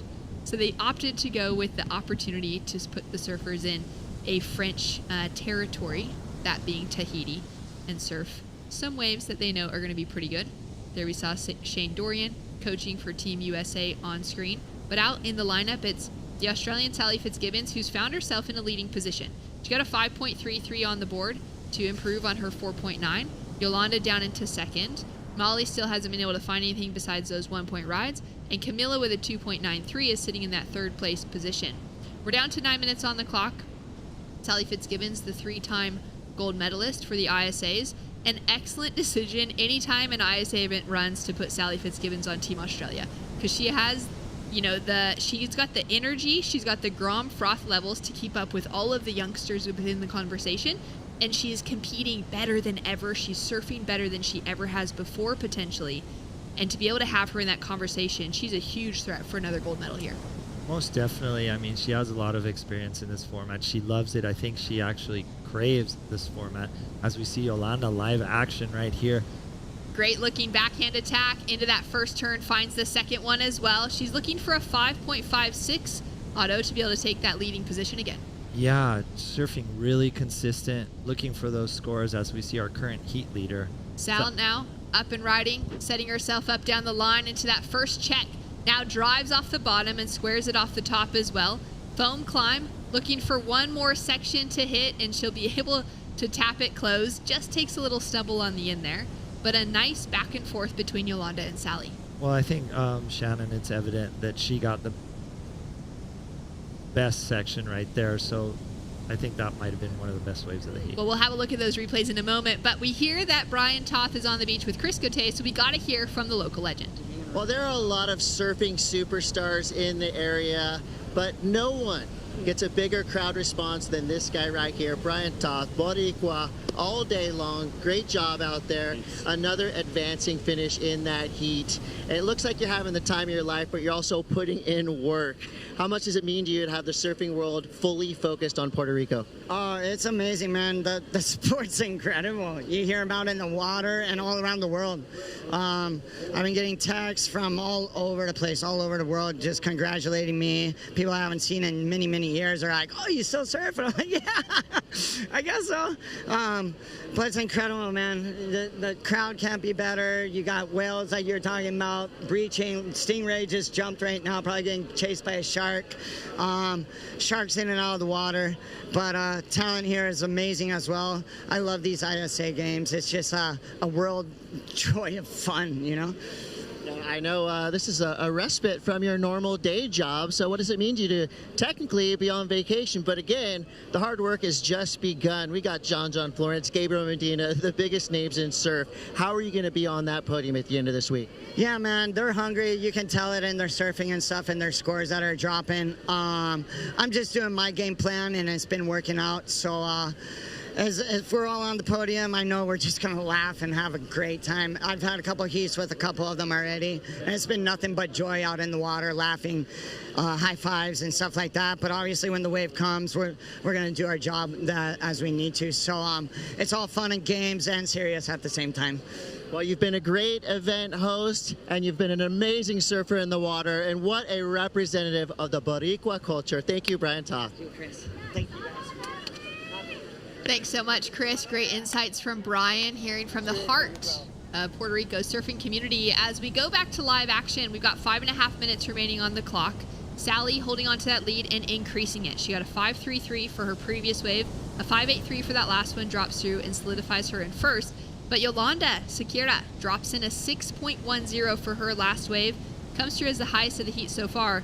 And with that, it puts a big requirement in front of Camilla Kemp of Germany and Molly Picklum of Australia into the high 7s and 9-point range. Yeah, and that exchange was definitely won by the Portuguese surfer, as we see Camilla on screen. Big requirement in front of her, a 7.84. She still has time as she just nails those first couple of turns to chip away at that score in a couple of bites rather than just one single wave.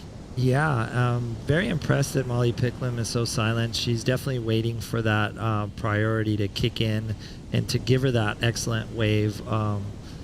lottery as we kind of see it. Days like today, you have to be patient, but you also have to be quick.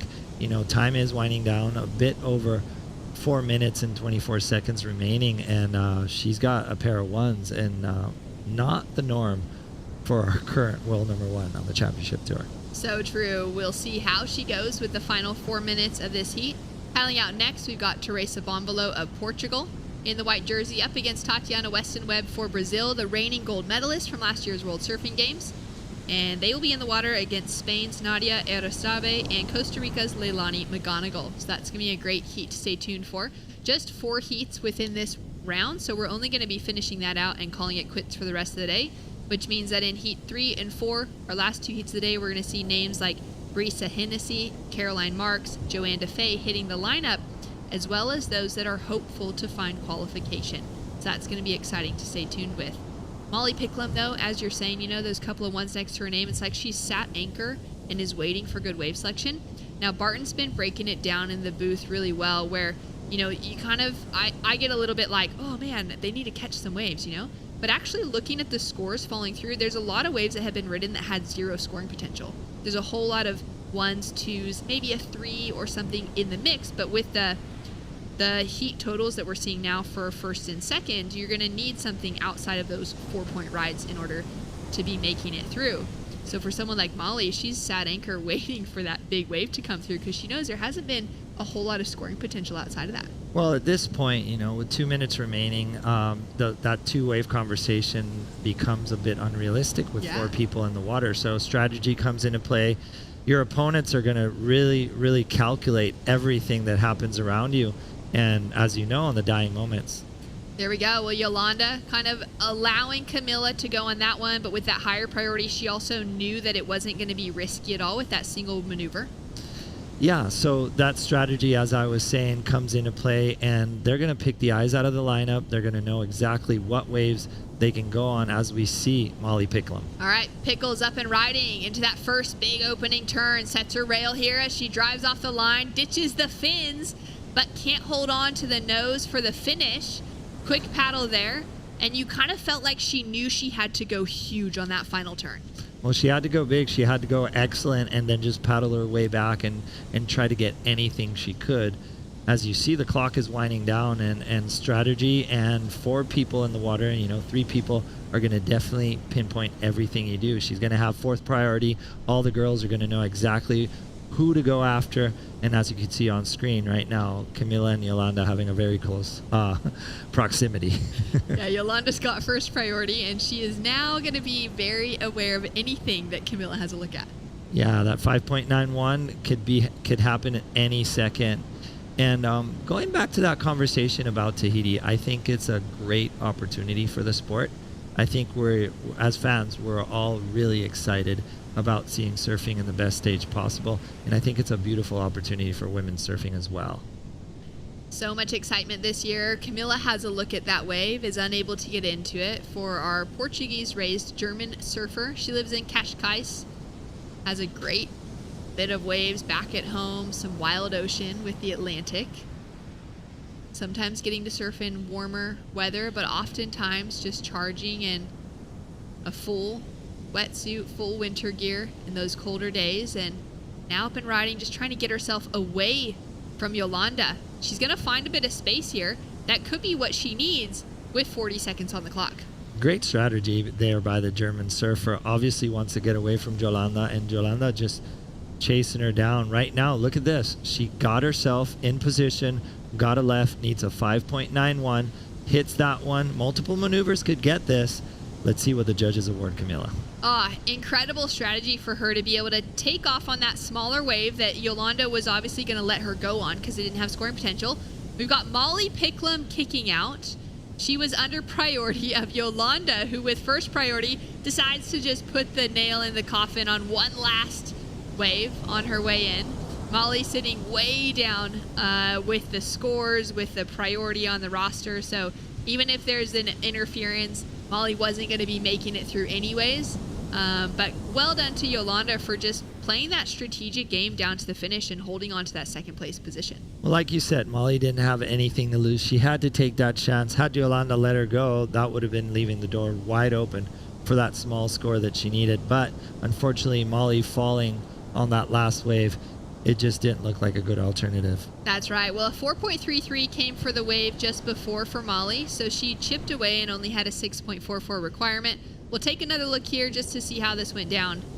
So Molly had third priority. It was Yolanda with a higher priority over Molly, which is why Molly had to kick out of that wave. Technically, usually, if the surfer crosses the line of the surfer with priority, there could be an interference called. Yeah, it also didn't impede what Yolanda was doing, so we'll have to leave that one for the judges.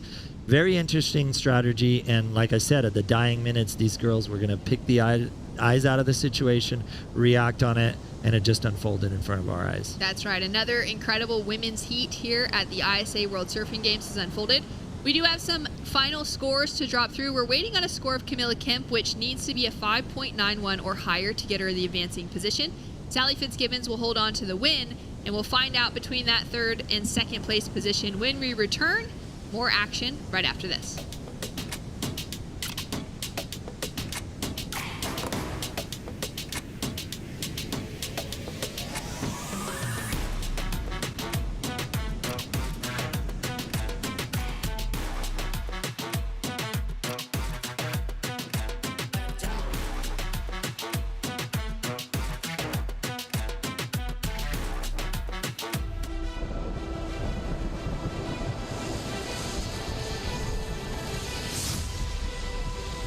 When we started the campaign, like 20-some years ago, over a course center, even when we started, it was impossible. I mean, everybody, okay, my friends, my brother, I said, you're really gonna put your energy in this? Let's go surfing.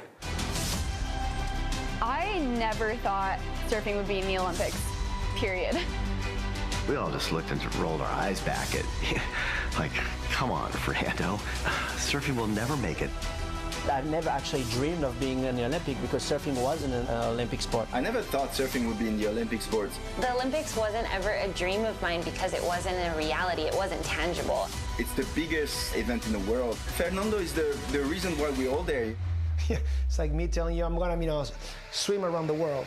27 years later, he pulled it off.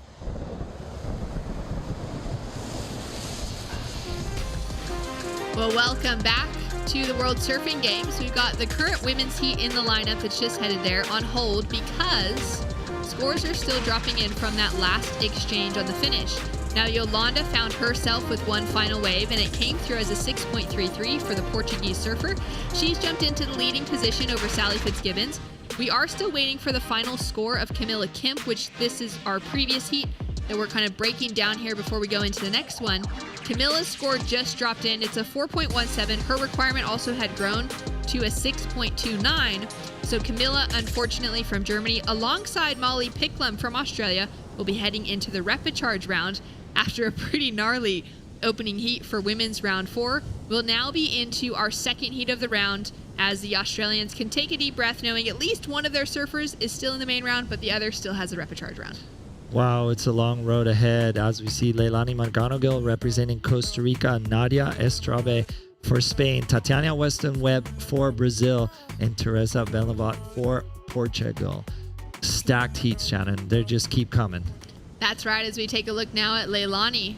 On her backhand, drives off the opening turn. Beautiful combination.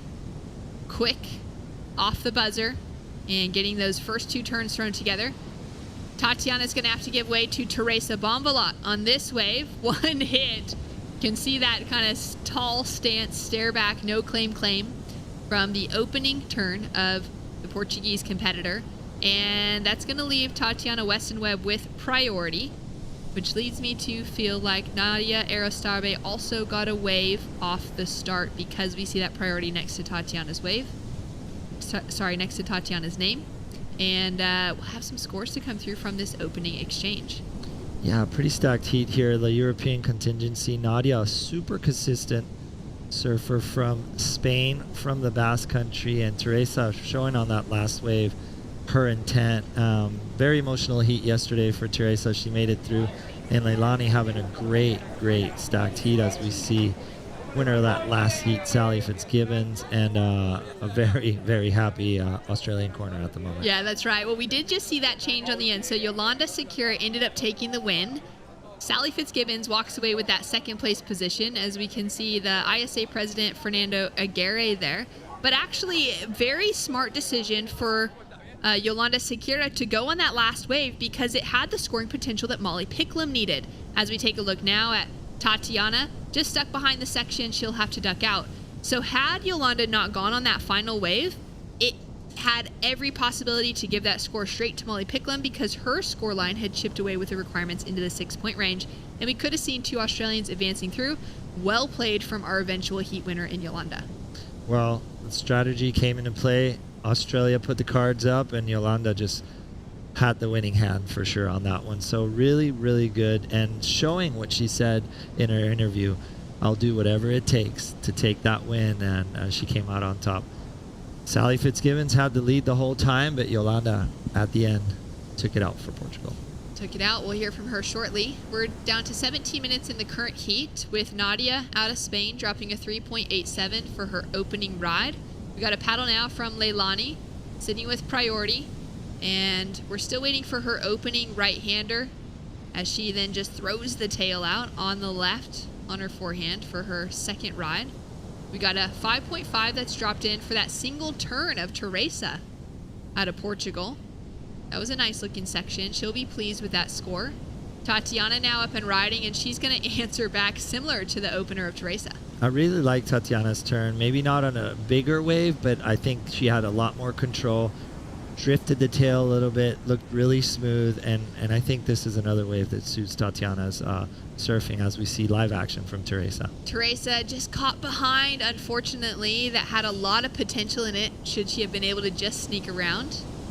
Well, 16 minutes on the clock, and as we see Portugal leading the current heat, we've got a Portuguese surfer in Yolanda Secura, who's just taken out a win down on the beach with Chris. Yeah, thank you, Shannon. The team is on fire, and Yolanda, you're leading the charge. So you went out into one of the toughest heats we've seen of the day, but I've never seen you back down since I become a Yolanda Secura fan. What do you tell yourself before going out into the water with Sally Fitzgibbons, with Molly Picklum, with a lineup like that? That they're not going to get me, and I'm going to give everything to beat them. I know, like, the whole heat, there was very good competitors in it. I knew it was going to be tough, especially with the conditions. I made a couple mistakes straight away in the beginning, but I do not like to give up, and me and my coach were like quite the same, and so our strategy is like, the heat is not over until the hooter goes. Even if I have to paddle to the other side of the beach, I'm gonna follow her and block her, whatever I have to do. Now, we learn a lot from losses, but there's something extra special about learning from a win. What are you going to take away from that victory? What's the debrief going to be after a heat like that? Probably talk about the mistakes I did and just like go through it. It always feels way better to win and fix the mistakes than lose and then having to fix it after. Yeah, I just think we're going to just try to perfect it for the next heat and just keep on going. Searching for perfection and finding it with every heat she surfs. Yolanda Secura has entered the chat. So stoked to see Yolanda up on top, and I mean, she's so well-spoken in that sense that she knows exactly what she needs to do when she hits the water, and she is not afraid to go for it. And being here at the webcast, I've seen her multiple times on that interview square. So doing a great job for Portugal, Yolanda, and really using that corner to her advantage. The strategy all the way to the end and taking the win for Portugal. Now, she's a hopeful to find qualification for Paris Olympics out of this event this week. Her teammate, Teresa Bombolo, who's in the water, already has that qualification after her championship tour results last year. But both of them were present in Tokyo 2020. Teresa had a 9th place finish overall, but Yolanda walked away with a quarterfinal finish. And that was an incredible result for her. You know, she had her eyes on those medal matches, that bronze medal, that silver, that gold, of course. But to walk away a quarterfinalist at the Olympics was an incredible result. Well, I think she has her eyes on the prize this year, and definitely taking it one heat at a time, but taking every single heat super seriously, as we see Tatiana Weston-Webb on screen there takes the lead with a 3.10 as her second score, and Leilani on the replay right here, Shannon.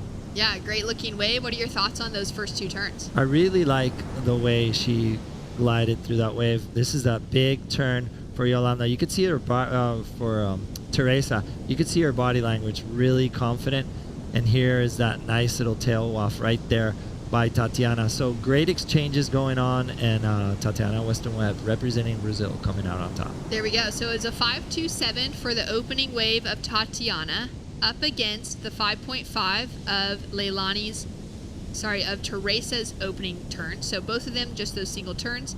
Teresa just narrowly getting the nod from the judging panel. We've got a 6-point ride on the board for Leilani McGonigal of Costa Rica for her opener, which was that 2-turn combination on her backhand. Backhand continuing to kind of get the nod from the judges throughout this event, as we're seeing. And it's a 3.83 for the opener of Nadia Aristabre of Spain. A 3.1 to back up Tatiana's 5.27 sees the Brazilian sitting in that first place position. And we got another set approaching here. We've got first priority sitting with our 4th place surfer, and we'll track with our heat leader at the moment in Tatiana. Just a quick in and out, as she didn't like the way that wave was looking down the line. Everyone's sitting kind of spread out on the couple different peaks that we have here at Rastreal. Sol Aguirre from Peru will be paddling out against Taina Hickel from Brazil, Brisa Hennessy of Costa Rica, and Lucia Machado from Spain. And wow, Sol had an incredible heat yesterday, scored an 8-point ride on her opening wave, and took away the win over Caroline Marks and Carissa Moore. Yeah, that was a great heat, and I think she made a statement with that 8-point ride right at the start, followed it up with a nice wave, taking that win. Caroline Marks actually had the highest score in wave of the heat, but I think it's a statement when you start with an 8, you put pressure against your competitors. She got a nice score to back it up and took down Carissa, who was actually surfing pretty good as well, and surprisingly enough couldn't get the score. Just couldn't quite get there.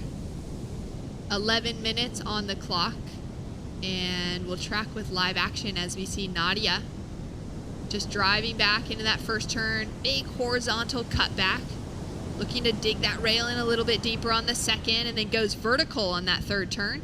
Tries to hold on to it, might find the completion. Tatiana comes blaring into our vision with a solid forehand hit. Teresa now up and riding, and she's got a great looking section in front of her. She doesn't make the finish, potentially. So we've got scores to drop through across the board, and that was an exciting run of waves. As we wait for those scores to drop in, let's go down to the beach to check in with Cote and Fernando Aguirre.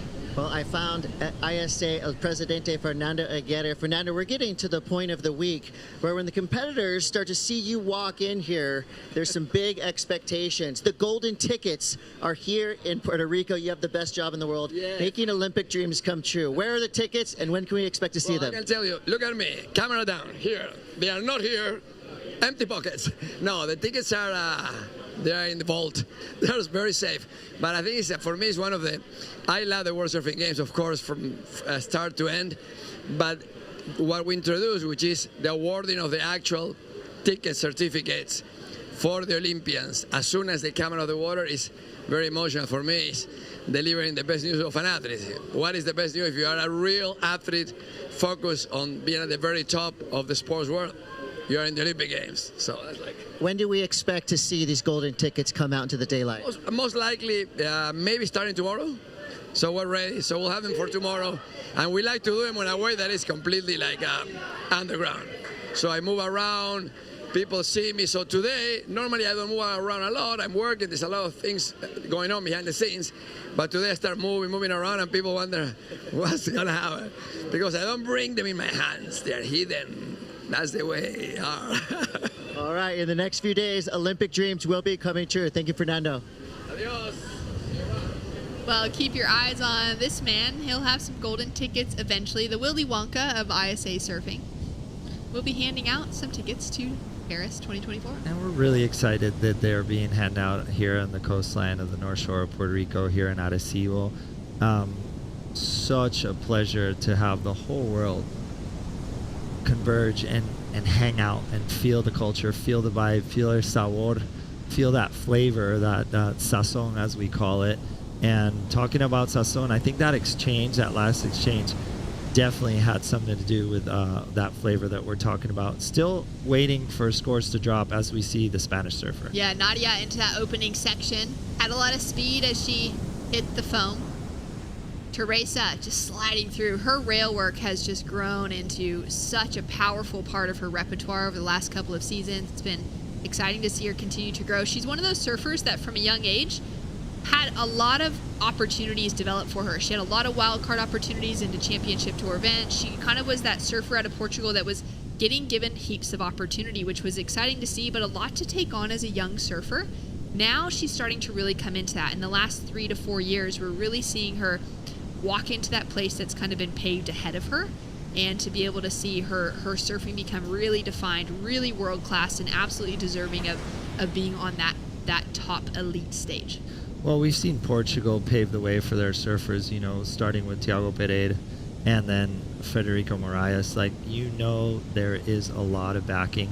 A beautiful country that believes in surfing, believes to be a surfing destination, more than a surfing destination, a beautiful gastronomic destination. And it just seems like a lot of work is going into their athletes. Nadia now for Spain into a huge hook under the lip. She'll ride out, chasing a 5.48. Now, we've seen a couple fives already thrown down for those big single maneuvers. Yeah, that one was vertical. There was definitely some tail free action on that one. Solid section, and I think definitely this wave is going to come in her scoreline. She's looking to eliminate that 3.83, and Nadia is one of those surfers that has impressed me a lot. A lot of really good results in the WQS. You know, one of those surfers is like on the edge of qualifying, and it's very interesting to see what the Spanish community and the backing and how good the surfing is developing for the Spanish team. That's right. It's come leaps and bounds. We've seen some great heats from Janire, also from Team Spain throughout the morning. And now Nadia waiting to hear if she'll get that 5.48 for that single maneuver, or if she'll need to find another score to put herself into that top 2 position.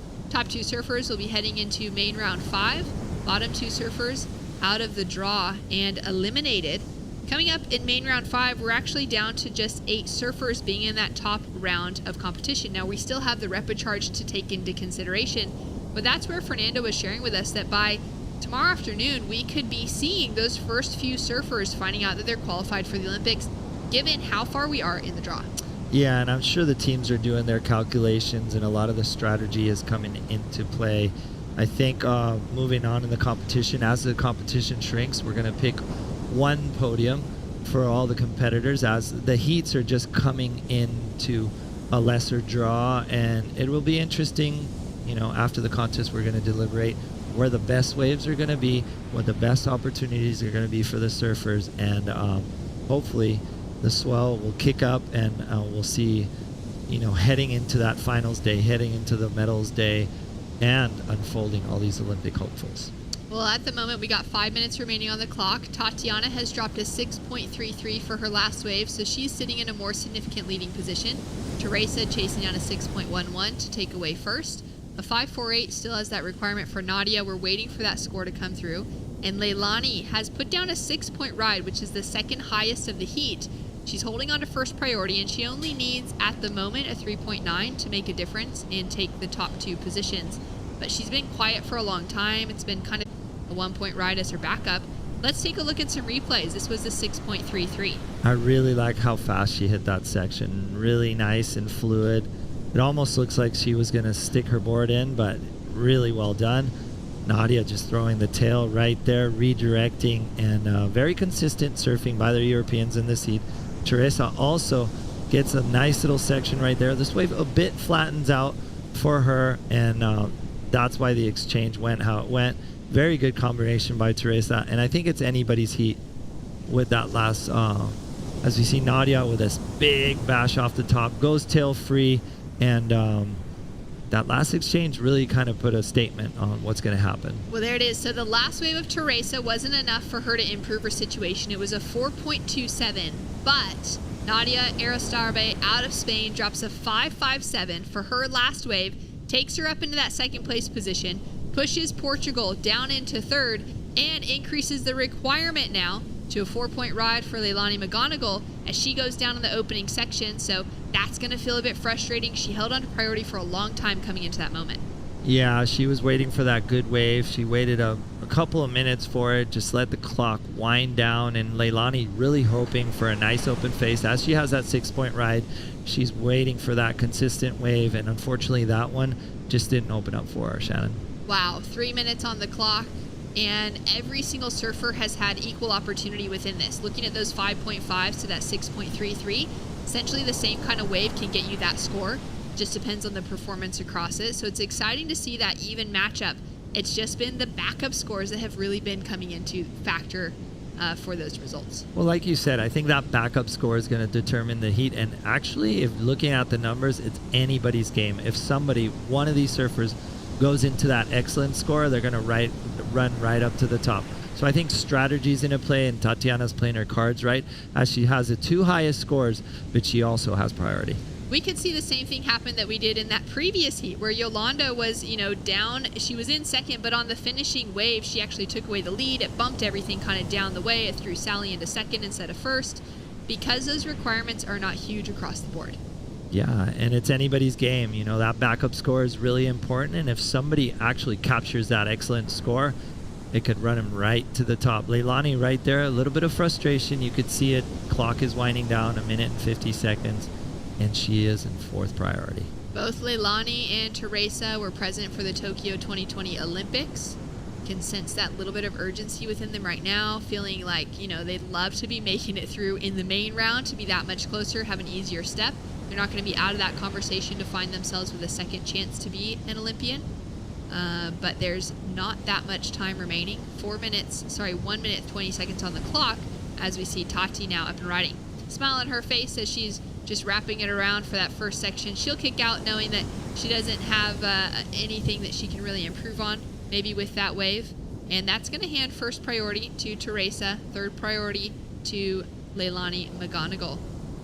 Yeah, and Teresa only needs a 4.51. Very obtainable. 1 minute remaining. I mean, I know for a fact they're trying to will a set in to see a beautiful exchange as you see Leilani and Nadia paddling east, trying to get that wide wave. Now Nadia's going to apply the pressure here. She has 2nd priority over Leilani in 3rd, so she has the option to go on this wave, but we can see a set behind. So Nadia wanting to improve on the 4.43. Nice 2-turn combination to put more pressure on the rest of the field. Leilani chasing a 4-point ride. Nice little tail slide for that single maneuver, and we'll see where Teresa is in the lineup. So we're going to have a score to drop for a completed 2-turn combination of Nadia. A score to drop for Leilani as well off of that 1 turn.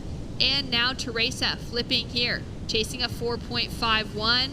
She's got a nice section for that opening turn, sets it with a little snap off the lip and into another, but she doesn't push through it, and she knows that she blew it in that moment, needing to push through that final turn. Tatiana on a bit of a victory lap here, but also just putting together some great surfing, knowing that with other surfers up and riding on those waves at the end, those situations could change across the entire board. Looking at the screen right now, I think Teresa was 1 turn away from making this heat. It was very crucial that she did that. She had a good flow. She had multiple maneuvers. She was actually gliding really well through that wave, and I think that was the deciding factor. We're not judges. We don't get to call that. Thankfully, that's got to be the hardest job in the world. Yeah, let's see what the judges deliberate for Teresa, but a great opportunity. Let's see if it pans out for her, or that last turn was really the decisive moment. Well, let's pick it apart. She's chasing a 4.51. Yeah, she got that first turn really nice. 2nd turn in, and I think she just got stuck up top, and she just felt it right there. And I feel for her because it looked like that opportunity was well on its way to being an advancement in the heat. So we've got a score still to come for her. The last wave of Leilani McGonigal was just a 2.23, so that wasn't enough for her to move out of 4th. And Tatiana drops a 4.67, doesn't factor into her top 2. She remains in the lead with the same scores. Nadia also did not improve with her last wave being just a 3.6, so the entire question mark is sitting on the shoulders of Teresa Bonbalo. Will she get the 4.51 for that first turn? Needed to maybe complete the turn on the 2nd We'll see where it's at with the judges. And there it is. It's just shy. Had she ridden out of that, it would have been more than enough for that score. It's a 3.93. She'll hear that from the panel now and know that it was just that slip up on the finishing section to not project out of that turn that will see her falling into the repecharge round alongside of Leilani McGonigal. Your reigning gold medalist from the ISA World Surfing Games in 2023 takes away a win in Tatiana Weston-Webb. Nadia Arecibo of Spain also keeping her Olympic qualification hopes alive by heading into main round 5 tomorrow.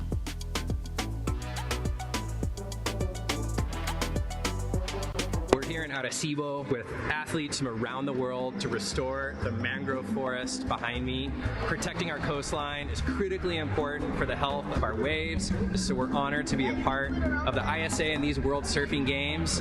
Today we're restoring a mangrove forest. These mangroves are what are called blue carbon ecosystems. They capture and store more atmospheric carbon than any habitat on the planet. Puerto Rico, we call ourselves boricua, a unique name honoring our island heritage and the vibrant spirit of our people.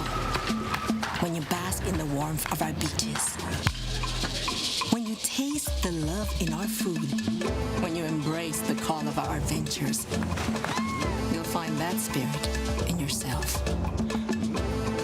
Dare to live every moment. Live boricua.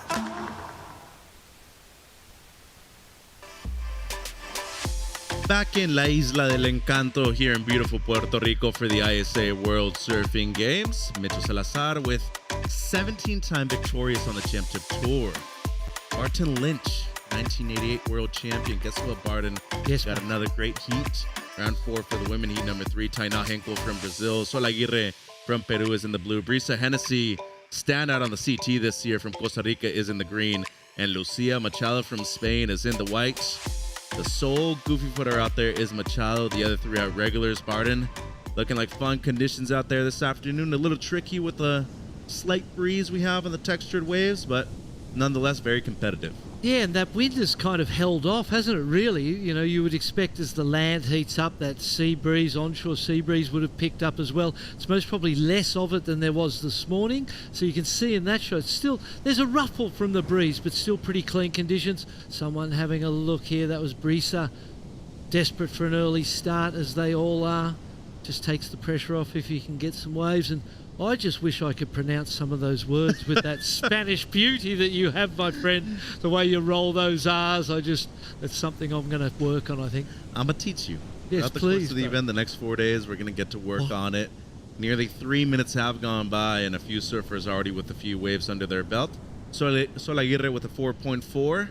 She's been a great surfer throughout the last few years. Here's Lucia Machado, and she is coming out of the Canary Islands with a lot of style. Only 19 years of age. She's from Las Palmas in the Gran Canary. Silver medalist at the ISA Juniors in 2022. Loves to skate and read as well. And as you can tell right there, well, has a great forehand snap too. What the section really does offer up, Arden. Absolutely. And then Sol Aguirre, we've seen the good starts yesterday afternoon. Early start gave her the advantage over some sort of fancied rivals in that heat. And now getting the better of the opening exchange as well here. So she's got those starts wired. Lots of time on the clock, 16:30. Chris with Tati. Thank you, Mitchell. We like to call this out of the fire and into the frying pan. The stresses of the championship tour, not with you right now, but now we enter a different type of tension. ISA competition is somewhere you've always thrived. Is it a different mindset for you, or do you keep that same competitive head on your shoulders in ISA competition? I think ISA is really special because it's just really great practice, you know, like hardly on tour do we ever surf 20-minute heats, but a lot of the times we're put in those situations where waves don't come in the first 10 minutes and you need to perform under a 20-minute time period. So I think I just use it as motivation to continue to get better at my heat strategy, and also just same time just having fun. Like, I'm super stoked that we get to surf fun little running lefts. Obviously I'm a goofy footer, so yeah. Love me a little left. Well, there's a lot of inspiration all around you, your team, of course, the beauty of Puerto Rico. Tell me, what is inspiring Tatiana Weston-Webb today? Just to be a better person every day, be a better athlete, and yeah, I just want to be able to make Jesus proud and, yeah, put my best foot forward every day. I know you got a lot of fans out there that would love to hear from you. Tatiana, give it to them. Oi, todo mundo no Brasil que tá torcendo, muito obrigada. A gente tá sempre juntos, né? E bora torcer pra todo mundo. Thanks and congrats. Obrigado, Chris. Parabéns, Tati. Also have to say a big hello to her husband, the incredible Jesse Mendez, too. Great surfer. Also works with us on the broadcast every now and then as well. So, know he's watching out there in the virtual world. Back to the heat. Taina Henkel, Tati's teammate. She's looking good and with not a whole lot to lose either, Barton, and a lot to gain here at this event. Opening up with the 4.17. We haven't talked about her too much. Backs it up with the 3.4. She is immediately into the lead. And Lucia Machado with the pair of 3.33s in second right now. But Brisa Hennessy, we've talked about her and her start of the year so far. She's looked incredible, still with just an 0.5 as her only score. It's been interesting to watch the development of Brazilian female surfing. It was the case that in the 80s, the majority of Brazilian women bodyboarded, and there was an influx of Brazilian bodyboard ladies to the North Shore of Oahu. They were charging the big waves over there, and it seemed like that's where the Brazilian males surf boards and the Brazilian women surf the bodyboards. Right. And we've watched that change over the years, and now Brazil has got some incredible high-ranking females challenging at the top there, led by Tatiana. And this will be Sol Aguirre's first wave, Mitchie. Nice re-entry there. Got around that section into a final lovely turn there. She's only had the 4.4, so that must have been that, right? Good wave, good surfing. Great way to start. And then, that's... Yeah, sorry, mate, go. That seemed like the 4.17 right there Yes. for Taina Henkel. And then Lucia has a couple of 3.33 singular turn waves, each of them that has her in second place at the moment. Sol Aguirre, she's up and riding again, BL, 4.4 on her opener, second generation pro. Father Herman, also a great surfer himself. A couple of searing snaps right here on the backhand, and she is just a competitive machine. Semi-final finish at the WSL World Pro Juniors in January. A lot of people thought she was going to win the event. All of last year, she was basically injured in every single one of the major events that she surfed. She is very happy to be injury-free right now, traveling with her mom and the rest of the team. Older sister Leilani, a great surfer, and she is from an incredible part of Peru, Los Órganos in the northern part. Some amazing waves over there, Bart. Couple of left points I hear as Just we a see. few. I've got to go ride them. We see the replay drives down to the bottom. Beautiful snap. Another beautiful snap. There's a section that comes up right there that she kind of rode around. That'll most probably take a little bit off that score because it was a conservative line. But at that point in time, I'm sure she felt like the work was done. She didn't want to fall at that point in time by forcing something. She already had some great moves. So there she kind of went around it, conservative line. But to get the completion, 5.43 drops as the best wave of this heat so far. Did you ever feel a difficulty in holding back every now and then? Case in point, in a section like that right there? Well, I suppose it's always dependent on the situation you're in and what you need and You're right. where things are poised. You always feel bad. It's like the ones you pull back on, and the minute you pull Yeah. back, you're like, I should have gone that. Maybe I could have. And it always plagues you. And it's amazing. I've ridden a lot of waves in my life, but you still remember the ones you blew. You might even go for a great surf and have some great waves and mess one up, but it's the one you messed up that you go home with in your head, driving you to that next level. So it's always there. You're always wanting to keep pushing yourself. But I'm at that point. I've had a lot of injuries of late or over the last couple of decades, and I'm at the same point as Sol, where I understand that you want to stay healthy, you don't want to get hurt, and so that compromise and that control that it makes you find within yourself can be a very good thing for a competitor, because the ego can be the thing that drives you to try too hard in moments and blow sections where if you had a little composure and control over yourself and your emotions, you can bank that moment, and a lot of the time you don't need to try as hard as you think you do. That's a great point. A challenge, yes. Just an amazing style and case in point right there. Strong combo at the beginning of this wave. Wanting to improve on a 3.33, and no doubt going to be able to do that right there. Needs a 4.24 or better to move up into the top two. Last of Aguirre comes through. It's a 5.43. She's up into first place. Hinkle down to second, and Hennessy with just the one wave ridden so far, needing a 7:07. That is before the last of Machado. You know, and circling back to your point about the waves that you didn't catch are the ones that you usually remember the most. Yeah. I almost think it's the same thing for heats. You usually remember the ones that you lost rather than the ones that you won. 100%. And there's learning in all of it, but that heartache of failure and the fear of failure itself is such a powerful influencing energy that you really need to be aware of that, work with it, and try and get yourself to that point where you don't carry fear of failure and walk into those next moments free of that. And ordinarily it's a hard thing to do without failing enough to be comfortable with it. And so we, as competitors, we all spend a lot of time, much more time. Even Kelly Slater, for example, spent a lot of time losing, and as long as you're learning, it's not a loss. Brisa up and riding. Surfer from Matapalo, Costa Rica. Splits her time between the beautiful Central American country and Fiji. That's where her dad Mike is right now. No doubt going to be her best ride with just over 9 minutes to go, needing a 7:07 at the moment or better for the top 2 spots. Waiting on the last of Machado. It seems like somebody had a look towards the right. Might have been Aguirre. She's looking to improve on a 4.4. You know, the diversity of the lineups nowadays is just incredible as we look at last year's WSL World Champion. Have to say one of the most influential surfers of the era too, Caroline Marks. He's coming up in our last heat of the day. Nearly went excellent in her heat total yesterday, BL. She's looking good within the event. Scores through for Machado. It's a 4.87. Moves her up into second place now, waiting for the second wave of Brisa Hennessy and the last of Aguirre. You know, while I have you here in the brilliant mind that is yours, how do you set somebody up to prepare for failure?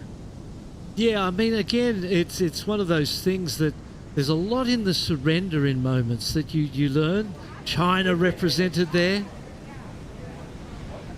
Yang Suchi. Yep. Getting ready against Caroline Marks, the world champ. That's going to be a great heat. Yeah, so ordinarily it just takes exposure to that emotion to the point we go, I can live through this. I've lived with it. Oh, look at this big wall. Lucia up and riding. Going for the strong top turn right there. Incomplete for Machado. Looking to improve on a 3.33. And then you've just got to believe in your destiny and have that faith that you're a good person and that you're always striving to grow and be kind and sincere and generous and then bank in that goodwill and that the old karma sends some goodness your way for the good you give. Oh, speaking of good you're giving. Yeah, there you go. Brisa right there with a 3-turn combo. Won't be able to ride out of the last one though. But she is slowly and surely getting her best scores out of the way, needing a 5.17 now as her previous dropped in as a 3.03, just over 7 minutes to go. There's Manu Selman. Obviously, the way that we've prepared as athletes too has come a very long way, BL. Back in your day, I don't even think anybody was even thinking about that. No, there was no idea that you'd be doing something like that. And, there were no coaches. There wasn't coaches, and in those early days of the tour, there wasn't a single parent around. There was no coaches, no training staff, as we see Manuel Selman there, getting the reflexes going, tuning the mind and the body. So there's lots of ways that people use. For me, the easiest way to accept is through meditation. And in that surrender to a moment where you stop trying and you just sit and live with your mind and your thoughts and your breath, you're able to kind of find how to surrender and how to stay present in a more stressful moment by doing it, religiously on a daily basis. So we see Team France there as well, getting Joanne Defay ready. An awesome surfer, coming from a beautiful place too in Reunion Island. Didn't they outlaw surfing there for a little while because the sharks were so out of control and there were people getting attacked so consistently? Yeah. We used to go there for a WCT, one of our favourite locations because it was just so beautiful, and the left points and the natural geography of that place. It's a very special island. Saint-Lô? Saint-Lô, yeah. Exactly. Amazing Left-hand spot. point. Kind of grew as it went down, had a big end section.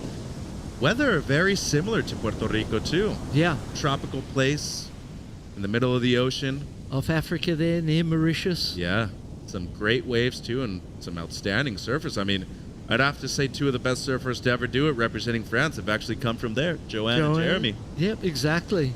And that familiarity with reef breaks is invaluable that they get there. Joanne, she's fantastic. We saw her win at Uluwatu for her first victory, quite a few years ago now. And she's so comfortable in these type of conditions, has a great backhand as well. So she'll be dangerous out there. Can't even begin to explain what Jeremy did over his great career too. That guy was amazing. Now actually one of the coaches for Team France too, and a former multi-time medalist here at the World Games. And I feel like Team France, with his inclusion on that coaching staff, I feel a maturity and a confidence that I didn't see in that team before his addition to it as coaching staff. I've seen the impact on Vahini Fierro and her career from working with him. So, so much experience. He was a child prodigy, the first sort of European child prodigy to come onto the scene. He dealt with a lot of pressure, had all those ups and downs of the surfing career, learned to surrender and got beat around a lot through the highs and lows, and has a lot of experience to bring to that team. And I think we can see that in the consistency and the confidence that they've displayed this week. Handled the pressure super well too. Don't think you ever wanted to draw him in a heat, I can tell you that. Just under 4 minutes to go. Sol Aguirre in the lead with a 5.43 and a 4.4. Lucia Machado in second has a 4.87 and 3.33. Hennessy got her top two on her last two rides, a 4.6 and a 3.03, needing a 3.61. And Hinkle, who was momentarily in the lead during the heat with first priority BL, needing a 4.04, just 3.5 on the clock. Yeah, that middle 10 minutes just flew by without really any opportunities for our surfers. So the start was what set things up. And Brees up and riding here. Not much doing there. That was a terrible looking wave, wasn't it? You could see that lump in front of it. The whitewater was always going to ride onto the back of that, down to fourth priority. Doesn't really have another option right now, though. No. Machado up and riding. She's just looking to defend that second spot. In and out. Quick one, too. 3 minutes to go, and, the experience of Hennessy right now could be paying off. She broke away, BL. But Hinkle right now, only 20 years of age. She's from Guarda do Embaú in Santa Catarina, same state as Florianopolis. Loves foot volley and Muay Thai, so you know that she has no fear in going for things and putting her body on the line. Unfortunately for her, in surfing, the ocean dictates what you're going to do. She has 2 minutes and 35. She's up and riding, though, and finds some open face. 4.04 is what she needs. Looking for a strong finish right here, though, maybe getting a double up, and she does. Loves it as well. 2 minutes 20 on the clock.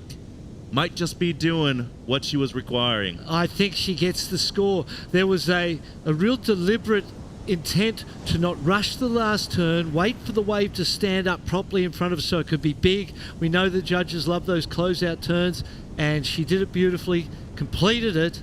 A 4.04. Brisa Hennessy looking for a 3.61 to go into the second as well. Super tight heat again. Look at that, 7.57, 7.63, 8.20. So second to fourth, really close. Judges deliberating that score. No other scores being considered at this point in time. So Tanya Hinkle is the only person who can change things at this point. 1 minute 30 on the clock. Brisa's having a look. And it seems like she's going to be going left again. That's been mainly the option in this heat for her. So some good work right there. Not a lot of open face, but did the best she could with the opportunity that she has, and scores in for Hinkle. It's enough for second place, a 4.97. A minute 10 right here. Machado down to third, needing a 4.28. And Brisa Hennessy from Costa Rica needing a 4.55. Her last comes through as a 3.53. It's not enough. And the last 60 seconds, BL, if you're Sol Aguirre and if you're Hinkle, you're playing the smart game, not even touching double digits. You want to be on top of the other two surfers. Yeah, I'd be talking to, if I was Tanya, I'd be talking to Sol and going, hey, you take care of Lucia, I'll go take care of Brisa, split the duties and try and sit with one of them each, and then just play out this last 35 seconds. Here goes Tanya heading down this way. She's surfed a great heat under pressure. There's so much pressure in these sorts of competitions. Look at the paddle from Sol Aguirre. That's determination. You can tell that this is an important moment for Peru.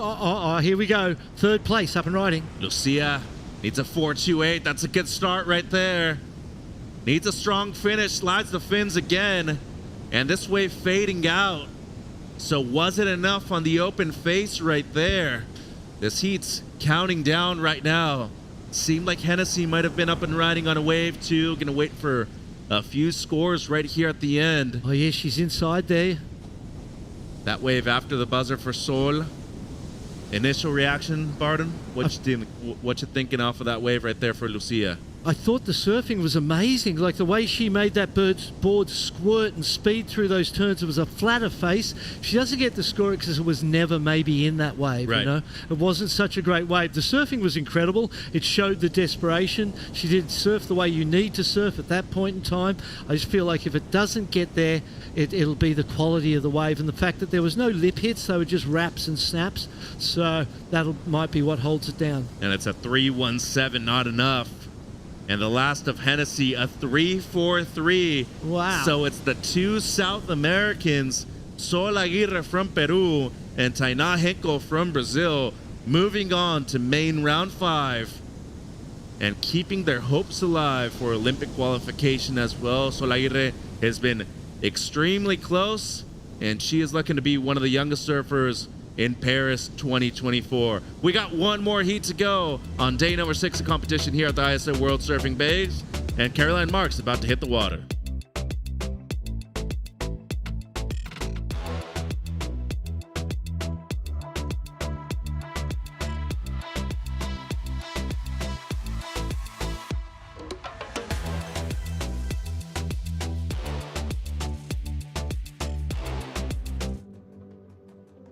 I think a strong junior and amateur career is huge. You know, if you really look at like the history of everyone that's done good as an amateur and a junior, you know, almost all of them are on the tour right now or world champion even. You know, when I won the ISA, I think what made it so special is that the whole team was behind me and I won. And my brother was on the team with me, which was so sick. And him and my dad carried me up the beach and got a gold medal and they raised that flag. And that was pretty amazing. Right out of the gates, Caroline Marks, one of the standouts yesterday on day 1. She had the highest 2-wave total. When I went to Japan with the team, it was really cool because we were there all day supporting everyone. And I think that gets you really, really excited because you're like rooting for your friends, but you're also trying to win too and flying the flag. And it just like gets you kind of like really psyched. The ISA opening ceremony was super cool. I've never done something like that. And, you know, everyone there was saying like little taste of what the Olympics is like, which is so crazy because I got the chills. It was seeing all the teams and things like that was like so amazing.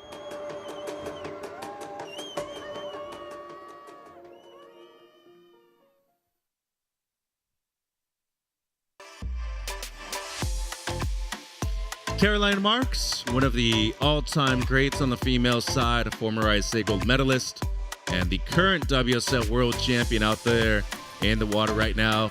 She's going to be a 2-time Olympian by the time Paris 2024 comes around. That's Yang Su-chi, our Chinese competitor in the green jersey. Caroline Marks in the red from the US of A. Maya Mateja from Mexico in the blue. You have Yang Su-chi in the green from China, and also Joanne Defay from France in the white.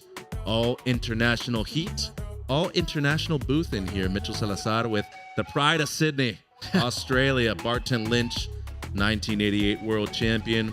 You know, the way China has developed their surfers over the last few years, given that they've only been in ISA competition just a few years too, Yeah. Barton, pretty impressive what Yang Su-chi has been able to do so far. As we look at Joanne Defay, current world number 6, and seems like she's riding an older board, but a very dependable board underneath her feet right now. And now the answer by Caroline. Oh, really just another day where she's originally from in Melbourne Beach, Florida. Kind of a good day, you'd be saying to yourself right now, getting all stoked and motivated. Done this many times before. Made it look real easy on that one too. No nerves at all. Insight, just fluid. Small wave surfing. Linked all the dots. Maya. Yeah, and she is just a force to be reckoned with. Only 15 years of age, from Puerto Escondido, Oaxaca. Yeah. Father from New Zealand, mother from Puerto Escondido. She likes drawing and art. Favorite spot is Barra de la Cruz, one of the best right-hand point breaks in the world. Yep. She was the Open Women's National Champion in New Zealand, too. This young lady just turned 15, BL. Wow, amazing future ahead. And Mexico in general, they've just seen them going from strength to strength. Must make you proud, mate, as someone, a Mexican, and who has had so much to do with Mexican surfing over the years. You know, from going to ISA events without a uniform to now having a full team and a ton of different resources now. Yeah. Big thank you to Poli Sierra for what she's done. I think it's going to be a bright future for Mexico. Chris Cote downstairs with Sol Aguirre. Yeah, thank you so much. The hits just keep on coming for Team Peru. Sol, when I see you on land, I see that smile. You're always very calm, friendly to everybody. But things change when you hit the water. What motivates you to compete like that? You were grinding that one out all the way through that 20-minute heat. Wow, I don't know. I just, I remind myself to keep that smile inside of me when I'm competing. But, like, the rest, it's like full, I don't know, just go kill everyone, but kindly. And I don't know, I am so happy to make it through. Kill him with kindness. I love to hear it. Now, I know you have big goals and dreams, not just here in ISA competition, but for the entirety of your surf career. But let's talk about the next few days. Where do you see Sol Aguirre come finals day on Sunday? I don't want to think too much, but I would love to make it to the final in ISA. I think it's been my dream to bring home a medal, and I would love to be world champion here. It's amazing. Yeah, just having that goal makes me want to keep moving and just not think about any other thing that is on the table. Yeah. Well, you know that Peru is watching. What do you have to tell them?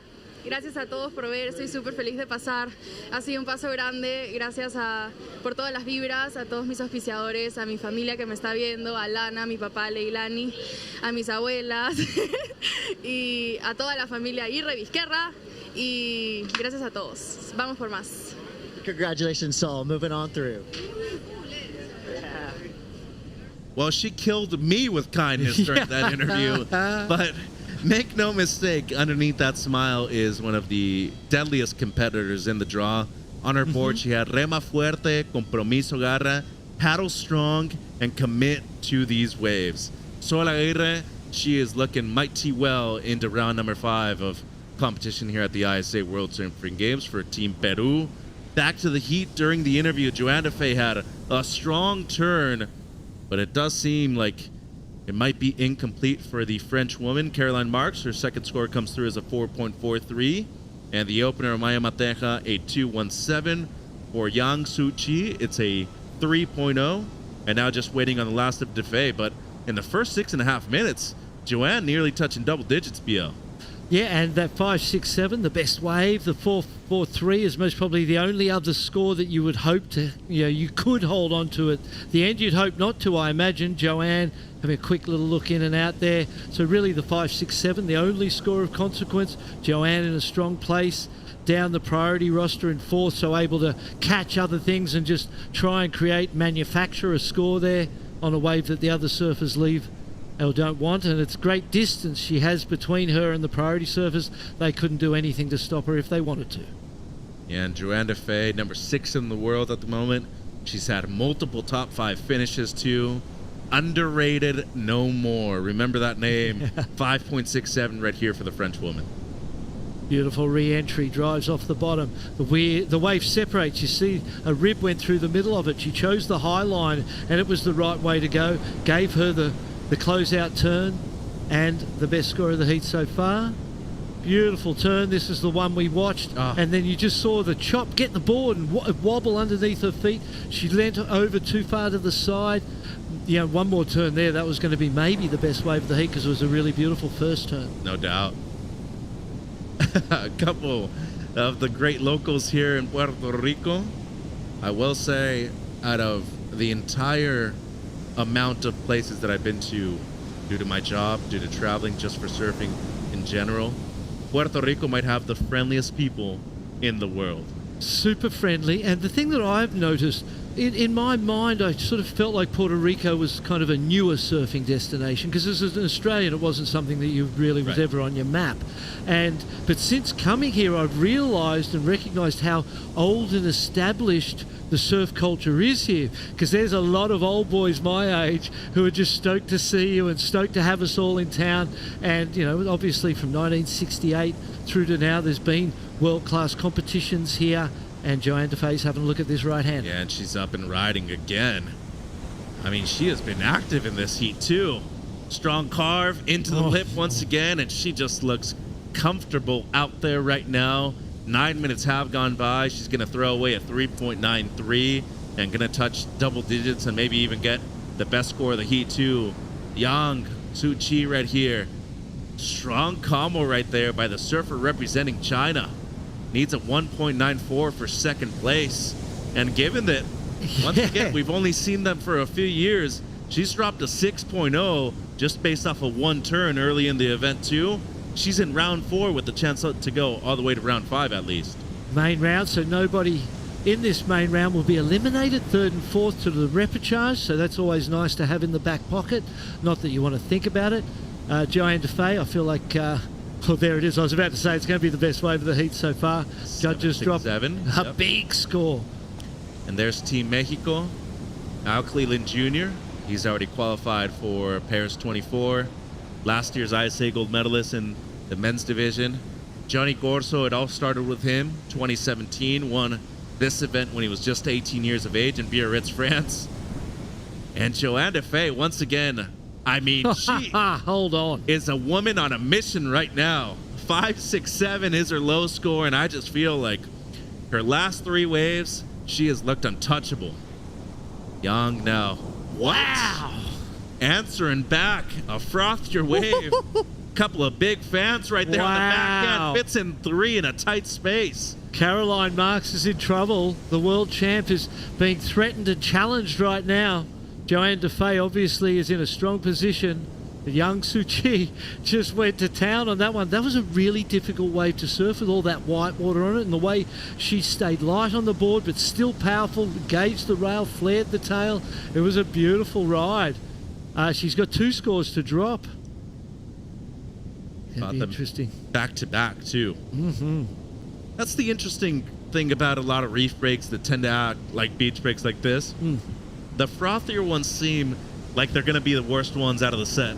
They end up being the better double ups out there right now. And I've seen it at Cloud Break and seen it at other places too. Look at that beautiful first turn. Drives off the bottom. You see the hand go into the wave. Great technique. 3 money turns, one after another. And here's Joanne's straight down. Beautiful. Only 2 on this one, but exactly the 2 that counted. They were critical, tight to the pocket. Judges are going to love that. I feel like her 5, 6, 7, Joanne's second score is most probably going to be eclipsed by that 2-turn combination on the backhand. There's a 4, 5, 7 for the previous of Yang, representing China. And this one's most probably a better score than that. So the 4, 4, 3 maybe for Caroline Marks might be lower than anything that our Chinese surfer will be counting on their best 2 waves. Just under 8 minutes to go. We got a good piece of Yang Su-Chi to show you.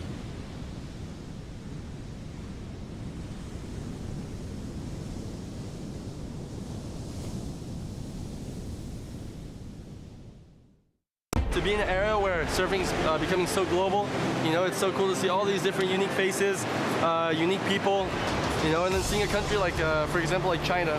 They, you know, it's not their first year at the ISA, but it's been, you know, a couple of years now. But to see how strong they are and to see how good the surfers are improving, they're not only participating, but they're now a threat to look out for.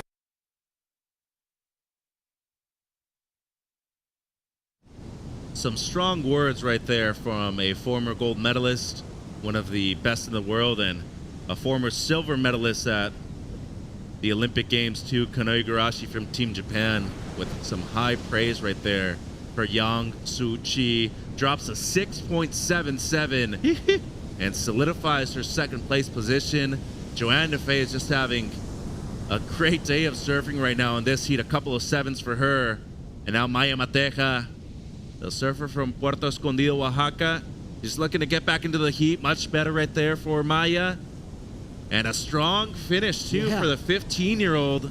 That's more like it for her. Still has 6.5 on the clock, BL, and a big answer back at this point of the heat. Absolutely. We'll be seeing her in the juniors as well, I'm sure, in El Salvador in May. Great scores for China, 6.77, 4.57. Now we look at the current world champion from the WSL with a 4.93. 4.43 is her only score so far. Look how shallow the reef is in there. Yeah. You got to watch your fingertips when you're paddling. You got to watch the nose of your board, too. Yeah. Make sure that you're not scraping anything sharp. And got to watch out for the urchins more than anything. Oh, you look at all those little round dark holes. They look like holes, but they're filled with urchins. That's one of the great risks about surfing in these locations. Score comes in. Caroline Marks is down to 4th. Mexico, the 3 and a 2.17. Really only one ride for Caroline Michi, and that 4.43. Not as good as anything that the top 2 surfers are counting at this point. So work to be done. And Caroline had to give way to Young. And a real strong start right there. Probably won't improve anything, but she could have let Caroline go, right? Proof is in the pudding, though. I mean, how Beautiful much turn. work? Yeah, the board looks amazing. The surfing standard is incredible. You know, fair to say we're seeing the best surfing ever from a Chinese surfer at this event. And in this heat in particular, really starting to find form. The champion's second priority, Caroline now. Joanne Defay with the first. Exponentially better, though. And not just in China. You were talking about Mexico. Yep. You know, there were times where we'd come to events with a good amount of surfers, maybe not a full team, a ton of great surfers, but not a huge amount of experience competing outside of the country either. And that's why these events were always so impactful for not only myself, a lot of the guys that are still on the team right now. Caroline up and riding, needs close to a 7. It's a good start for her. Pulls it a bit short, much better there on the second. Commits to the lip line and gets a strong finish too. I mean, a couple of searing consecutive maneuvers right there by Marks, hitting a 6.91, 4 minutes to go. And the good thing about the conditions right now, BL, is that you can make it back out real quick, and there's still going to be at least one more opportunity in the time span that we have left in this heat. And given the quality of surfing on that wave, as you said in the live call, the first term, it was cut short and it wasn't really of consequence as much as it could have or should have been. We'll see it here from the drone angle. It's just kind of, see how she didn't go all the way back to the pocket. It's kind of a half turn. Things started to get better there, and then the speed and the flow and just a couple of quick jabs. Boom, boom there. And looking for a 6.91, so let's round it off at a 7. This turn could have been better, and there was time for it to be better. Another snap, but this is really where the points will come from, that speed and flow in those two. There's a possibility she gets a 7 for that and just does it in one wave, because she has got that 4.43. See that beautiful turn, great technique and control from China. But I bet China was hoping that they let, you know, imagine we switch the roles. Caroline Marks takes that wave, doesn't get a score, and Yang gets the one that Caroline got and improves on her situation. That, depending on where this score comes in, that could have been a critical priority mistake for China that could cost them dearly, send them into the repechage round, but only time will tell. And speaking of technique, I mean, here in the slow-mo BL, Luke Egan, the entire coaching staff for Team USA, what they have allowed Caroline to do with her surfing the last few years has been nothing short of incredible. The timing on that last turn, impeccable stuff. Judges still thinking about it, which is an indication that it's a ride of significance. It's going to have an impact. China. Oh, another up and out. She had second priority at that point in time too. Didn't need to go that one. Need to have a look at those waves more carefully before you commit to paddling for them, and let your opponent go if it's not going to be the score they need. Still a very young surfer in her mid-teens, and you saw Caroline look and paddle for that wave too. Some pressure right there, and that's what a world champion does. Former gold medalist here in the juniors too is Caroline Marks. She won in the Azores in 2016. I believe it was one of the first years that Ryan Simmons had control of the team. for the juniors. Well, there it is. 6.93 for Caroline Marks. Just enough. 0.02 enough. So Yang Soo Chi now needing a 4.6 in third, and Maya Mateja, she is needing an 8.36. 90 seconds on the clock.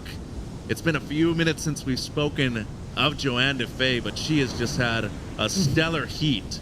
14.94, nearly 15 points on the board for her, and quietly gone under the radar. And that's another thing too.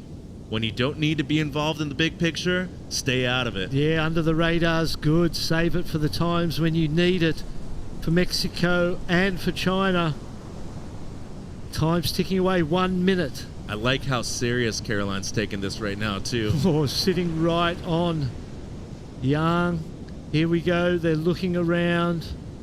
Yang's use of priority was not as experienced as Caroline's is right now. Made the mistake before. Took a wave that didn't improve her situation. Allowed Caroline to get the one behind and turn the heat. Put herself into an advancing position. So really for Yang Soo Chi, she can. There's a lot to learn there in that use of priority. 22 seconds. And the good thing for both Yang and Mateja is that this is the main round. They're still going to have a chance in the repechage. But the two championship tour surfers, the two more experienced surfers in the heat, will be moving through into main round 5 with another stellar performance by both Joanne Defay and Caroline Marks. In this CPL, experience prevailed, and it was noticeable from the get-go by Joanne Defay. Oh yeah, she was in total control as she rides this one in. Caroline Marks wasn't the case though. She found herself in 4th place at a while back there and fought her way back seriously to get that qualifying position. So congratulations to Yang Soo Chi and Maya Mateja for putting pressure on the world champion, making the world champ dig deep to qualify and advance through. And these two young ladies have got another heat in that repechage round, so it's going to be great to watch. They're still alive. So day 6 highlights coming up, and we'll be right back with the interview with Joanne Defay after the break.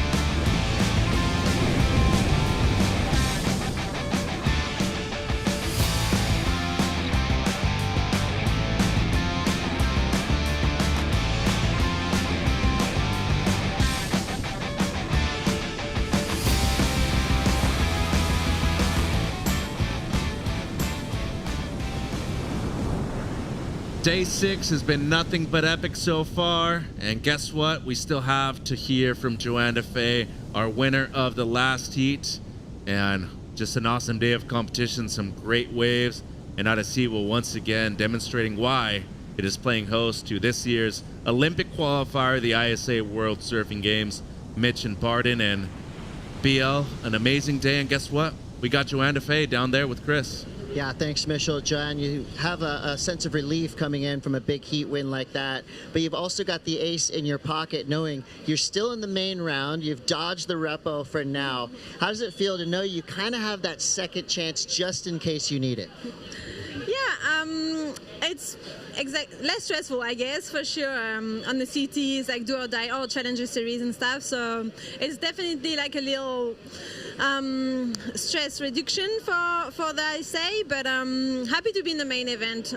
Definitely you have a bit less heat, and it's just nice to be, I don't know, I just took it like a training. I felt like last year with the injury and stuff, I didn't do so many heats, only on that ISA actually, and then this year, same, I'm getting back into the rhythm and stuff, so it feels good to get a couple of wins.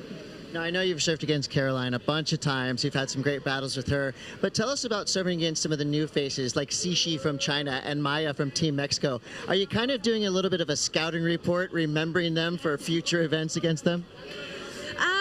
Yeah, I mean, I'm really impressed by the China girl. I can't remember her name, but she's so good. Like, her backside is like such a lethal attack, and yeah, so impressed by all the female and, you know, like the bunch of girls that have a good surfing and skills and also want to compete and to fight for themselves, and I don't know, it's just super refreshing to be around here and to see new faces.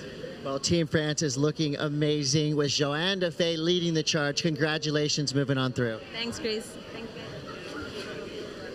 That she is, Chris. That she is looking amazing. And, you know, BL, awesome day. We saw the men compete. We saw the women compete out there, especially in these last few heats where we saw a lot of the higher seeded surfers make it through as well. Mitch and 1988 ASP World Champion Barton Lynch. But anything that really stood out to you besides that? Well, that highlight package said it all. Did you see the quality of surfing? Kylie Vass, Gabrielle Medina, and then, you know, Sol Aguirre's been super impressive as well as a lesser-known, younger young lady. So that's the great thing about this event is you've got those superstars and then the developing nations and younger surfers. They're all in there together, and it means that there's surprises all around. So I expect a lot more surprises before the end of this. 3 more days to go of amazing surfing, and today was a beauty. Yeah, Ethan Ewing with the 917Q. Keep watching the highlights. See you tomorrow morning, 7:30 a.m. start with men's rapid charge round 6.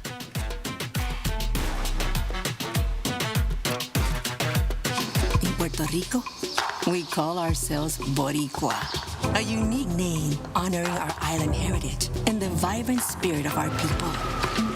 When you bask in the warmth of our beaches, when you taste the love in our food, when you embrace the call of our adventures, you'll find that spirit in yourself.